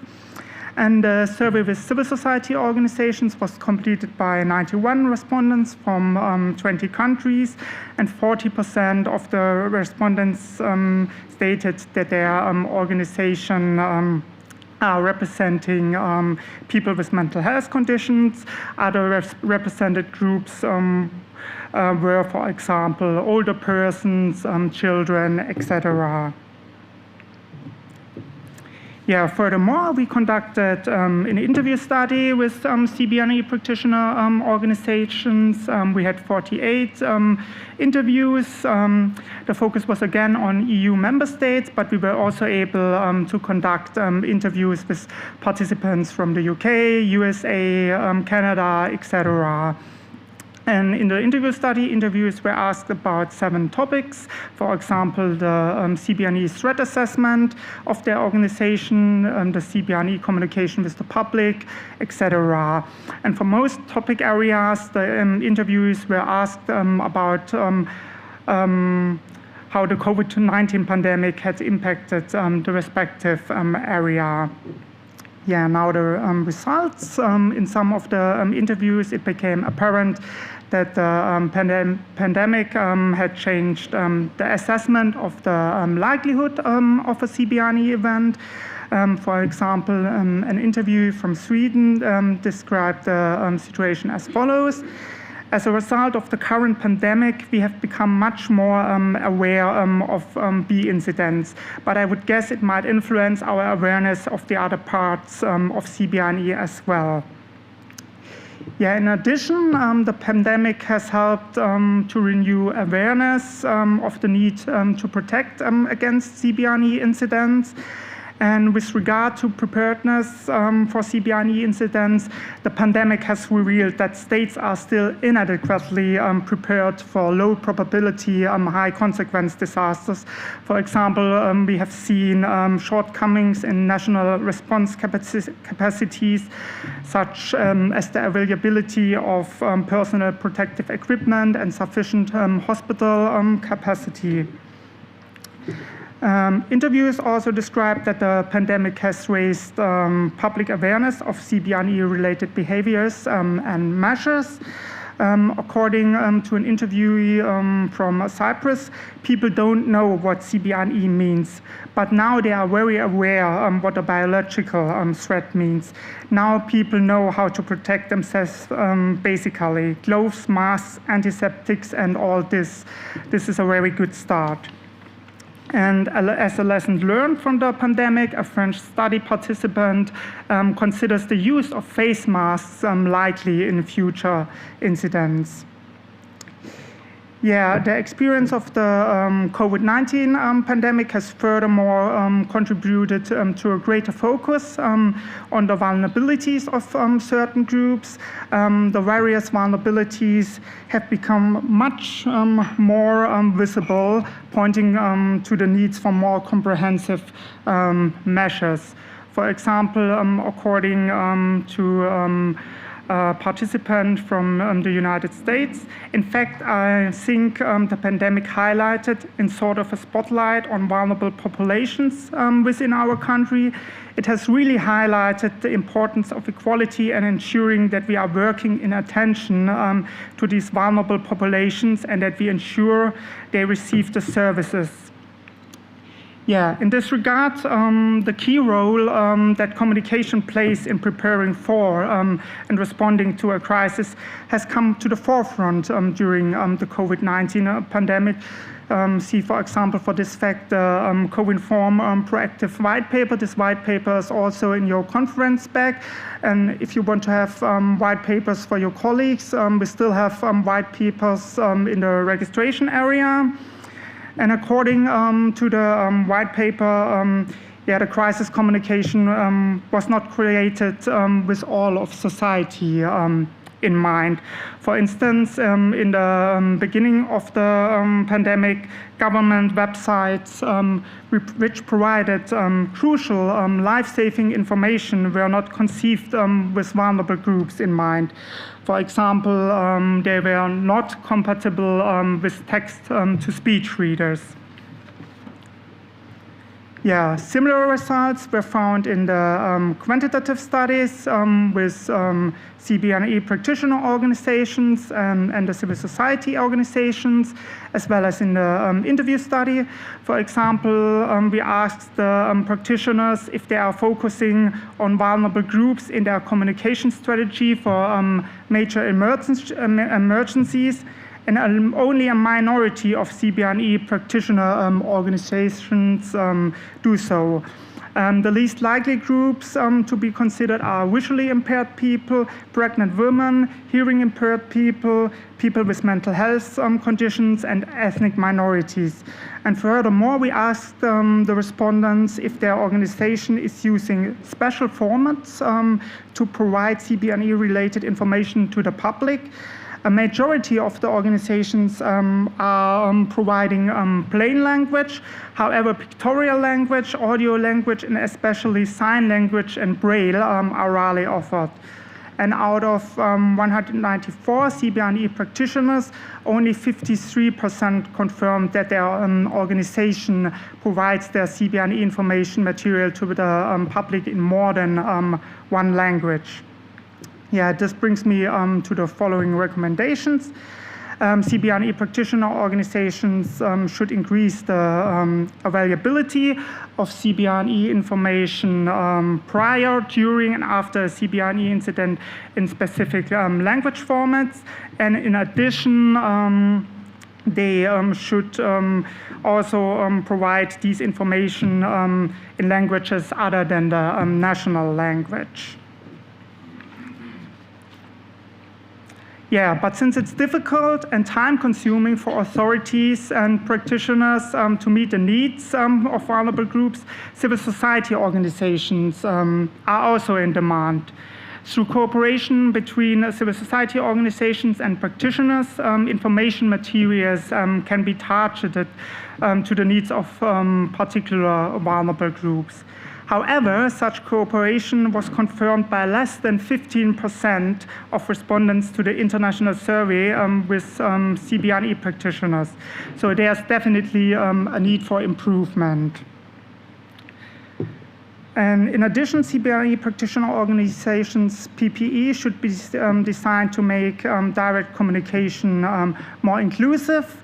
Transparent face masks can be an alternative solution that facilitates communication with lip readers. And another problem mentioned in the study with civil society organizations is that PPE is seen as a major trigger of fear or even panic attacks in the public. And first responders could attach a photo to their clothing that shows them without the protective gear. An appropriate photo allows affected persons to see that there's a normal person underneath the protective equipment. And finally, in my last slide, crisis communication should be short, simple, clear, and easy to recall. Abbreviations, jargon, and technical words should be avoided. Yeah, following the presented recommendations can help to be better prepared for future CBRNE incidents, including pandemics. Thank you very much.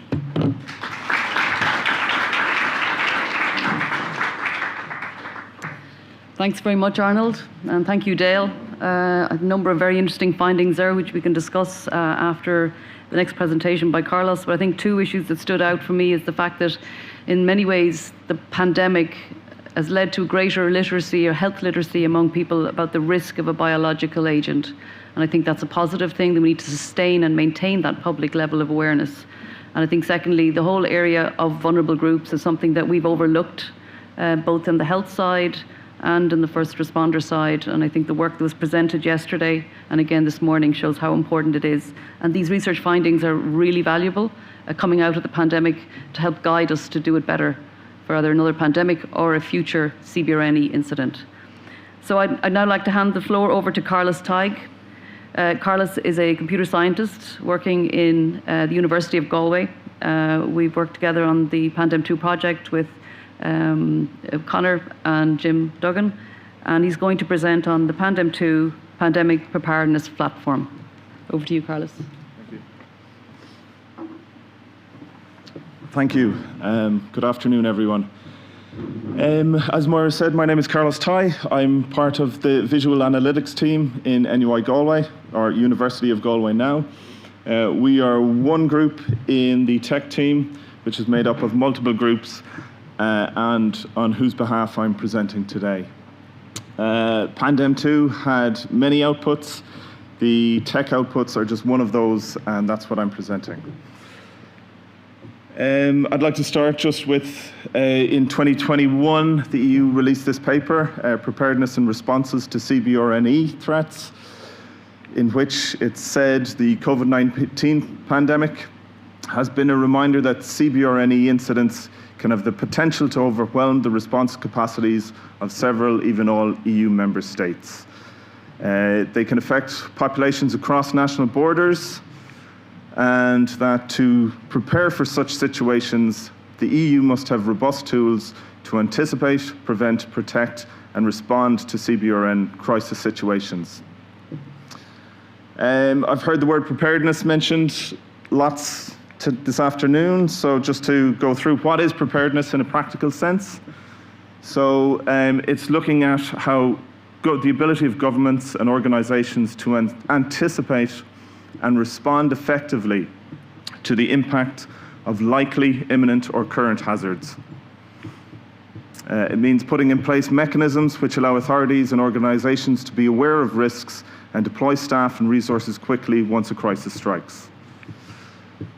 So in terms of preparedness and CBRN, PANDEM-2 aims were to better prepare for future pandemics through innovation in IT and training, to develop cross-border tools for public health agencies, and to engage in a participatory design process to meet end-user requirements, so that end users were involved in this process when we were developing these tools. These tools were developed under two broad categories, so surveillance, where we looked at identifying, mapping, and integrating pandemic-related data from multiple sources into a pandemic management database, and then under the heading of reporting as well, so develop social media analytics, EPI and resource modeling tools, and develop a dashboard for pandemic preparedness training and response. Under the grouping of surveillance, our solution was PANDEM Source. So the aims of PANDEM Source were to continuously collect heterogeneous surveillance data into a coherent database, combine traditional and non-traditional surveillance data sources, adapt to rapidly changing data, and to integrate data, normalize it, and enable comparison across indicators and across regions. The output of this was the open source tool, PANDEM-Source. So this tool allows importing and visualizing of public real-time surveillance data. This was tested with the COVID-19 use case and also with the functional exercise use case that I'll talk about in a little while. The target users for this tool are public health agencies that need to collect, consolidate, and analyze real-time surveillance data. So in terms of visualizing this tool, we have our real-world data. We have multiple different sources, multiple types of data, Twitter algorithms, hospital indicators, flight data. We combine this in the PANDEM-Source database. So the PANDEM-Source database allows for change detection, standardization, error control, indicator calculation where it's needed, and also manages external algorithms, such as the social media and analytics tool that's used in the PANDEM-2 dashboard. It also provides data generation capabilities, which I'll talk about as well in the context of the functional exercise. This provides also an API, so an application programming interface, so other systems can access this tool, and also the PANDEM-2 dashboard uses this tool for its data.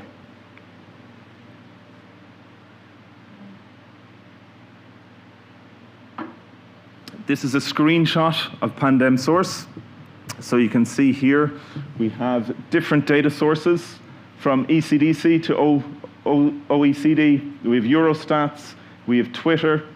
You can see the status, when it was last imported, when it last ended, and when the next check will be, and how many files and what level of data were imported into the database. The key outputs of PANDEM-Source. So the data integration tool for heterogeneous surveillance data. So we use PANDEM-Source for traditional data, so cases, hospitalizations, vaccinations, government measures. Non-traditional, so participatory surveillance and social media. And then it's also multi-pathogen as well. It provides real-time monitoring of sources. It's flexible by design, so you can add new sources, variables, or indicators to it. It provides realistic data generation for training purposes using next-generation sequencing. And during the project, we've also developed 2 reusable data sets, so a COVID-19 training data set and an avian influenza functional exercise training data set. On top of this database, we have the PANDEM-2 dashboard, so this is our reporting tool. So the aims of the PANDEM-2 dashboard were the standardization of tools. So a single source of truth, so to speak. So a one-stop shop where users could go and interact, get all of this data and interact with multiple different tools. So we also developed EPI and resource modeling tools and social media analytics algorithms. The target users for this are public health agencies wanting to analyze, explore, or report on pandemic-related data. So there are a number of units within the dashboard. There's the pandemic preparedness and response, analytics and reporting, the social media analytics, and then finally an integrated epidemiological and hospital resource modeling tool. So the analytics and reporting unit provides data visualization and visual analytics for the data within the dashboard. It allows exploration of that data. We've tried to make it as flexible as possible and allow users to explore the data within the dashboard as much as possible. It allows comparing of indicators and also comparing of regions as well. So that cross-border idea was important. It allows reporting, so users can generate situational reports or reports using this tool, and you can save the data. Any reports that you've generated or any data that you'd like to save, you can save within the dashboard. The social media analytics tool, it's GDPR compliant. So it's aggregated data with no identifying features. It analyzes the sentiment and emotional status of social media discourse around various topics. So in terms of PANDEM-2, it was around in response to government measures and the pandemic, but it's not limited solely to pandemic topics. It also analyzes suggestions in social media discourse. So it looks at tweets and social media like that, and any suggestions by the public within those, it can pull those out and make those available to the users. The integrated EPIAN hospital resource modeling tool, so that supports preparedness training. It looks at the impact of countermeasures and resources on cases, hospitalizations and deaths. So in terms of countermeasures, you're looking at vaccines, mask wearing, things like that, and how those might affect cases and other indicators. It provides capacity analysis and identification of possible resource coverage deficiencies. And then it provides a set of models that can be extended to include an all hazards approach and exploring the impact of a pandemic on regular health services. It also provides, as part of generating or building these tools, a technical framework was developed for integrating the tools with pandemic planning and response activities. These tools were tested for preparedness in the functional exercise, for a simulation exercise that was carried out in 2 locations. So it was an operation-based functional exercise over 2 days. The scenario was that avian influenza turned into a pandemic influenza, and it was tested using these solutions from the perspective of Public Health Emergency Operations Center. During this simulation exercise, live streaming of participants' interactions with the dashboard took place, and the use of the EWRS SIMEX platform for cross-border communication was used as well. So you can see in these pictures here on the screens in the background that is the PANDEM-2 dashboard in use. And then we have a couple of pictures of the participants. So the Public Health Emergency Operations Centers from the Netherlands and Germany, and NFPS, Finland, Sweden, and Romania. Lessons learned from developing these tools and using them in a preparedness situation. So the importance of engaging end users. Throughout the project, we were a technical team. We were unable to develop solutions for public health officials without their engagement. It's hugely important that our team and our consortium partners were there for us to explain things to us and to talk to us and to participate in the design of this project and of these tools. In terms of data, much key data is missing or poorly available, so contact tracing data for GDPR reasons, resource availability, and comorbidity data. There's a lack of legal or technical framework for linking and sharing data within regions or even across borders as well. And then some useful data doesn't have a machine-friendly interface, so you're looking at PDFs or web publications which are hard to import into a database and make use of. In terms of the FX, we had to realize data for new FXs and for the one that we use, focusing on new pathogens and scenarios. So how to do that? The solution we did was using PANDEM tools. The modeling team modeled for avian influenza, and then they also built another package, so P2 Synther, which generates some synthetic subgroups of real data, and then PANDEM Source was used as an orchestrator to generate further data and to process all this data for the functional exercise. So in essence, we had a new database, but we had the same dashboard. So we have the same dashboard for COVID-19, we have the same dashboard for avian influenza, just different database underneath. We also developed a time jump scenario within the dashboard that allowed users to, during the functional exercise, to load all the data into the database and then slowly release it as the users went through the functional exercise. And finally, why you should use PANDEM-2 tools. Response and preparedness training, so cross-border analytics, reporting, social media analytics, epi and resource modeling. Sharing actionable data with partners. So with the database, we have normalization of data that allows sharing across borders and across partners. Provide service to key public health or CBRN stakeholders. Support other CBRN applications. Improve existing surveillance databases. Monitor or scan threats or disease in open data sources. Find gaps in different data sources and generate data for training purposes. The project coordinator was Professor Moira Conley, and the project manager was Dr. Jessica Hayes. So if you have questions, you can contact them, or you can contact any of the PANDEM-2 team here today. Thank you very much.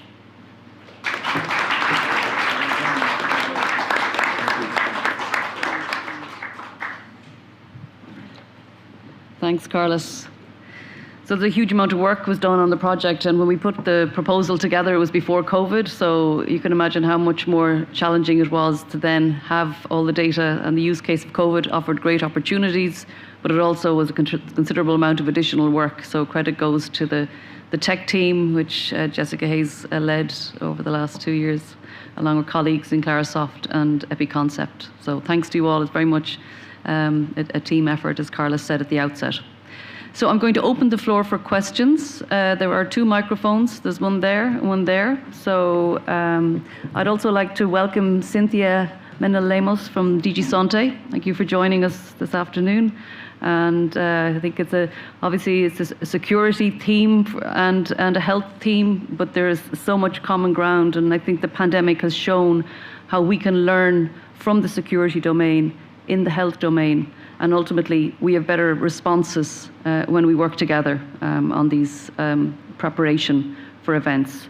I might ask a question of Jean-Luc and Liz, and the question is, what can just-in-time training offer other domains outside CBRN? Are there principles that could be applicable to training nurses on mechanical ventilation, for example? I think there's an approach that we actually did in a lot of different sectors during the pandemic. How do we institutionalize that, and how do we, because one thing I found, there was a lot of interaction with mobile phones and smartphones and internet, access to internet tools, and I'm wondering, was that part of just-in-time training? Or, so out of your experiences, what could be brought to a future pandemic response, for example, which is a broader, large-scale response?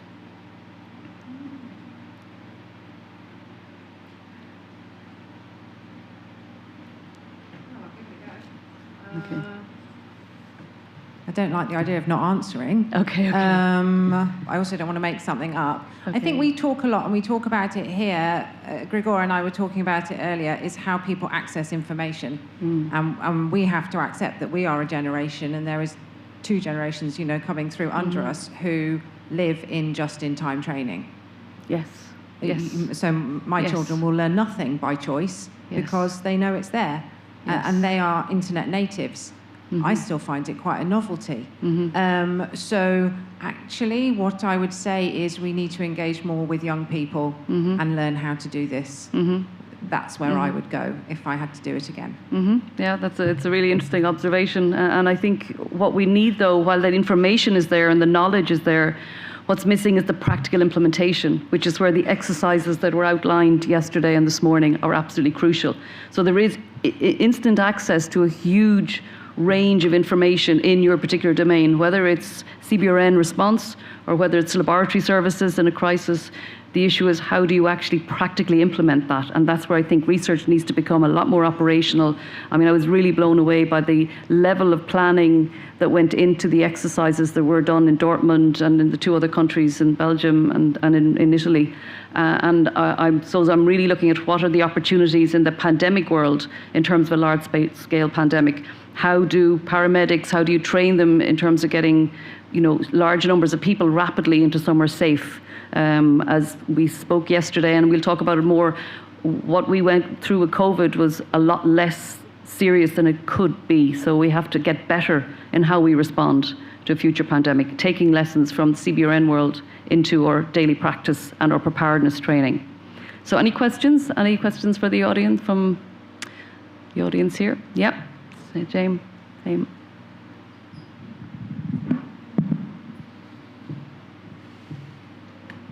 One of the things we saw in EMS services was a huge difference between the approach in COVID-19, was a huge difference in the approach of EMS services that are firefighting based, that took a very hazmat approach to the response, vis-a-vis services that are hospital based or healthcare organization based, that took an approach that was much more similar to what was happening in the hospitals. And for example, encapsulated suits, some services, to give the example, were requiring a PAPR, a power air purifying respirator with canisters for every patient, COVID patient they encounter out of the hospital. Other services were just going with goggles and surgical masks. Did you find anything similar in your work during COVID with organizations? Okay, who'd like to take on that question? Maybe one word. Liz, yeah. No, I think as usual, when you speak about training, you speak about teaching. So I think in just-on-time training, what is important is to set up the objectives, because people who listen and who are the target of the GITT, they need to have a very clear program to know what are the objectives of GITT. So this needs to be defined very well. And then the quality, I mean the uptake, will be defined by the communication channel that you use. If it's e-learning or it's tabletop, or it's not the same quality of uptake. Depends if they have the chance to have something that they can rewind at home and listen many times, or is it one shot, something that you organize and then you were tired, it's a bad day, you were distracted, you were not very concentrated, and off goes all the key messages that were delivered. So whatever the quality of the message, if the people are not well prepared or if the communication channel is not the proper one, then you will fail with it. So I think, and the final part is like in the uni, I mean, you have good teacher, and even if you do not like maths, but the teacher is exceptional, you're going to attend the course. On the contrary, if the teacher is very bad, you will never attend, and you'll go and have a drink. So these are the elements that define how GITT at the end of the day will or will not be successful, I think. Yeah, yeah. And I think one other issue is that if you look at the different sectors, and I think it was mentioned this morning that a lot of CBRN is very practical and operational without maybe considering the human factor in the level of detail that's required. So that would, again, reflect the comment that was just made. So we need to be looking at cross-sectoral operations. When you're doing just-in-time training, the ideal thing is to do it across sectors. So firefighters learn from paramedics, from the emergency medical services, learn from firefighters, because we all have equal lessons to learn from how to do it better next time. So Cynthia, yeah.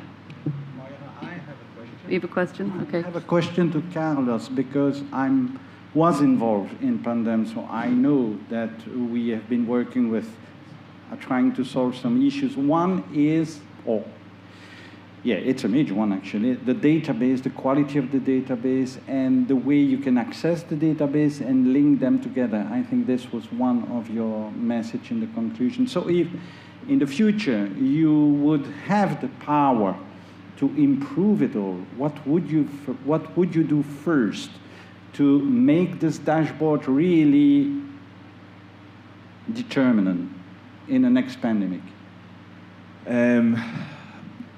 I think one of the things first would be to be able to engage end users initially. I suppose we were hampered by COVID-19 in those kind of terms, that we couldn't have face-to-face meetings at the start of the project, and a lot of the data gathering was done via just Zoom calls or questionnaires or things like that, which wasn't appropriate for some of the tools that we're building.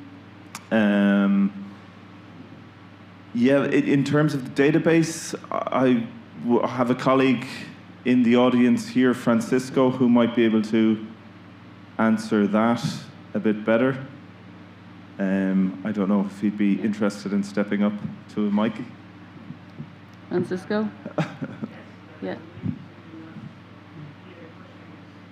And just while he's getting the mic, I forgot to mention that we're doing a demonstration of the PANDEM-2 database or dashboard tomorrow, and we also have further talks about all the tools that are used within it, if that's of interest to anyone. Okay, thanks, Francisco.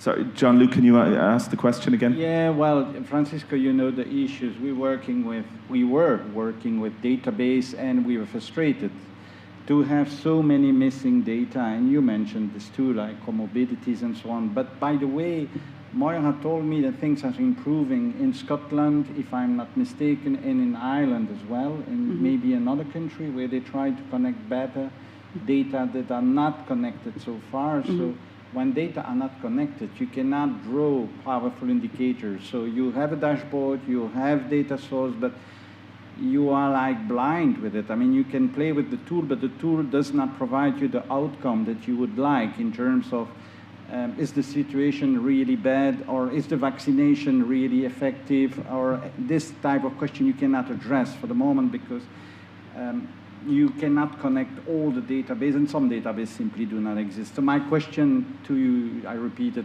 that way, if it was a next pandemic and you are really powerful and you have the power to change the world, what would be the major change or the major improvement that you would suggest to make this dashboard really fully operational and useful for a next pandemic?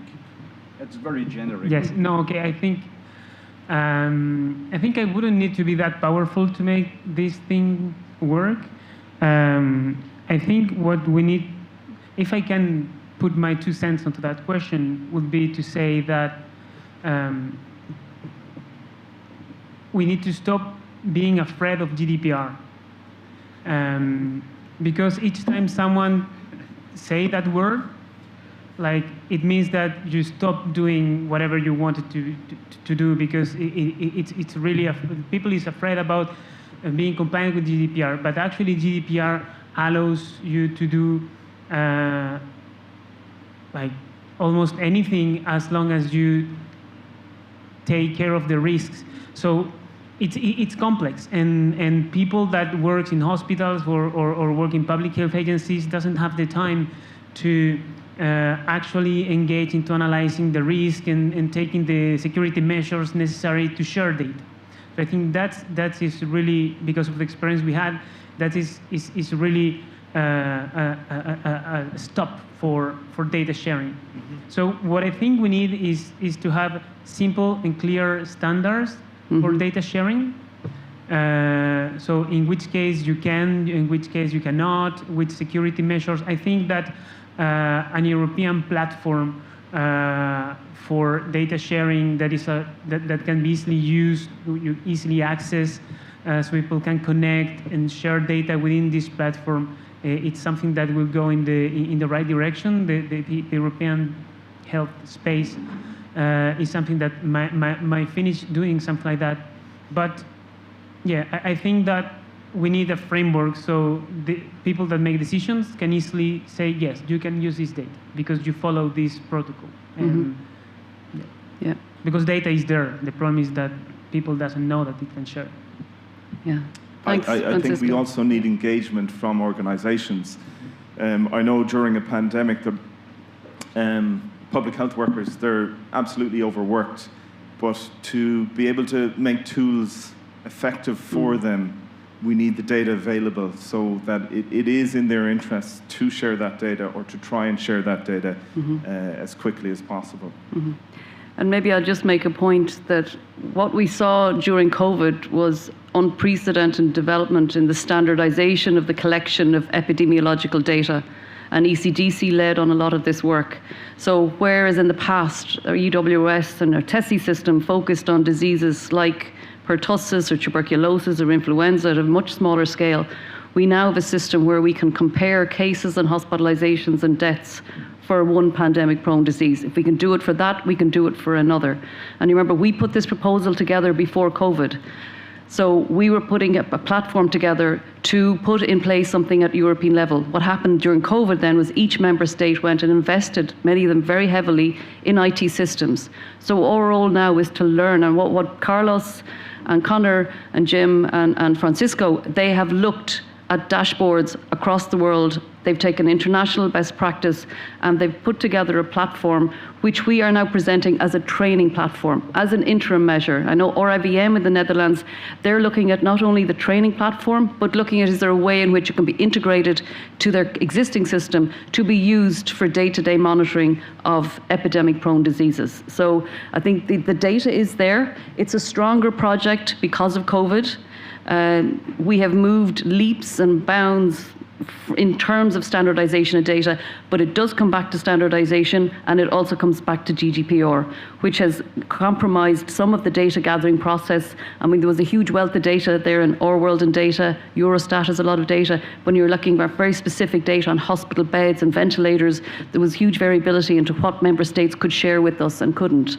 So I think this is all work in progress. We'll be presenting the platform again tomorrow, and Carlos will do a demo of it, and you'll see then there are challenges with the database, and Francisco will outline some of them. But again, we are a research project. We will deliver at the end of July. There'll be some ongoing work that we'll be doing with the University of Galway, but there's potential here even for, a one-day exercise once a year to use that platform, use avian influenza 1918 and see how well are you prepared. Well, do a stress test in your member state. You can either do it at member state level with your local public health departments or at a cross-border level with other EU member states. So if you have the same tools, you can interact, you can discuss, you can compare responses, you can learn on a simulation, you can make mistakes, you can implement a measure too early, you can deal with vaccine hesitancy with the population, and you can counteract that in a simulation. And then when it hits, when things happen, events, you can actually manage the response a lot more effectively. You also will have a network of people that you can connect with and collaborate with in the event of an event. So I'd like to hand over to Cynthia, who is next. And then I will pass to the colleague in front. My question is related to the PPR, because you have the platform on prevention, preparedness and response. How the features that you present there are supporting the response for the IHR SPAR, that is the annual reporting? Like, do you use the competence and capacities that are assessed by WHO? And if this could be then helpful for us, because we are as well requiring the countries to report additional capacities on pandemic preparedness, but as well on CBRN.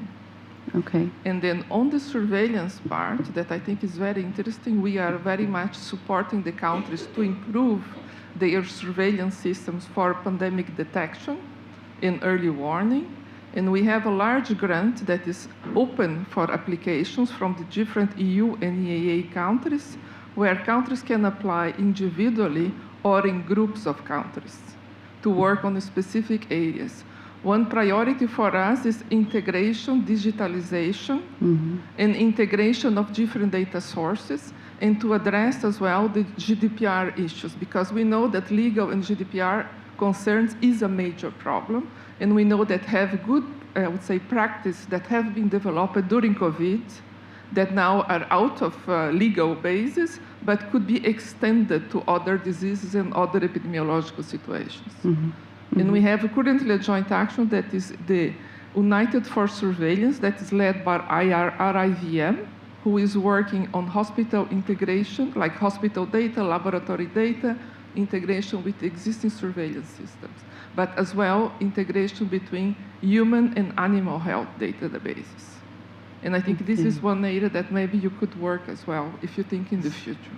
Yes, absolutely. And again, there'll be all the public health agency representatives will be here tomorrow, and I think there'll be an opportunity to look at that. And I think on the One Health agriculture sector, the animal sector, that's an area that we're looking at expanding as well, which will be really important.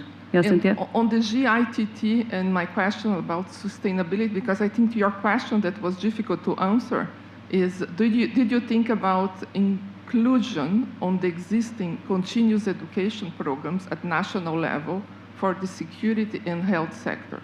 Because professionals usually follow continuous education. Mm-hmm. And GITT could be a requirement and be included and adapted to new emergent threats. Okay. Just a suggestion. Yeah, okay. Thank you. Thanks for that. Okay, and so there's a question there in the front there. Yeah, thanks, Emer. I'm Karel from Czech Republic Fire Rescue Service. I want to ask about data of PANDEM-2.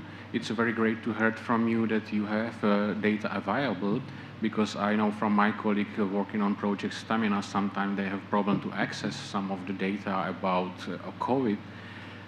I want to ask you about, you can do analysis of the data for very good level, whatever, but have you also access to background of the data? What does it mean? If you have access to databases, do you also have conditions how they are collected? Because what I know, the COVID cases were recorded a different way in countries which I'm familiar with, and I guess that if those are only few countries, must be big difference between countries in Europe, and then we are building results, or I don't know if countermeasures or whatever, but do you have also access to guides, how they collect the data, if you understand what I think? Yes, I think so.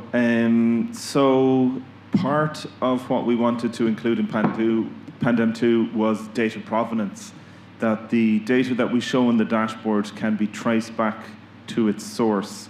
So that if you're looking at something from one country, you can see the source of that data. So it's coming via Pandem source, but it has an original data source.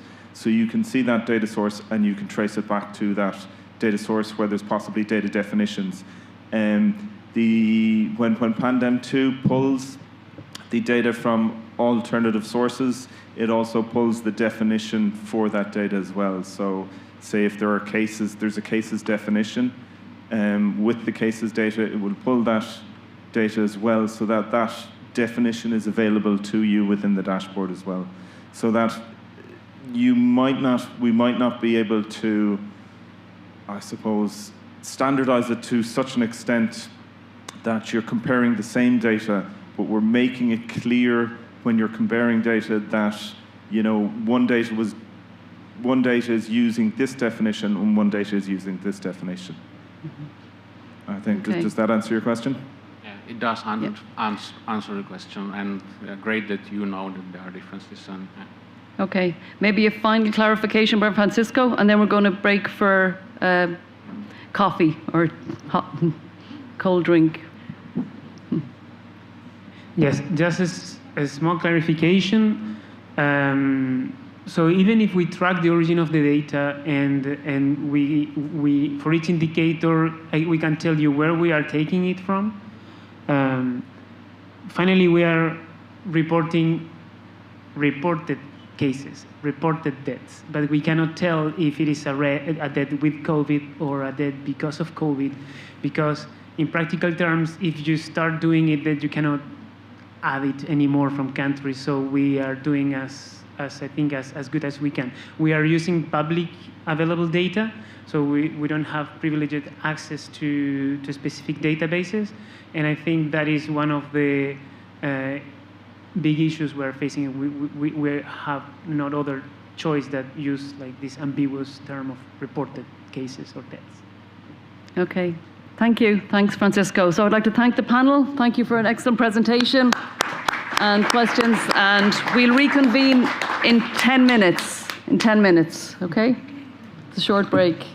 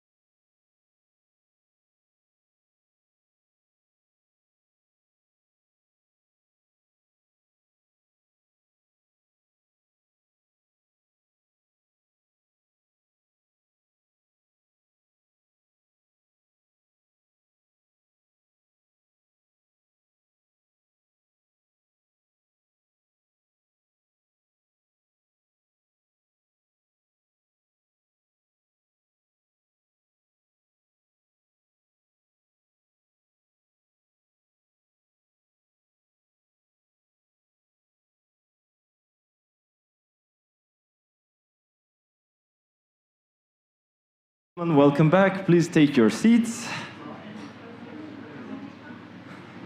We can wait a few seconds. So we're continuing our afternoon session of our joint conference between eNOTICE, Proactive, and PANDEM-2. You all know this. We learned that 10-minute breaks are impossible. They always become 20-minute breaks. So I hope for this short session, we can still keep the time slots as we planned them, because they are short and effective. So we will have a 10-minute presentation from each of the 3 projects on key exploitable results and key recommendations from each project. We thought this would be very informative to give you this information before we have a longer panel discussion on synergies, interactions between project results, and exploitation on long term. So for this purpose, we have 3 speakers that you can see here next to me. The first one is Maaike van der Vorst from Campus Vesta, who will give an introduction about the eNOTICE key exploitable results. So Maaike, please, you have the floor. Yes, thank you very much. So I will try to keep this to 10 minutes and not 20 minutes as the break. So the results and recommendations of the eNOTICE project. This is in the beginning. What did we set out to do, actually? Well, we set out to do, we wanted to create a network of European CBRN training centers to include trainers, practitioners, industry, research, and policymakers. We wanted to create a catalog labeling the capacities of CBRN training centers. We wanted to create added value on the strategic and on the operational level for training centers, and we wanted to test and validate innovative CBRN technologies. And lastly, of course, we wanted to improve CBRN incident preparedness and response. And I think for the person who has a very good eye, you can see that I've got some things in blue and some things in black. The blue things are things we've said last day as well. So it's a bit of repetition in here as well. And the black things are things that we've said already, but not really explicitly. Oh. So our first key result is indeed the network that we created. We have now a network of 51 CBRN training centers from over 22 different countries, 17 outside the EU and 17 inside the EU and 5 outside the EU. And we have a training center catalog with an overview of all the main characteristics of a training center and increased visibility for all the training centers that are actually in the network. And this catalog can be a starting point of organizing CBRN trainings, courses, and exercises for anyone that visits the catalog and is interested in this thing.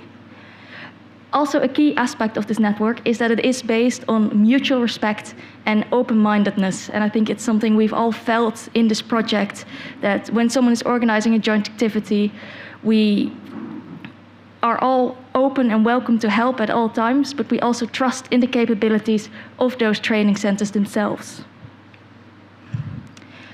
What is another key result? It's that we've been working together with different actors. We've been working together with companies. We've been working together with academics. We've been working together with training centers. And we found out that we actually all want to work together, and that we all think it's very important to work together as different groups. We've also found out that companies and industry are, under different conditions, willing to pay and provide resources to work together. And this is also, I think, a key result of the eNOTICE network. Something else. We found out that joint activities work. And here you can see the original idea of what a joint activity was going to look like. You'd have your original event of your training center, and you'd have your added element. Now it looks more like this. We've got our civil training centers. Of course, we've worked together with Proactive. We've got our military training centers, the companies and industry, the eNOTICE network, and academics all coming together at this joint activity, at this networking event, and working together with each other. And it's not only the overlap in the middle that a joint activity is. It is all the overlap between all of these different organizations that the eNOTICE network helps with in the joint activities. We found that joint activities add value for all the participants in those joint activities. That training centers are indeed the place to be for industry in the CBRN world. and that it is a very good vehicle to introduce new technology to training centers, to first responders, and to practitioners, with a technological readiness level of 7 to 8 being ideal. But of course, we're always open for other technological readiness levels as well, and we can always make something work. The joint activities are also a form of pooling resources. We found, I think, also with the collaboration with Proactive, instead of having Proactive having to organize 3 separate exercises apart from the exercise that eNOTICE was already doing, we were able to combine together and we were able to pool resources. And I think we all got this added extra value from that. And there is now an increased visibility of specifically the infrastructure of training centers. And in all the surveys that we've gotten from the joint activities, the evaluation, this is always one of those things that is always mentioned. It was so interesting to see what this training center could actually do and how it actually looks and how people are actually training there. And these results are not based on just 1 or 2 things. It's based on all of these different joint activities, in red starting in 2017, and then there in the blue ending in 2023. And all of these joint activities have helped us and informed us about the creation of our key results. A key result and a recommendation at the same time: military and civilian cooperation. We found that it benefits both. eNOTICE has been a vehicle for this military and civilian cooperation. And I think what at least I've heard from the civilian side is we'd like to continue doing this. There is always a thing about confidentiality. That's very important, and things that are confidential should absolutely stay confidential. One of firefighters actually came up to me and they said to me, we do not need to know everything. And we know enough about technological chemical elements. But when we step outside and we look at biological, or when we look at chemical weapons of war, that is where we would like to know, not confidential information, but we'd like to know, what should our parameter be? How can I keep myself safe, my first responders safe, and how can I keep the public safe? And this is the kind of information, this operational information, that I think can come out of military and civilian cooperation. So, continuing the cooperation with industry, with academics, continue working together to organize events, to bring these groups to each other, to tailor knowledge and information to each other, and to use this new innovation and these new research results in joint activities, in exercises, and to make sure that we know each other. To translate the results of European projects to concrete operational levels, so that not only I can explain what eNOTICE did, but that when I ask a first responder to explain what eNOTICE did, they will also be able to say that. But they'll probably say it a bit more in operational terms for strategic goals. To engage the training center senior management, to include the findings of joint activities into regular education and trainings, and to share and exchange experiences with other training centers as well. And of course, like I already mentioned, the civil-military cooperation. Continuing with knowledge sharing. For example, we've been thinking about a peer-reviewed library for first responders, with easy access, but still secure, with correct peer-reviewed information, but also with very, very concrete information. It doesn't have to be confidential, but concrete, and so that if something happens and they are in an unknown terrain, they can hopefully use this information. To think about guidelines for training for first responders on the decontamination of vulnerable people and communication with vulnerable people. To continue the dissemination of our joint activity methodology inside the network and outside the network. And of course, to continue the organization of joint activities. Very quickly, those were the key results and recommendations for eNOTICE. Are there any questions? Thank you, Maike. Maybe we can leave a very quick slot for question and answers at the end. So I will try to invite the next speaker, which is my colleague Laura from UIC, and she will give you the overview for Proactive. Hello, everyone. So my name is Laura Peterson. I work at UIC as part of the coordination team with Grigore, and also have the hat of dissemination manager. So I'm going to talk about the key results and recommendations from the Proactive project. First, we're going to look at how we've gone from all that research that you heard about today and yesterday into 10 core recommendations. Proactive crisis communication system, policy-making toolkit, a memoir, our ethical framework, as well as our pre-incident information materials. And last but not least, all the lessons that we learned about creating advisory boards. Okay, so as Dale mentioned in his presentation, the UKHSA did 2 literature reviews, one focusing on academic papers and one focusing on guidance documents. And this led to a series of 18 recommendations. We also had a study with practitioners that was focusing on SOPs. We used questionnaires to find out information about confidential SOPs without knowing too much, sort of similar to what Maike was saying. And also in workshop to find out what they thought about those SOPs. And that resulted into 6 recommendations and 13 extra recommendations. And then we ran a questionnaire and interview-based study that Andreas presented some of the results earlier, with 405 questionnaire responders and 48 interviewees, and this led to 10 recommendations. And of course, there was also the civil society questionnaire with 91 responses, and this led to 15 recommendations. And that's a lot of recommendations to read. That's like over 60 recommendations. So we've boiled them down for you. The real 3 key findings from all this research were that vulnerable groups are rarely taken into account in CBRNE preparedness and response. That crisis communication should be inclusive and currently is not accessible to certain vulnerable groups. And that both inter and intra-agency cooperation should be improved. This is also including cooperation between first responders, CBRNE practitioners, and civil society organizations. So we have these, I said 10 earlier, but it's actually 11 proactive core recommendations. We have 2 recommendations regarding better SOPs.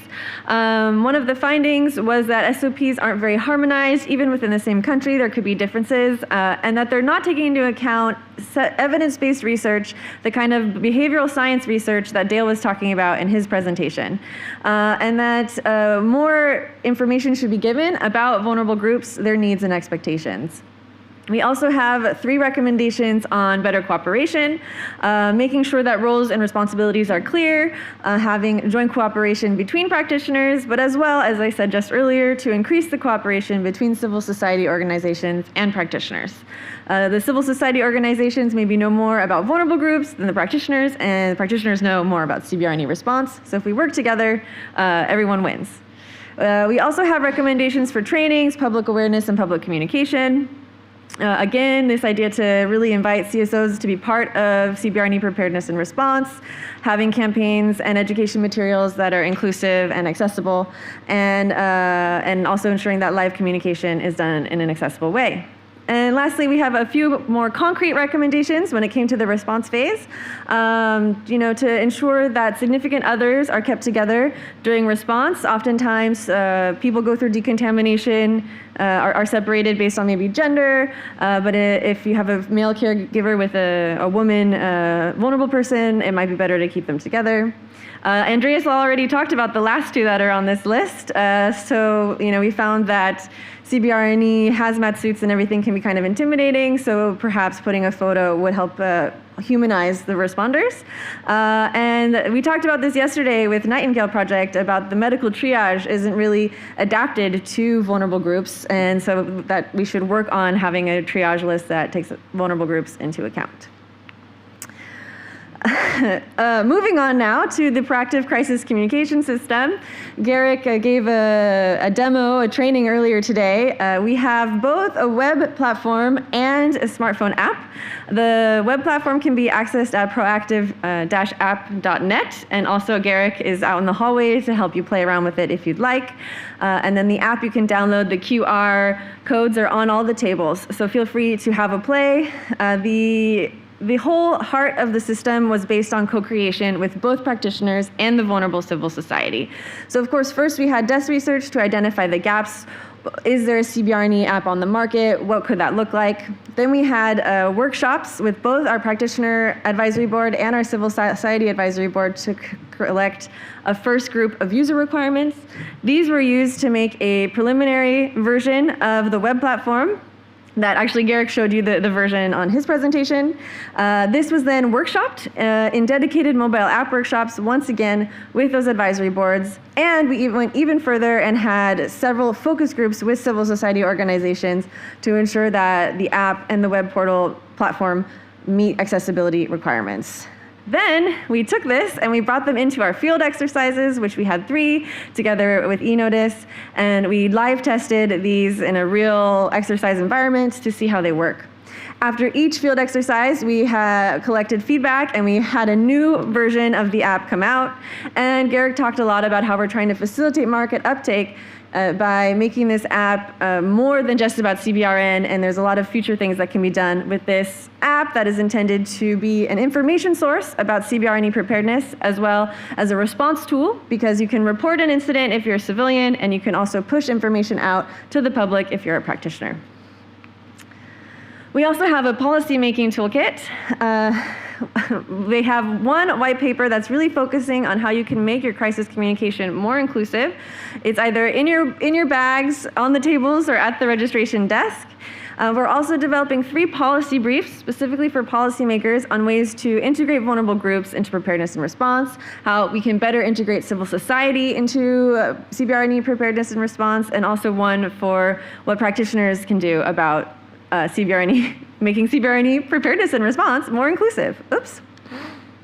And of course, we have this awesome tool, the Proactive Crisis Communication System, but we have to ensure that it's being used in an ethical way and in a way that is compliant with GDPR. So part of the policymaking toolkit is also recommendations dedicated to how to use and implement the Proactive Crisis Communication System. Also a result of the 3 field exercises that we did as joint activities with eNOTICE and were hosted by different eNOTICE partners who are training centers. You've heard a lot about these already today, so I'll be brief, but we had 3, one in Dortmund, one in Italy, in Rieti, one in Belgium, in Reims by Campus Vesta. And in all of these, members of the vulnerable groups were recruited to role-play victims. And this is a practice that has rarely been done before. And even just including civil society, people who are normal or not vulnerable, is also rarely done. Most of the time, we're using off-duty first responders or actors. And so when you're inviting the general public to come and play in an exercise, it has a lot of extra complications, but it also makes the exercise more realistic. And we learned a lot by organizing these exercises, and so we've boiled it all down for you in the aid memoir for training exercises involving vulnerable groups, which is also in your bags, on your tables, or in the hallway. It's a high-level guidance that is really based on the CMIST framework, where we have added an E. So CMIST stands for functional needs based on communication, medical and health needs, ensuring independence, having safety and security, as well as transport. And then we added E for ethics, because really we need to think about involving them in an ethical way. The key takeaways that you can find in the aid memoir are that involving the civil society allows responders to see how well their SOPs meet the expectations and requirements of different groups, and it allows for mistakes to occur in a safe environment and high-level learning. But it's not only good for the practitioners, it's also good for the civil society. Role-play volunteers benefit by increasing their preparedness for CBRNE incidents, and we have the results to prove that thanks to the focus groups that UKHSA ran after each exercise. And so since it's better for practitioners and it's better for civil society, we say that it's increasing overall societal resilience. Of course, I said the E, and we have a lot of ethics in Proactive. And so we've developed this ethical framework, which helps with all of these questions about GDPR and what is vulnerability and how can we recruit vulnerable persons in an inclusive, accessible way and all of those things. So we really based it on the human rights approach to vulnerability, using the topics of social justice. So again, the CMIS framework was used when recruiting. We weren't targeting specific groups, but rather focusing on needs that that everyone needs to be met. We had a lot about privacy, so we're dealing with special categories of personal data when you're talking about different vulnerabilities.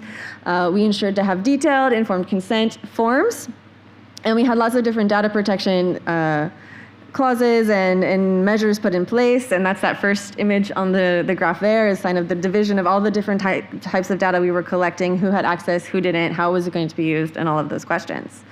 It's been said over and over again, really the respect of dignity and of persons is crucial when you're inviting civil society to play in an exercise. So to ensure their well-being and ensure their safety and security, we also had an ethics risk assessment template developed. You can see a screenshot of it there. And also we had a risk assessments, we had a project's ethics officer on the site, we had a risk person on the site so that we were sure that everyone was taken care of. Which kind of segues nicely into this idea of stewardship. So of course you have to have insurance coverage. Some aids that allow people to meet all of their needs are very costly and are high investment, so you don't want to not have insurance in case somebody loses a hearing implant or an electric wheelchair gets damaged or things like that. We also implemented an accident book, a system, as well as having strict ethical oversight of the exercises, thanks to the inclusion of outside experts from our ethics advisory board.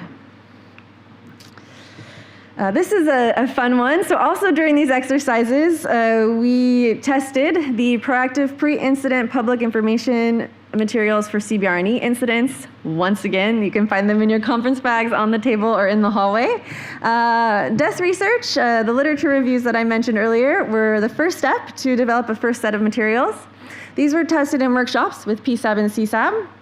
And then UKHSA held 8 focus groups where about over half of the participants categorized themselves with some sort of vulnerability. And that led to a first set of pre-incident information materials. And the main feedback was that having pictograms would be very helpful to make them more understandable. So we added pictograms, and then we tested all those pictograms throughout the 3 field exercises. Each exercise, afterwards, the participants were asked to fill in a questionnaire and participate in a focus group where they said whether or not these things were understandable. Simultaneously, we also had focus groups with different CSAB members to talk about the materials, the wording, the pictograms, etc. And we held focus groups in 8 different EU countries.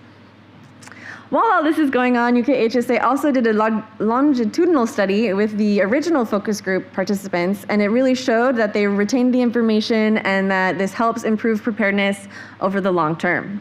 The version that you see here on the screen or you have in your bags is the evidence-based, stakeholder-led materials. But we've also made available all the other materials so that you can adapt it to your own context, your own SOPs, whatever works best for you. Lastly, we've also learned a lot about how to engage with advisory boards, because this whole project has been based on the concept of co-creation. And so especially when it came to civil society, who have been less involved in EU projects, at least in the security field, there was a lot of confusion of like, what even is an EU project and what does that entail? So we had to demystify EU projects. We also found that snowballing invitations was really helpful. So if one vulnerable group, category, organization joined, maybe they knew others that would be interested. You also have to explain the benefits and make sure that your project goals align with the goals of the association. So it's an opportunity for them to further the rights of the people that they are working with. And another thing that came up a lot in civil society, and this goes back to Osa's presentation about how these are mostly not professional people. A lot of them work as volunteers. And so it was really key to explain that the responsibility is shared between everyone in the organization. So we don't need one named person to be on the advisory board. We just need that group, that organization itself. And of course, other people within the organization can come when it is convenient for them. When it came to practitioners, we had a multi-channel recruitment. So we had a website, we had a flyer, we were at different events. And we really went for a diversity of expertise because the CBRNE world is diverse. We also ensured redundancy because we wanted to be able to call on all these different types of actors and know that not everyone is going to be available at a given time. And then we organized them into subgroups. For example, we had a subgroup on standardization that helped us see how this project can continue beyond, the results can continue beyond proactive. And that is also in your bags on the tables and outside.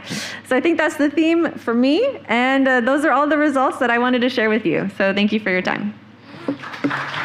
Thank you very much, Laura, for the presentation.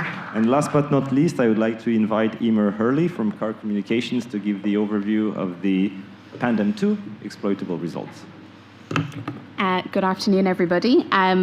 So the first thing to say is I'm not Moira Connolly. That's on the agenda at the moment. I'm Emer Hurley. I'm the Director of Strategic Communications at CAR Communications in Dublin, Ireland. And we're the Communication, Dissemination and Exploitation Managers on PANDEM-2.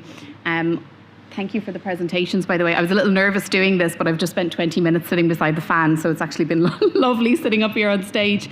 I'm going to present the key exploitable results and recommendations for PANDEM-2. So I'll briefly take you through our roadmap to exploitation during the project, which began with a technology watch and links with other projects.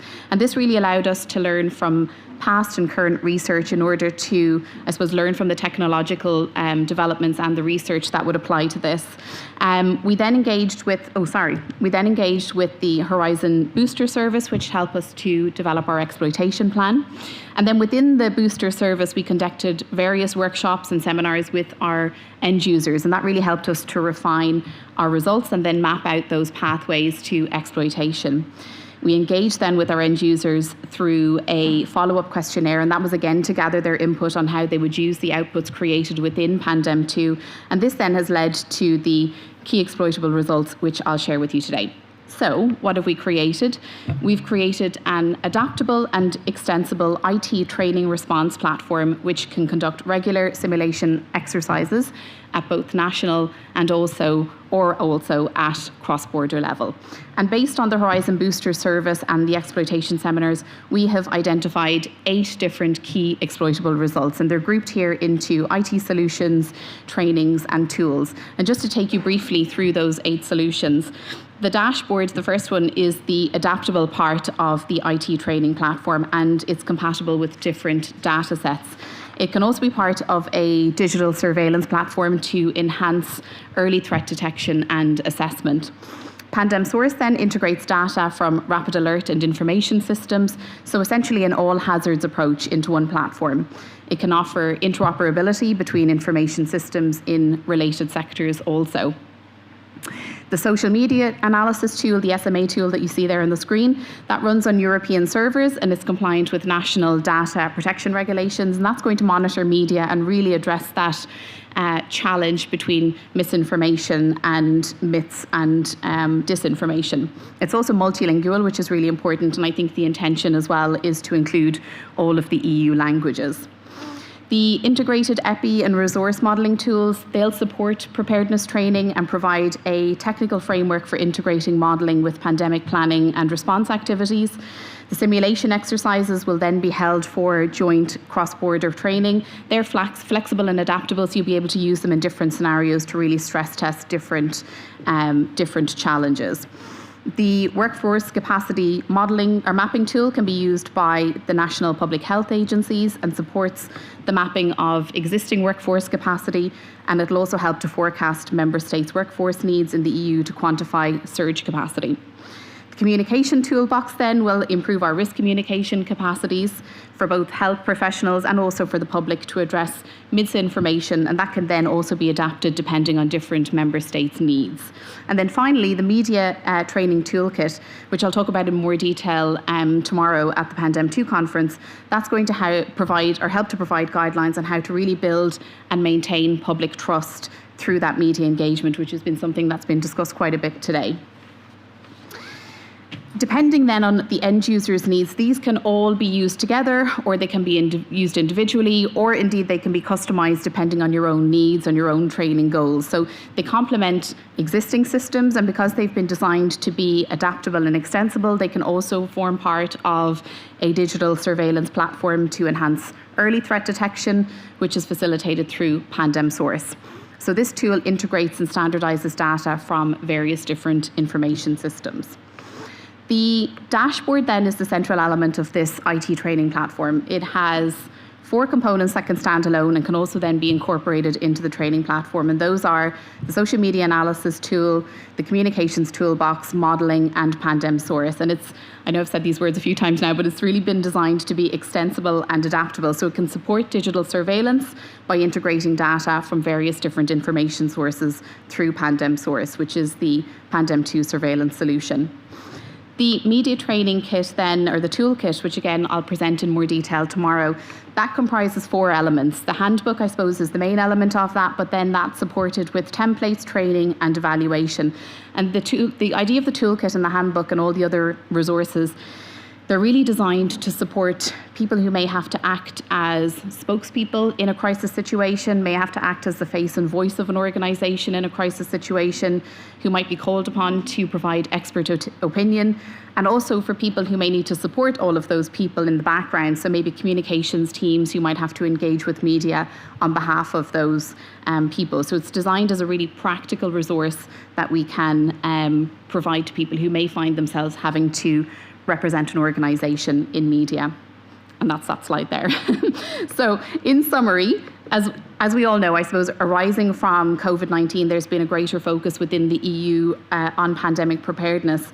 And through the Pandem-2 project, we have created an adaptable and extensible IT training platform for conducting regular simulation exercises at national and cross-border level. And this will allow us to have a real whole hazard approach to pandemic preparedness and response. How? Through regular stress tests on systems used by public health agencies at national level, and those can then be expanded to provide stress tests at cross-border level, but also across sectors also. So I hope I came within my 10 minutes, Gregor. Thank you very much. Thank you very much, Emer. Thank you very much to the 3 speakers. So normally, I don't know exactly what's the plan for the next panel. I don't know if Philippe Covovillier is already here, because we had information that he might be a bit late. I don't know, Olga, do you have any updates? Or maybe while waiting, I was thinking we can take 1 or 2 questions based on these presentations, just to check, in case there are any burning questions. We see one from Liz. If you can just access one of the microphones.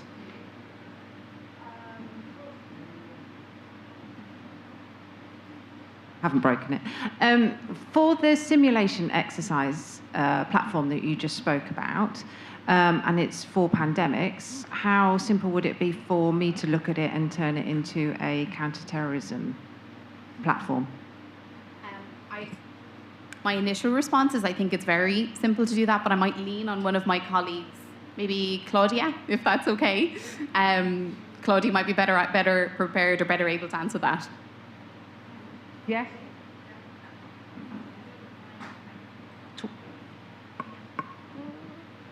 Thank you.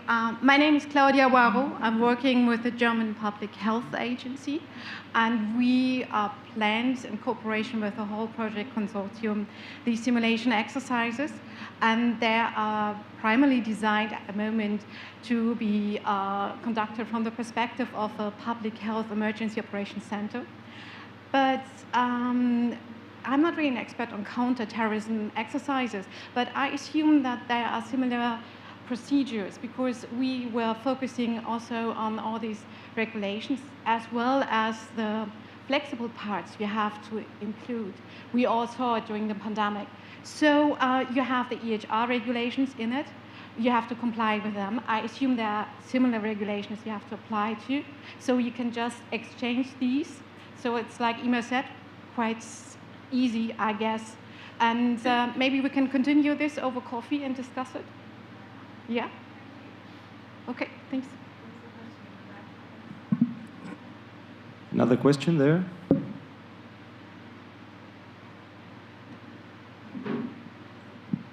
Thank you. Just a quick question for Michael. After the experience you could gather during your exercise last month, do you think including the vulnerable groups was worth the effort? Would you repeat it, or do you even know whether other eNOTICE partners plan on including vulnerable groups? So I think it's definitely given us a think about vulnerable people. I think that's exactly what was meant. It has raised awareness. But I also will not lie and say it was easy. It was very difficult to include vulnerable people in it was already a big exercise for us just normally. So including vulnerable people definitely made it more complicated. But it has given us, I think, and also definitely some of our first responders, some ideas of thinking about perhaps not including them again in such a big exercise in the first place. But for example, let's start small. Let's start doing a tabletop exercise where we, ask questions about inclusion of vulnerable people. So in this way, yeah, I think we will use vulnerable people again. Okay, thank you for these questions. If you have other questions for these speakers, they will be here later. So during the next break, you can approach them. And I understood that the moderator of the next panel and final session of today is here. So we are ready to start this. So with this, we will leave the stage for the next panelists.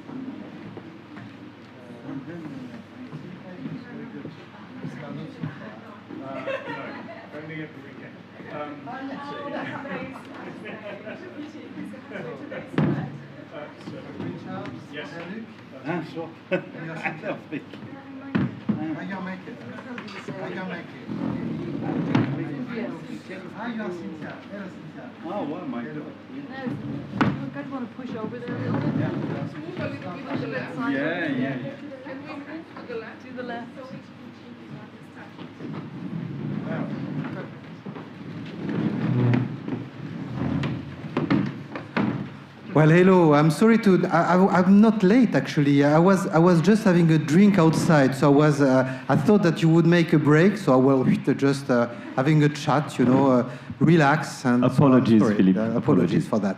So I'm very happy to be here. I'm just jumping from one meeting to another because we had a projects with new projects, some of which are certainly very relevant to your meeting today and tomorrow, because it will be dealing with CBRN and issues related to health risk and so on. So I will certainly keep you informed about that at another occasion. So now my duty is to moderate a discussion on strategy, synergies, and long-term exploitation of results, which is always, in fact, a very delicate issue when you discuss that at the very end of projects, because projects very often are thinking about this at the very end, while they should think of this at the very beginning of their activity.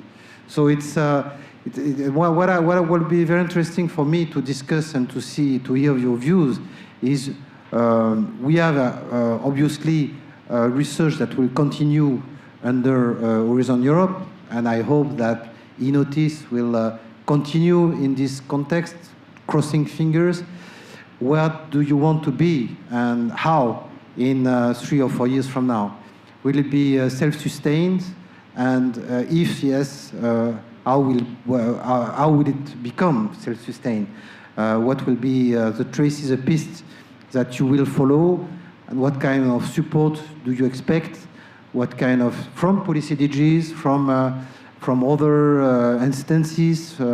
It's not only policy DGs, but also from research programming, capacity building programs, standardization. I have some ideas, but I prefer that our invited speakers tell them to us. So may I start by you, Luciana, because you are on my left, and I will invite both policy DGs to I have an intervention first, and then I will pass the floor to the others invited.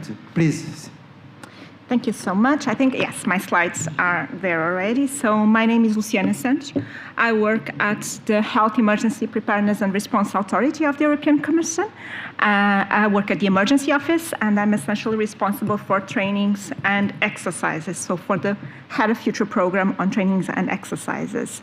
I'm not sure, I will, oops, move this. Yes, it works well. So just to go through a bit of my presentation, I tend to speak a bit too fast, so if you see that I'm running, you just try to calm me down, and at any moment, if you have questions, please just try to raise your hand. So we will first look at what is DG HERA, how do we work within the EU or the established EU architecture, that's how I call it, and what are the possibilities that we can see for synergies and for cooperation between DG HERA and the different projects and all the inputs that you have been producing so far.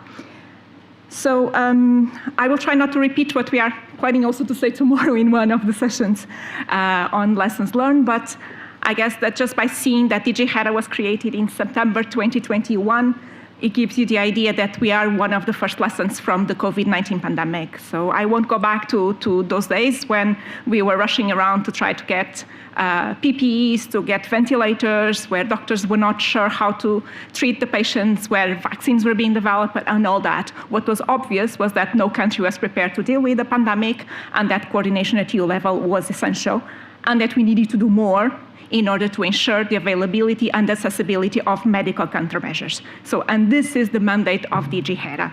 So we look at the entire value chain, from the raw material up to the development and production of medical countermeasures until the distribution of them, to ensure that there is equitable and safe access to all member states. Very simply, DG HERA works essentially in two modes. The preparedness mode, which we are currently, because there's no pandemic at the moment or any major health crisis, where we have a set of tasks that goes from threat assessment and intelligence gathering up to procurement of stockpiling to try to be ready for the next event, trainings and exercises. We also have then the crisis mode, which is whenever a public health emergency will be declared and there's need to deploy, let's say, all these plans that we have been preparing for. I'm sorry, I'm doing a mistake here. Done.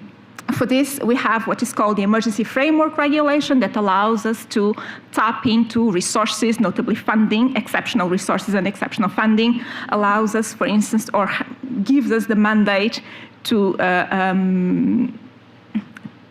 establish an inventory of the crisis-relevant medical countermeasures and to demand to the manufacturers to inform us on issues like stockpiling or their stocks, their production capacities, their raw materials, which normally is a competence or a capacity that we do not have and that we need to map.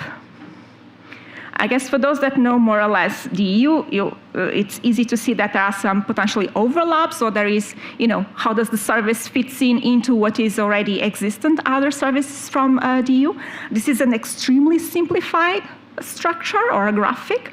Please do not take it literally. There are essentially a lot of elements missing there. The first is obvious, like member states, but also international organizations. So relationships with WHO, for instance, would also need to be mapped. And I speak under the surveillance of Cynthia, my colleague that will speak after from DG Santé. But basically, these are the main services from the European Commission that will be involved in a crisis response, so a cross-border health threat.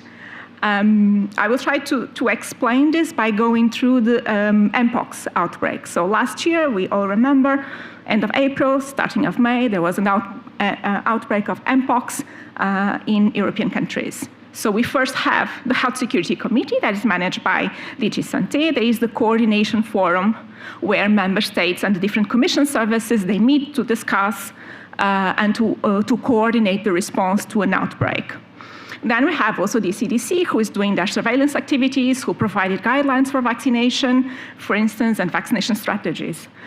We had DG HERA, that purchased and donated vaccines. So based on the discussions at the Health Security Committee, based on discussions on HERA board, which is the HERA governance structure that gathers member states and HERA, it was decided to purchase vaccines to distribute to member states. Why? Because they were simply not available. So I don't know if you are aware, there's only one manufacturer of vaccines for smallpox, so not even for Mpox. There was no vaccine authorized for Mpox in the EU. There's only one manufacturer, a very small company in Denmark, and basically member states were not able to reach them. So we came in and we made the purchase on behalf of all member states, and then we distributed the vaccine. But this vaccine was not authorized. So we worked with EMA to make sure that the vaccine would get authorization, but also to provide recommendations on the use of this vaccine so that member states could trust and could efficiently and safely use the vaccine. We also supported the purchase of therapeutics and further vaccines. Again, the therapeutics, they were not tested against Mpox. There was little data available, so we worked with EMA and with DG Research to make sure that there would be clinical trials conducted to check the safety and efficacy of these products.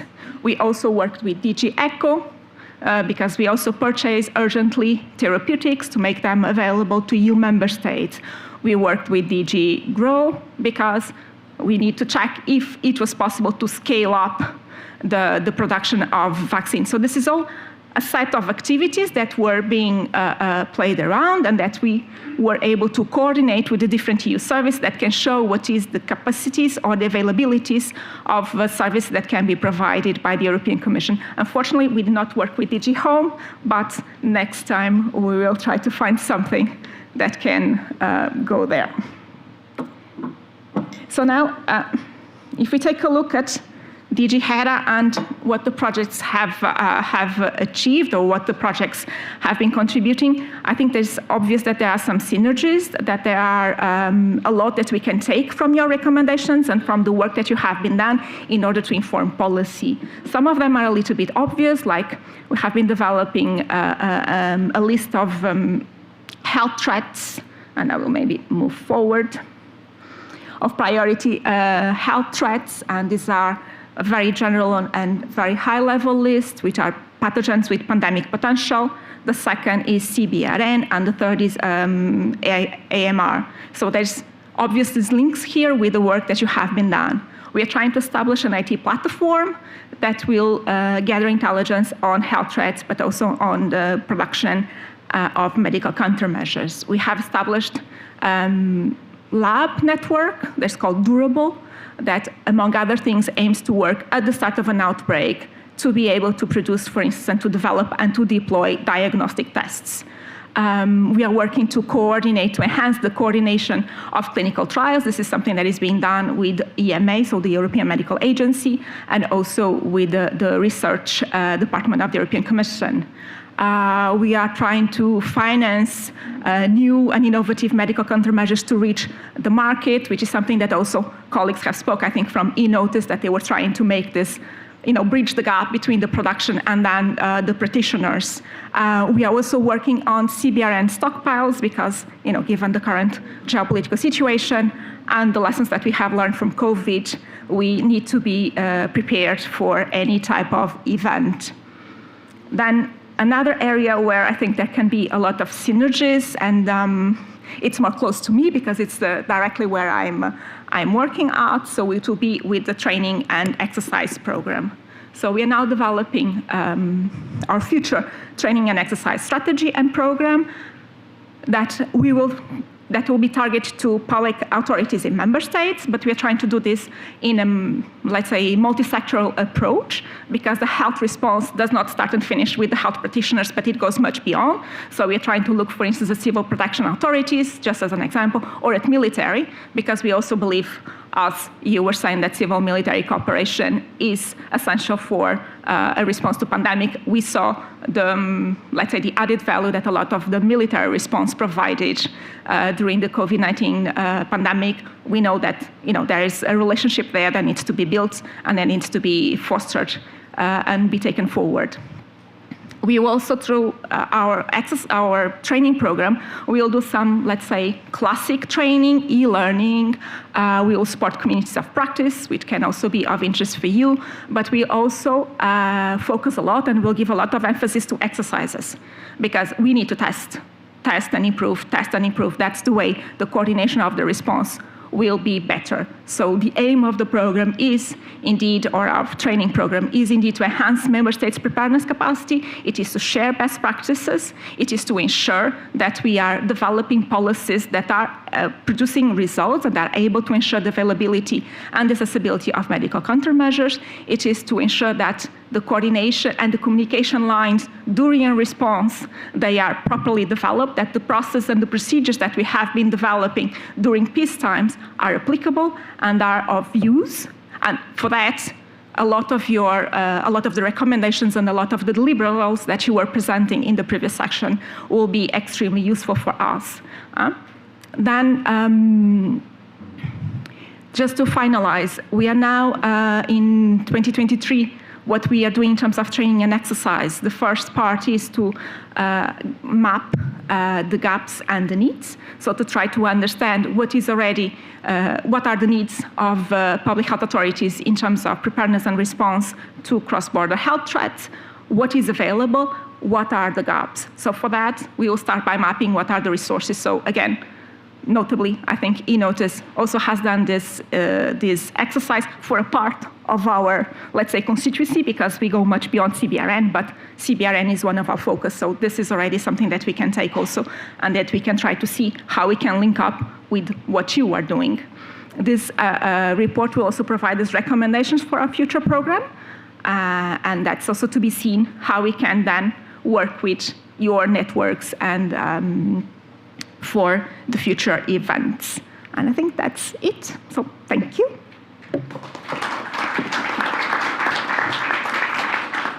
Thank you very much, Luciana, for this very comprehensive presentation. I would like to pass then the floor to Cynthia from DG Santé. Thank you.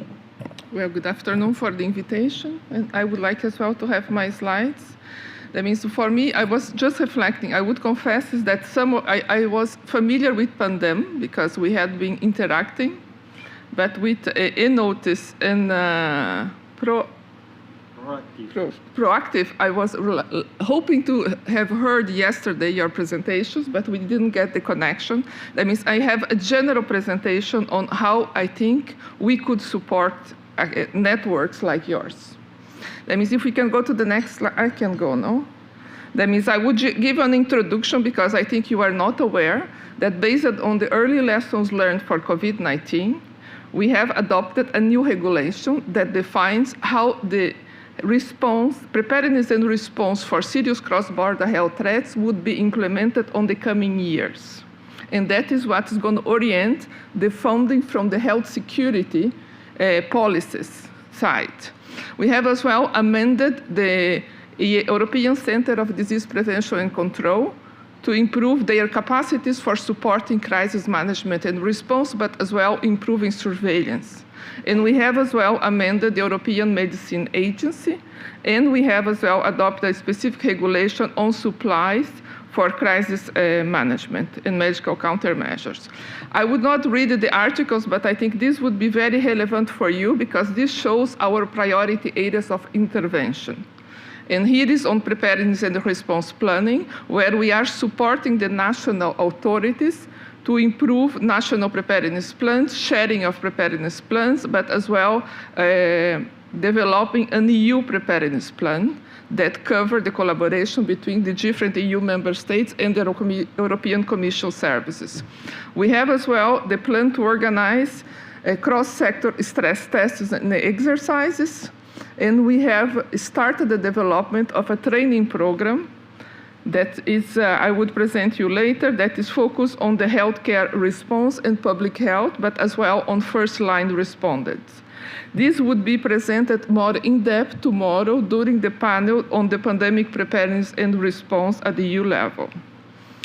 If I move, we have as well the early warning and response system, and this is why I'm here, because I am interested in what you have developed on the detection and as well on preparedness and as well on the situation awareness and crisis support. Because this is one possibility that we could support integration on an existing EU alert system. We are as well, due to the experience with COVID, but as well with the CBRN events in Ukraine and as well at the EU level, we are now moving from all hazard risk assessments, where not only ECDC and EFSA would carry risk assessments, but we are establishing collaboration agreement with other EU agencies like ECHA, that's the chemical agency, or the environmental agency. And if it's a CBRN event, we would be involving Europol, and as well EMCDDA if it's a drug consumption incident. Here is the coordination of response, the crisis management.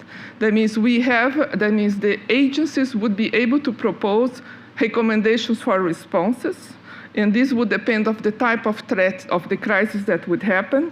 We have a European Health Security Committee that brings together all EU and EAA countries, and together we can agree on recommendations and agree on what kind of public health measures should be taken. And one thing that is very new is that we have now an instrument that's to declare an EU emergency situation, and that would support the request of advice for response measures, but as well to scale up the possibility of stockpiling, but as well on the procurement of relevant medical countermeasures. That means now I would focus on the early warning. That means the early warning response system was created in 1998, and it was focused only on biological threats. With the adoption of the International Health Regulation, the Decision 1082 extended the mandate for all kinds of threats, including biological, chemical, environmental, but as well events of unknown origin. And this, usually, it's an alert system. But then in 2016, we were evaluated after the response to Ebola, and we have clear recommendations to extend to crisis management and preparedness. And now we have specific modules that have been developed to support the EU crisis management and preparedness planning, but as well preparedness reporting.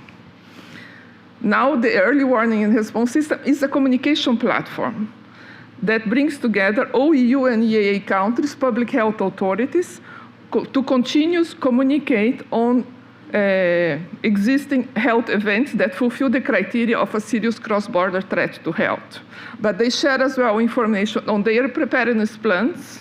We would be hosting their preparedness reporting based on Article 7, but as well on the assessment of public health risks and on determination of public health measures. Here is the structure and the objectives. That means our aim is to detect as early as possible one event, to inform the other countries and the Commission services, and then to discuss how to better manage serious cross-border threats to health. One of the priorities for us as well is to achieve all threats reporting, and for that we are linking with other alert information systems. That means if there is an existing national alert information system that was established by one of your projects, this could be one source of information for the EWRS.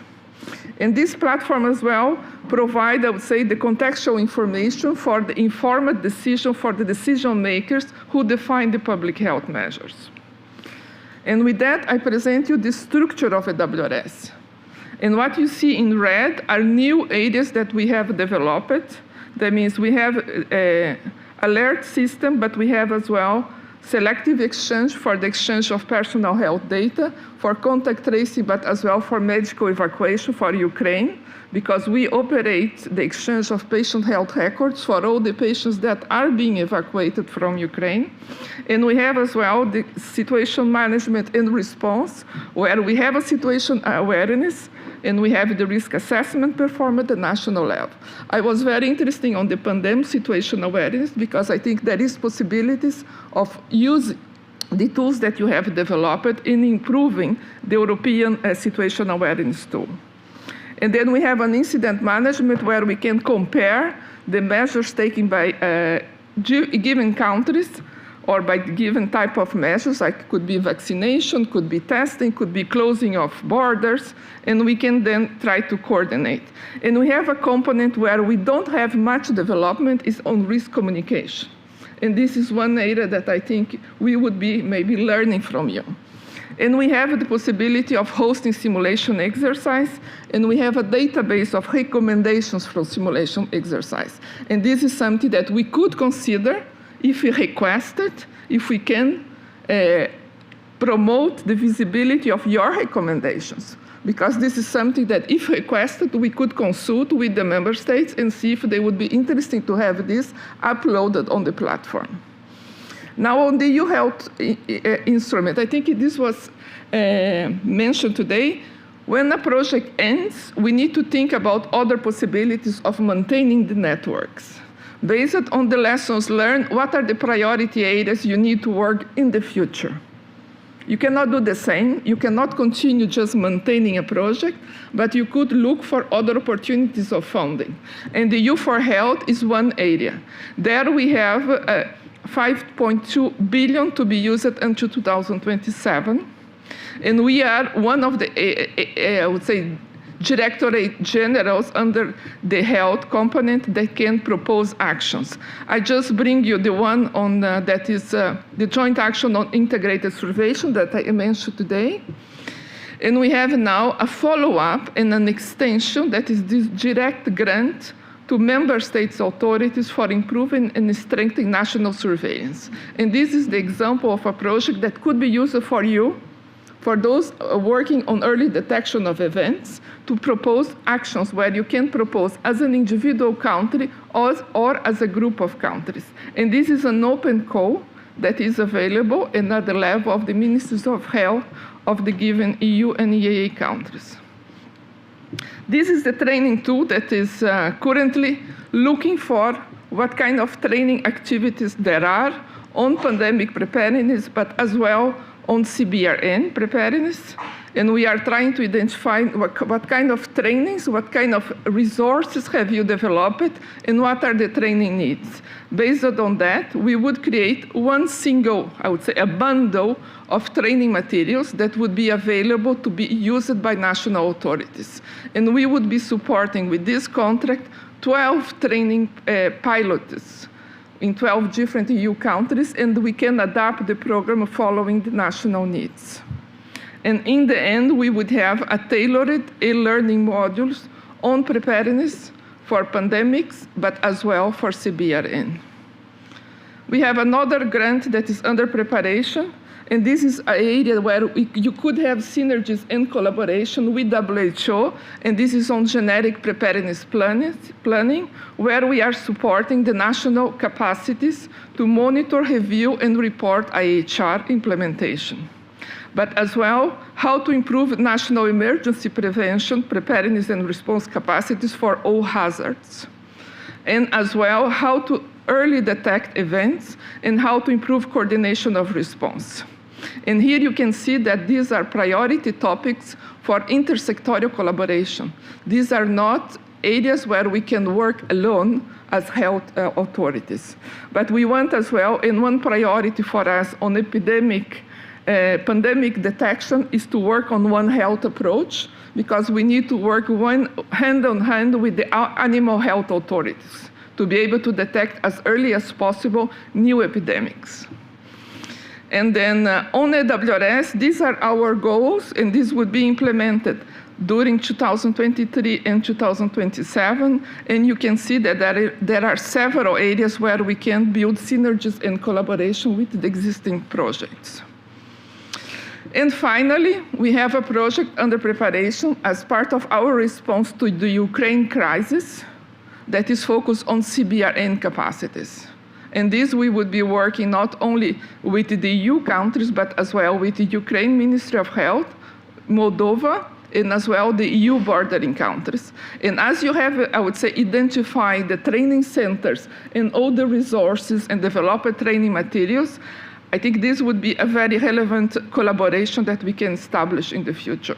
This would be a project that we are working with WHO Euro and as well the emergency program. And I think this is my contribution for the discussion. Thank you.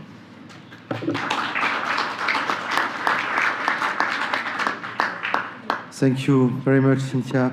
What I would propose then is to offer the other invited panelists to pose you questions, actually, because you have already presented your project, as far as I understood, so you don't need to present that again, but you are very keen to pose questions to policies, I can assume. So maybe, Jean-Luc, you can start, and then... I have question to policies. Yeah, please. Actually, I was, of course, interested by one of your slides when you say that you are engaged in training at the EU level to be better prepared. But where, actually, with which capacity of training are you going to conduct this plan? Do you know physically, how do you see it organized? Yeah, for the trainings, I think what we are now is, as I said, the trainings would be organized online. That means would be e-learning. And we would have country-specific pilots, and that would be physically in the countries. And this could be with simulation exercise. And this would be adapted to the training needs. And we would be using, I would say, the resources in the country, but as well bringing from other countries experts that could deliver the training. Okay. And in the end, the training materials, the package, because we consider this a large first European preparedness project, because it doesn't exist an European program on preparedness. We are creating the first one. And this would be stored what we call the EVA, that is the European Virtual Academy, that is hosted by ECDC.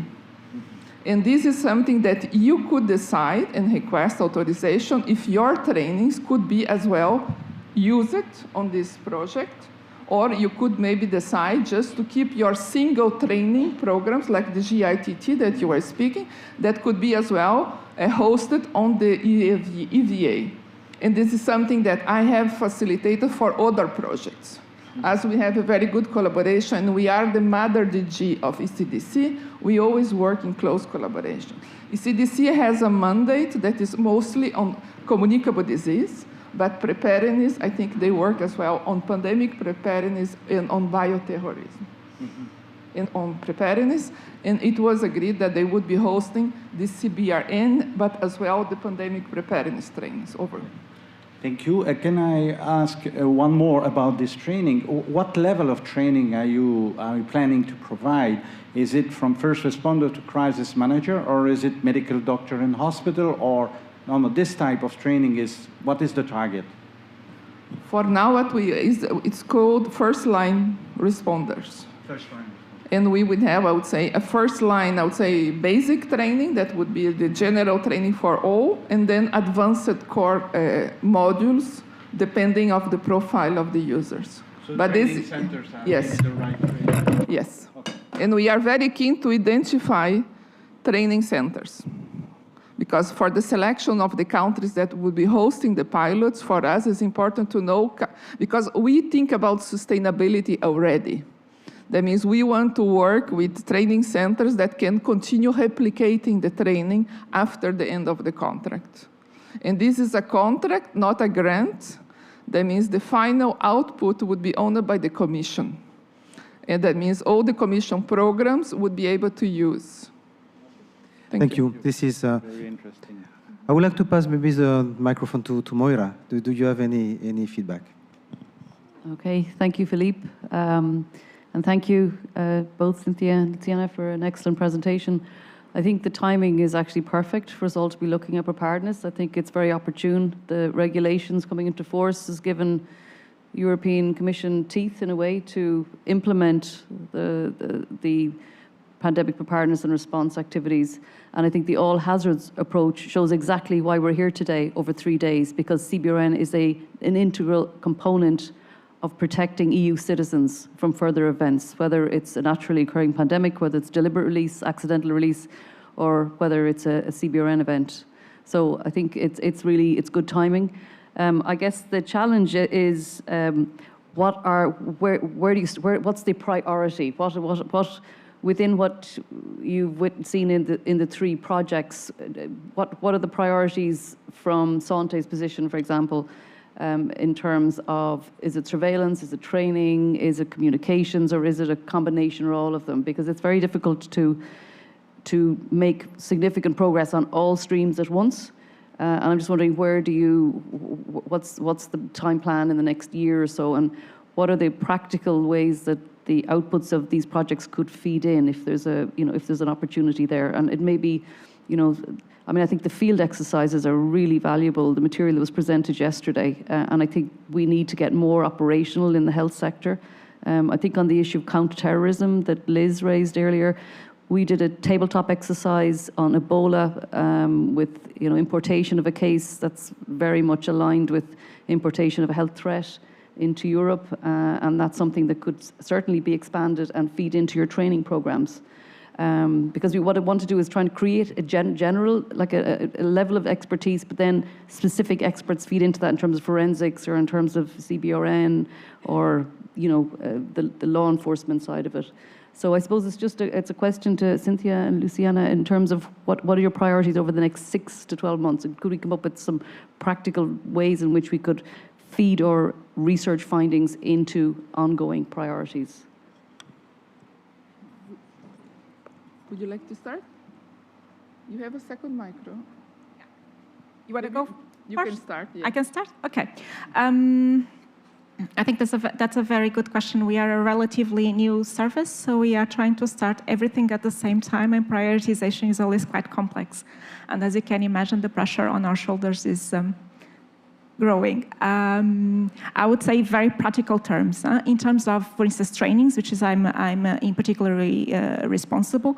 As I said, for the moment, we are now starting with the needs and gaps analysis. So already here, I can already see something from the results that were provided by the project that would allow us to map. So that's the first mapping exercise, for instance, for CBRN, that we will not need to do because it's already done. So we will take it from there.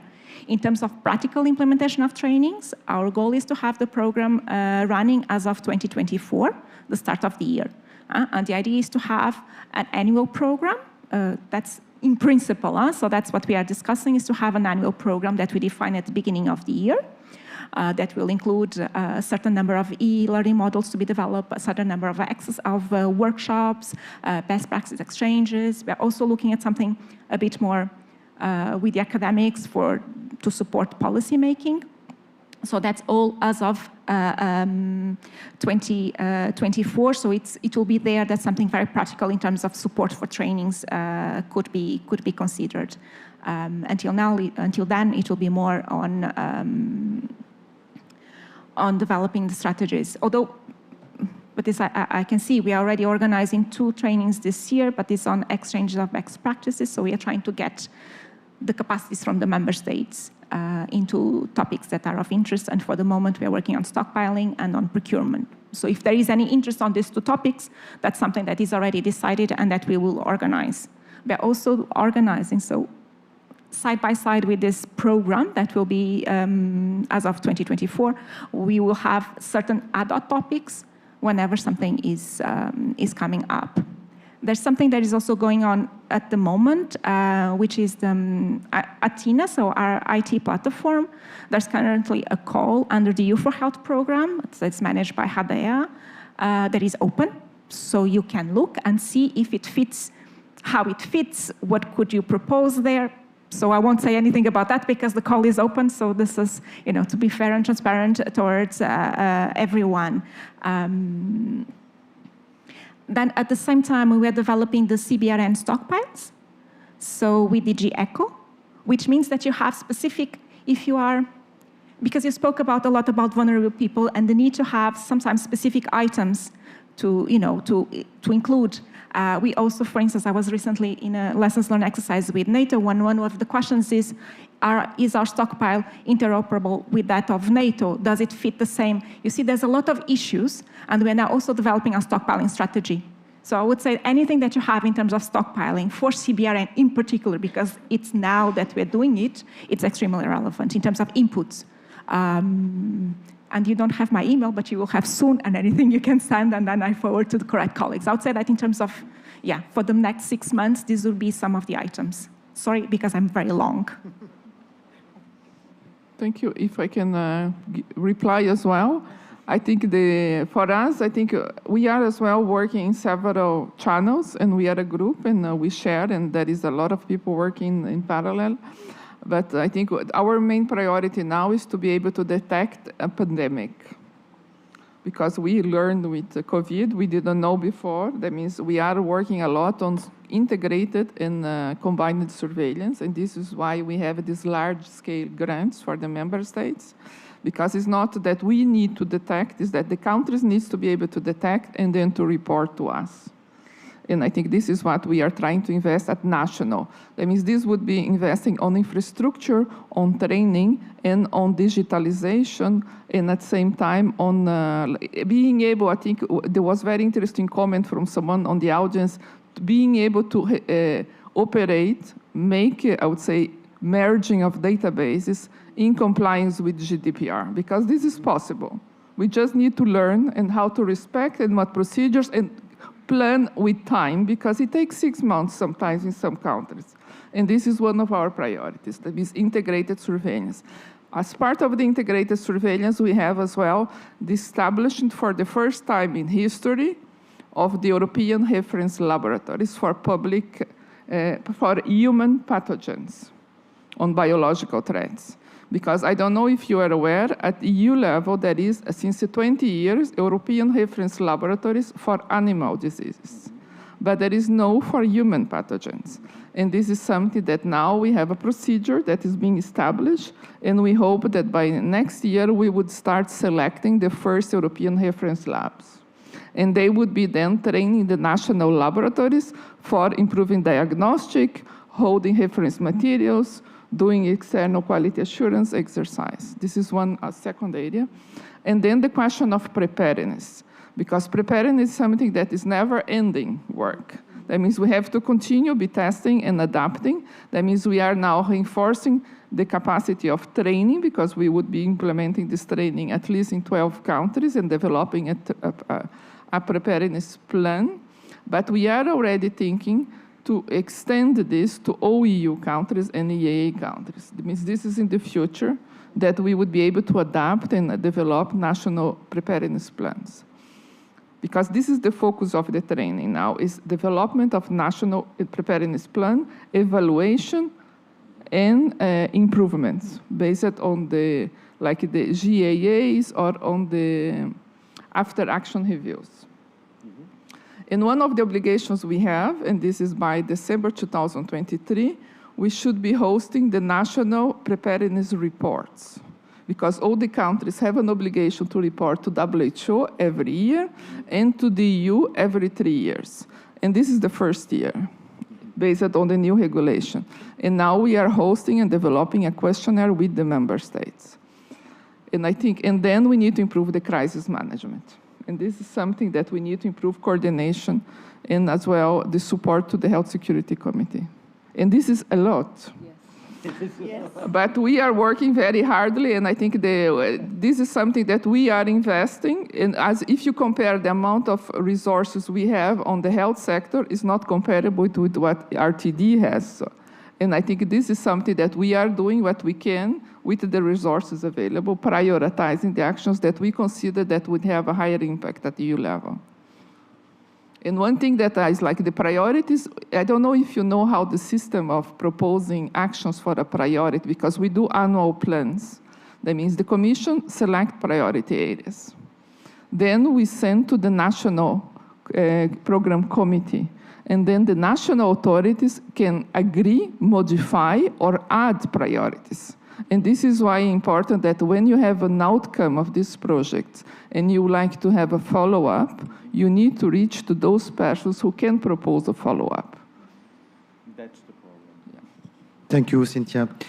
Well, in fact, about resources, I really sympathize a lot. I'm not RTD. I've been an RTD official for years, and I'm now at DG Home, and I'm crying for resources, because indeed it's a problem with the amount of work that is being done. We are very few to do the job. Yeah, thank you. Well, I've heard actually about training needs which involve member states from the perspective of preparedness. about response. ERCC, DG ECO with rescue is also needing some training activities. So there is clearly a hook there in terms of possibilities to continue towards the aspect of training. I wonder what is your feeling, and maybe I will ask Richard. Maybe he has some ideas about this. What is the direction towards, for example, putting future research projects in the position to use an established network to validate their tools and technologies in a well-set networks of training centers. That is, instead of having demonstration activities, everywhere in the world, trying to get, in fact, a hook in a well-defined training center. This is the first thing. And what about standardization? Because standardization, you have a lot of pre- and co-normative research, which needs to have a kind of validation prior to engaging into a mandate to send. You need also to have some clear infrastructure for training. What is your feeling about this kind of piece regarding potential sustainability of eNOTICE and activities of such? It's a tricky question, I know. It is a tricky question, and if I may, I'm going to pass to my colleague from eNOTICE, because the first part of your question was about networks. And I do have something I'd like to add at the end, but I'm going to pass the microphone back. So, yes, so I will speak from the point of view of a training center. And what we've noticed, especially in the CBRN world, is that we need to have a network where we can share knowledge to improve our trainings, because CBRN is a big global problem. And even though our first mandate is to train local first responders, we should still be able to use the best of knowledge available for that training and for that preparedness. Because in the end, those first responders will be the ones that are there on scene and will be dealing with the first hours of the incident. So for us, a sustainable network where we can exchange that information, where we can exchange how to train, how do others train, what kind of infrastructure is everywhere, is invaluable. And I think involving academic partners, involving industry, new innovation, new technology, allowing practitioners to meet those people face to face, to test out their solutions and to use their solutions in exercises can increase the speed at which renewal takes place in these first responder organizations as well, and hopefully also in our responses to crisis. Thank you, Mike. Well, in fact, I would like you to say what you have to say, and then I will open questions to the audience. Indeed. So I wanted to take us off on a slightly different track. So for those of you who don't know me, I'm Richard Amlo. I've worked as part of the PROACTIVE project over the last couple of years. I'm from the UK Health Security Agency, formerly known as Public Health England. We do like to change our name every now and again. So one of the things I think the PROACTIVE project has shown us in particular is that we've come a long way from, say, 15 or 20 years ago, where the idea of involving the public with all of its difference and diversity, but what we've now learnt, it's skill, knowledge, and assets. 15, 20 years ago, that would have been almost unheard of. We would have trained and practiced behind closed doors, behind fences, because we were dealing with complex, difficult, unknown threats and hazards.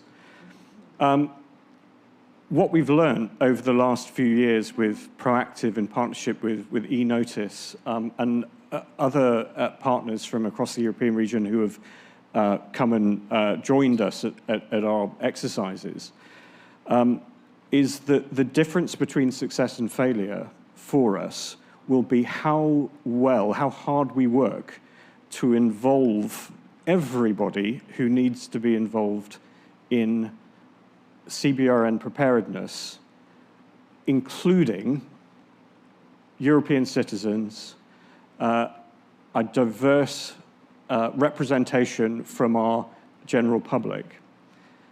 And their knowledge, their skills, their experiences, they will have solutions, innovations that will that we can bring to our training. And ultimately, the goal there should be about integrating that into our efforts to standardize, to train, to disseminate. So one of the most exciting things, and one of the things that we'll be really, really keen to continue after the Proactive project has finished, is the work that we've been doing, finding ways to engage members of the general public with professional groups. In an allied sense, patient and public involvement in health research has developed in a parallel track, really, that it's seen now as an essential component of how we develop public health, clinical and medical research. Here we should see involvement as a critical element of how we develop, how we prepare and respond to emergencies. Thank you very much, Richard. This is really essential. I would like to say that we have organized 3 weeks ago a forum in Toulouse, in the city of Toulouse, which was about societal resilience and risk governance. And the idea was indeed to merge practitioners, scientists, with people who are elected in the cities. Not those who are experts, you know, the people who are elected and taking the decisions. And I was amazed to see that they had no clue about research area, and they were actually interested by solutions provided to them and participating in discussion, but they are not connected, simply not connected. So we are pushed in a way to look at the citizen dimension in our research, and I want to do that in the next work programming. But any ideas that you might have will be very welcome to us, because how to tackle this citizen dimension is extremely complex, because you have done that. I was amazed, in fact, to see in the eNOTICE, Proactive, and Melody Campus Vesta demonstration, how you dealt with volunteers. I was quite impressed by this, but in a way, how to make an incentive to cities also to work with research in providing this relay of information and encouraging people in cities, volunteers, to participate in research. This is a big challenge. I would like with this to open the floor to the audience. Yeah, and I see that Chaim has something urgent to say.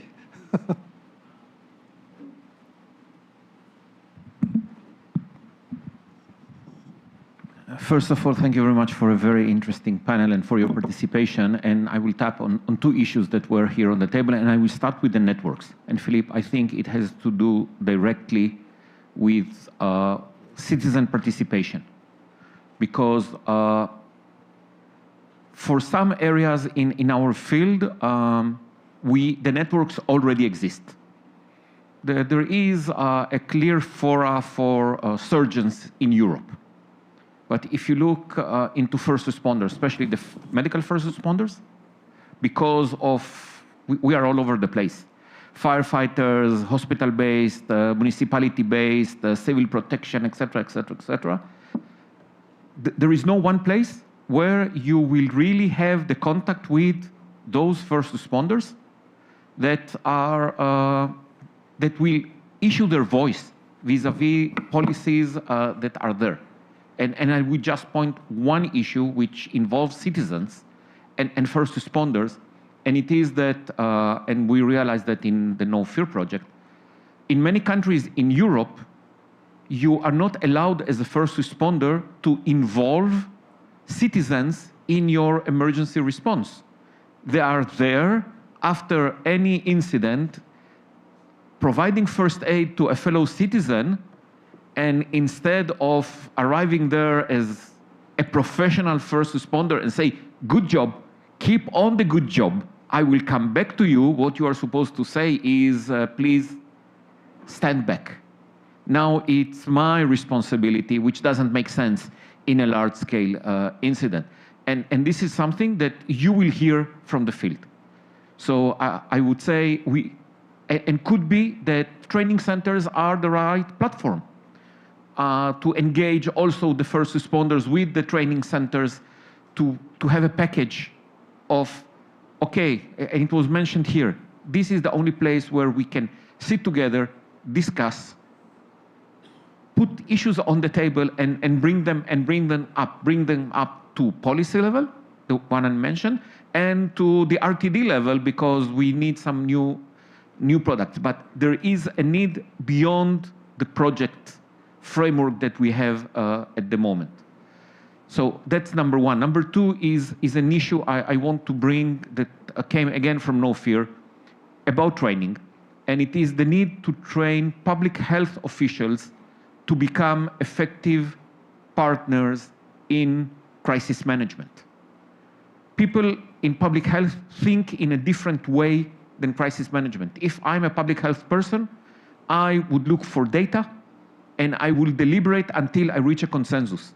And when I'm brought to a room and there is no consensus, there is a head of a meeting, and that person tells me within 16 minutes, there will be a decision. Why? Because in 90 minutes, I have a press conference and I'm going out there to say something.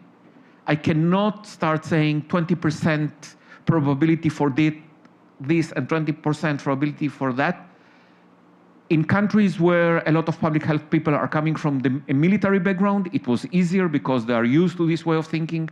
In other countries, it was a real struggle. So we need to start thinking how we incorporate crisis management into public health, into master's programs, things like that, so we make sure that our next generation of public health can participate effectively in crisis management. On the other hand, our crisis managers need to understand that health behaves differently. And if they take a decision and it's horrible for them, they can do nothing for 21 days. And the figures will get worse.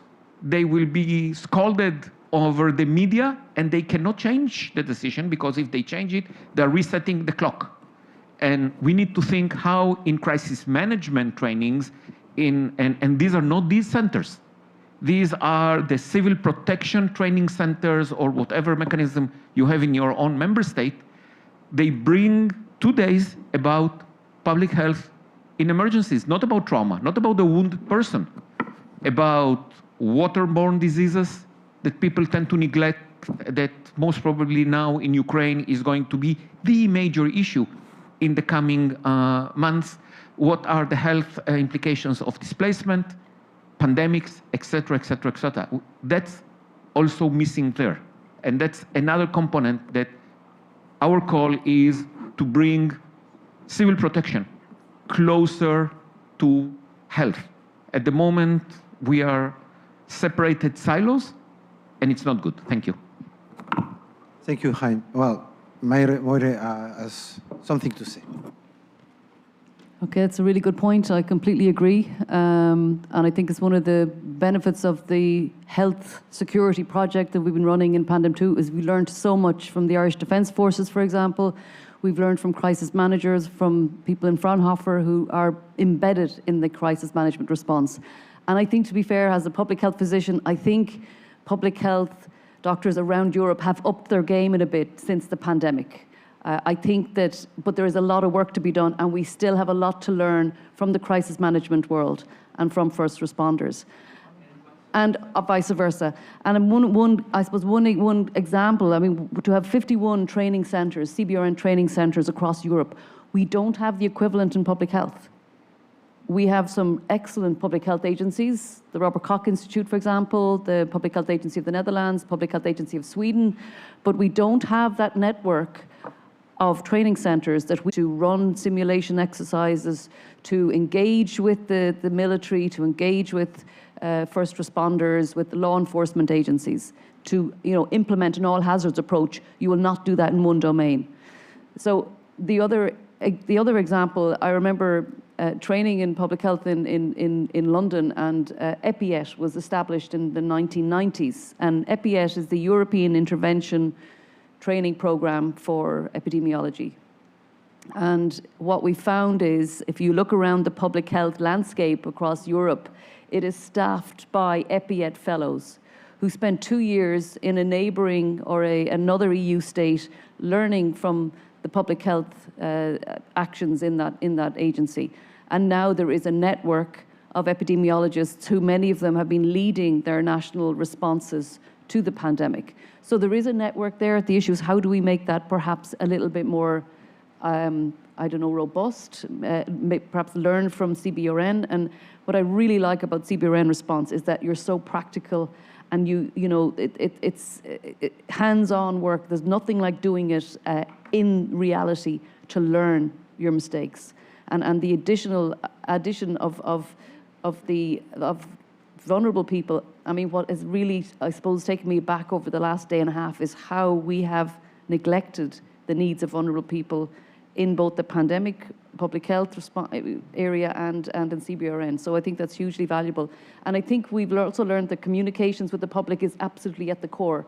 The origins of anthropology and social science feeding into outbreak response actually goes back to the Ebola outbreaks in Africa. Because what happened was when we didn't engage with the local community, there were riots, and the hazmat people who arrived in from Europe and the US were basically pilloried. So we had to work with witch doctors, we had to work with traditional healers, we had to understand their traditions and to scientists like Jean-Luc, like originally, this was not microbiology, this was not laboratory, this was voodoo in a way. But I remember David Nabarro made a statement during the Ebola outbreak at the UN Security Council, and he said the most important time in a person's life in Sierra Leone for their family is the day they die. And we have to honor that family's responsibility and duty of care to that person. And there was silence in the auditorium. There was an acknowledgement that the culture in Sierra Leone was slightly different to what we had, proposed. We were saying, you must isolate, you must not touch the body, remove the body from, your environment or you'll get infected. So again, the citizen participation is crucial, and countries that did it well managed to maintain trust and a sense of belonging, but you need a strong, professional, I suppose you need people with the strong technical knowledge, skills, and information to maintain that trust and to lead the population. So that comes second. You need to have a very coherent, well-organized response plan to keep your public on board. And then you bring your citizens with you. Thank you, Moira. Well, the time is running, so maybe, Cynthia, you have a reaction to I quite like the training centers on public health, and this is something I would bring as a work to be done, and we would report on that. And I think I just want to give an update on that. Under the CDC new mandate, we would be establishing what we call the EU Health Task Force. And this is done jointly with the GIECO to be able to respond to crisis response. And this we would be creating as well a specific training program for the EU Health Task Force. And I think when we are talking about addressing the needs of the vulnerable groups, just make me to reflect on the problem of disinformation and how this impacts on the public health measures like vaccination uptake. And this is something that we were not able sufficient to address because we were on response mode. And this is something that now has major repercussions on the uptake of all vaccines and other measures. And I think this is a priority for the future as well. Thank you very much. Jean-Luc, you have also some comments to make. Maybe, and this will maybe end this, but with a question to you and to DG Santé and DG HERA, basically, what I've heard today, I mean, yesterday, today, and it will be confirmed tomorrow, that we have 3 different projects that are highly complementary. This, we have shown it, and we have demonstrated that the public health dimension is not that far from the security and CBRN aspect. That's what Moira has highlighted. That was also obvious in your talk, both of you, on the DG. And more than that, we have demonstrated that we take into consideration the population dimension with proactive. I mean, what a better demonstration than taking vulnerable people into consideration. And this is not exclusive, it's inclusive, a word that was used all the time. We include first responders. Philippe, your comment about your last meeting where you had ideas, I mean, that first responders, you say first responders, they don't know much about all what we're doing and research. But we also involve crisis manager. That was a point that was made. And basically, we bridge military and civil dimension together with NATO and EU dimension. That is something that is unique. So all this to say one thing, that bridging military, civil dimension, civil protection, first responders, medical aspect, technical aspect. We have research project and we have network all together, and this makes us operational and strategic, and highly strategic. So in all this, I'm asking you the question, what is the missing link to make it sustainable? Well, in fact, I will repeat what I very often say. Where are the member states in terms of responsibility? Because we are funding research, we are funding capacity building. At a certain moment, we are not doing that for the wind. We are doing this to ensure that there is indeed a progress in their own capacity to train, to respond, and so on. The difficulties that we have in this sector is that we are dealing with regalian sectors. We are not dealing with EU directives that have to be legally binding, character, that have to be implemented by the member states. We are dealing with security issue, and for this, member states do not have actually a common policy. We issue recommendations, but there is no obligation. And to a question that was posed to me, the same kind of question, what can you do? Well, become a federation. It's very simple. We have to become a federation of states. Avoid, in fact, the sovereignty. Yeah. But in fact, I'm a EU federalist. I'd say that very strongly. But in fact, so the people will look at you, they want to keep the sovereignty, and they have to pay the price of that. So, and it does not respond to your question. The issue is that it has to be put at a political level.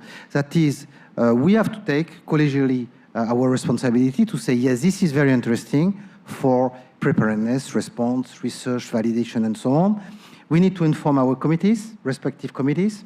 We need to inform member states, say, there is this on board.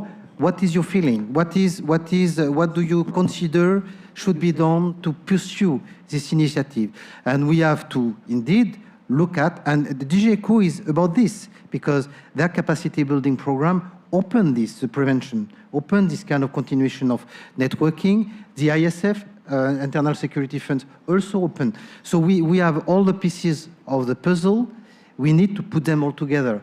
And it is actually something not to be discussed, in between two doors in a coffee shop.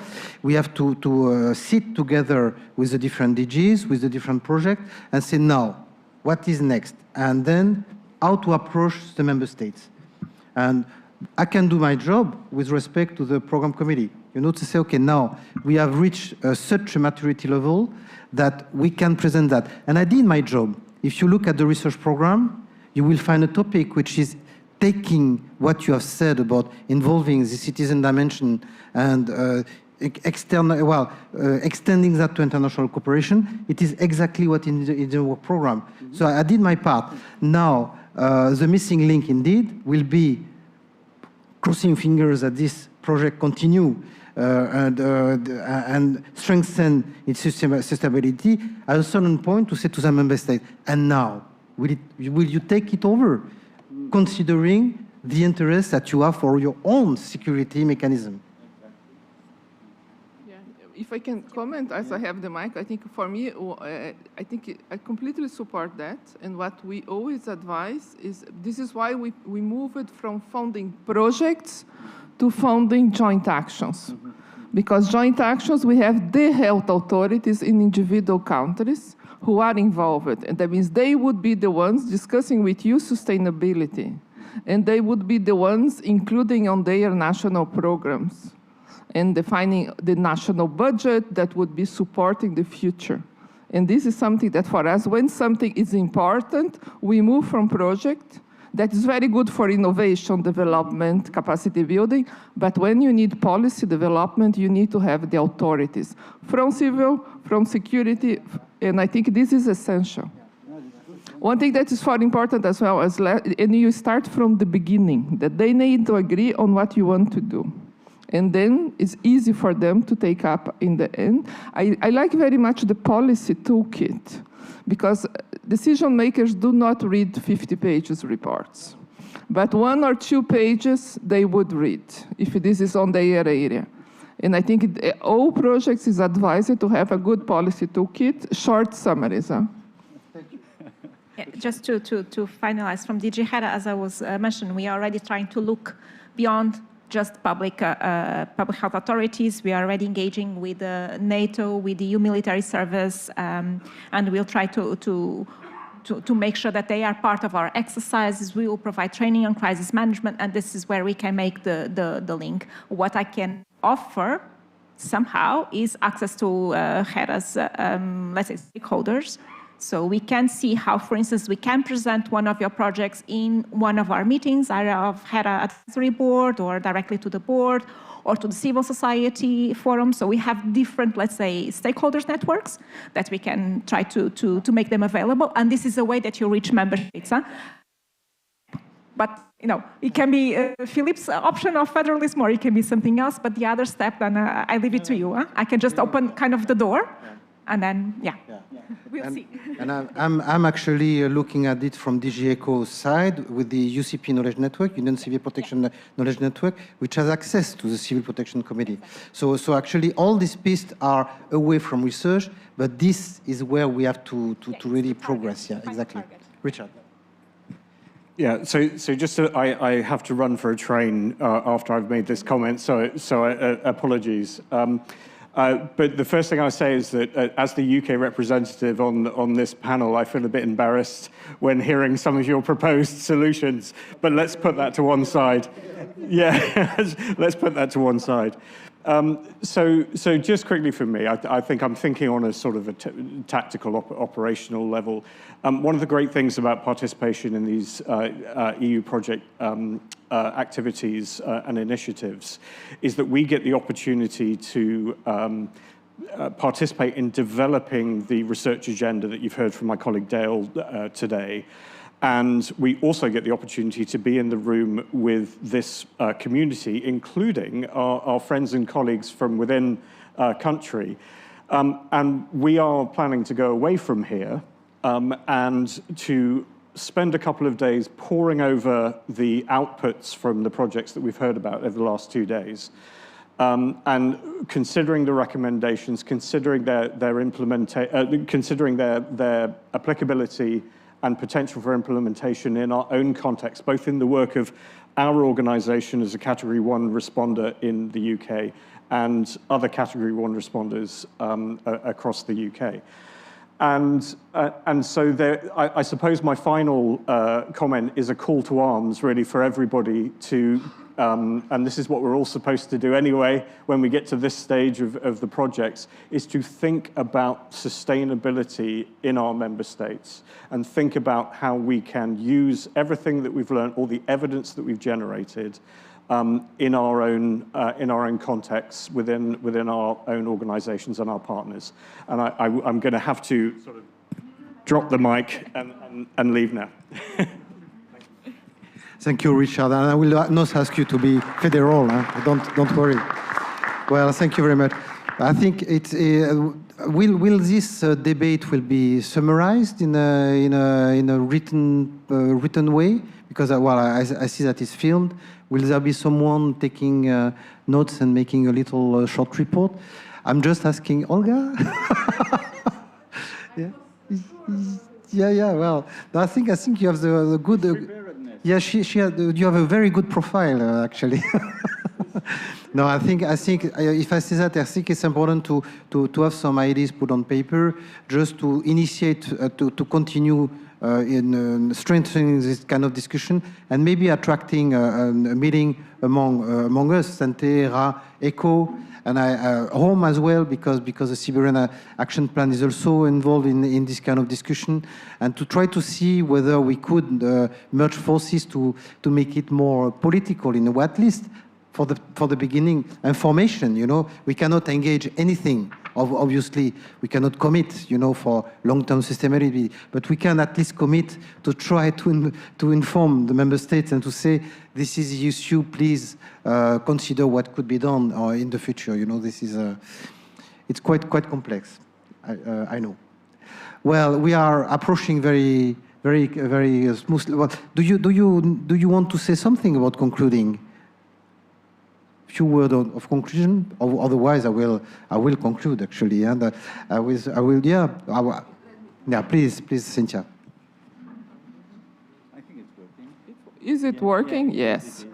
I would just like to say, it's like, listen to the discussion. I think is like, it's very important that the organizations, I'm sure you learn a lot with your experience. You build your networks and collaboration.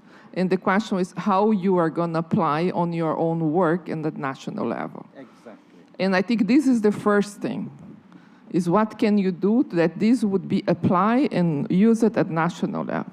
And then we would see, like what I can promise, I think there is a lot of promise, is that as I have this new preparedness grant together with WHO that is on CBRN events, you would be invited to present. That means first I would discuss with WHO, and then we would be discussing with the member states that would be involved.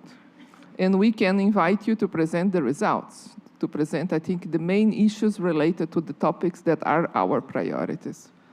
And I think this is something we can do. Thank you very much. Well, with this, well, I was happy to jump. Sorry that I could only come at the very end, but it has been a very fruitful discussion, and there will be obviously a follow-up, and we are also discussing with new projects which might have indeed a hook with this networking initiative. And with this, I simply wish you a very good evening. You know that we have to leave the room quite fast, because there will be some people installing their instruments here on stage, and I will invite you to go to have a good cocktail there, to have a networking activity outside this room until 7:10, and then you will be welcome to have your dinner with tables here with some musical entertainment. Thank you very much.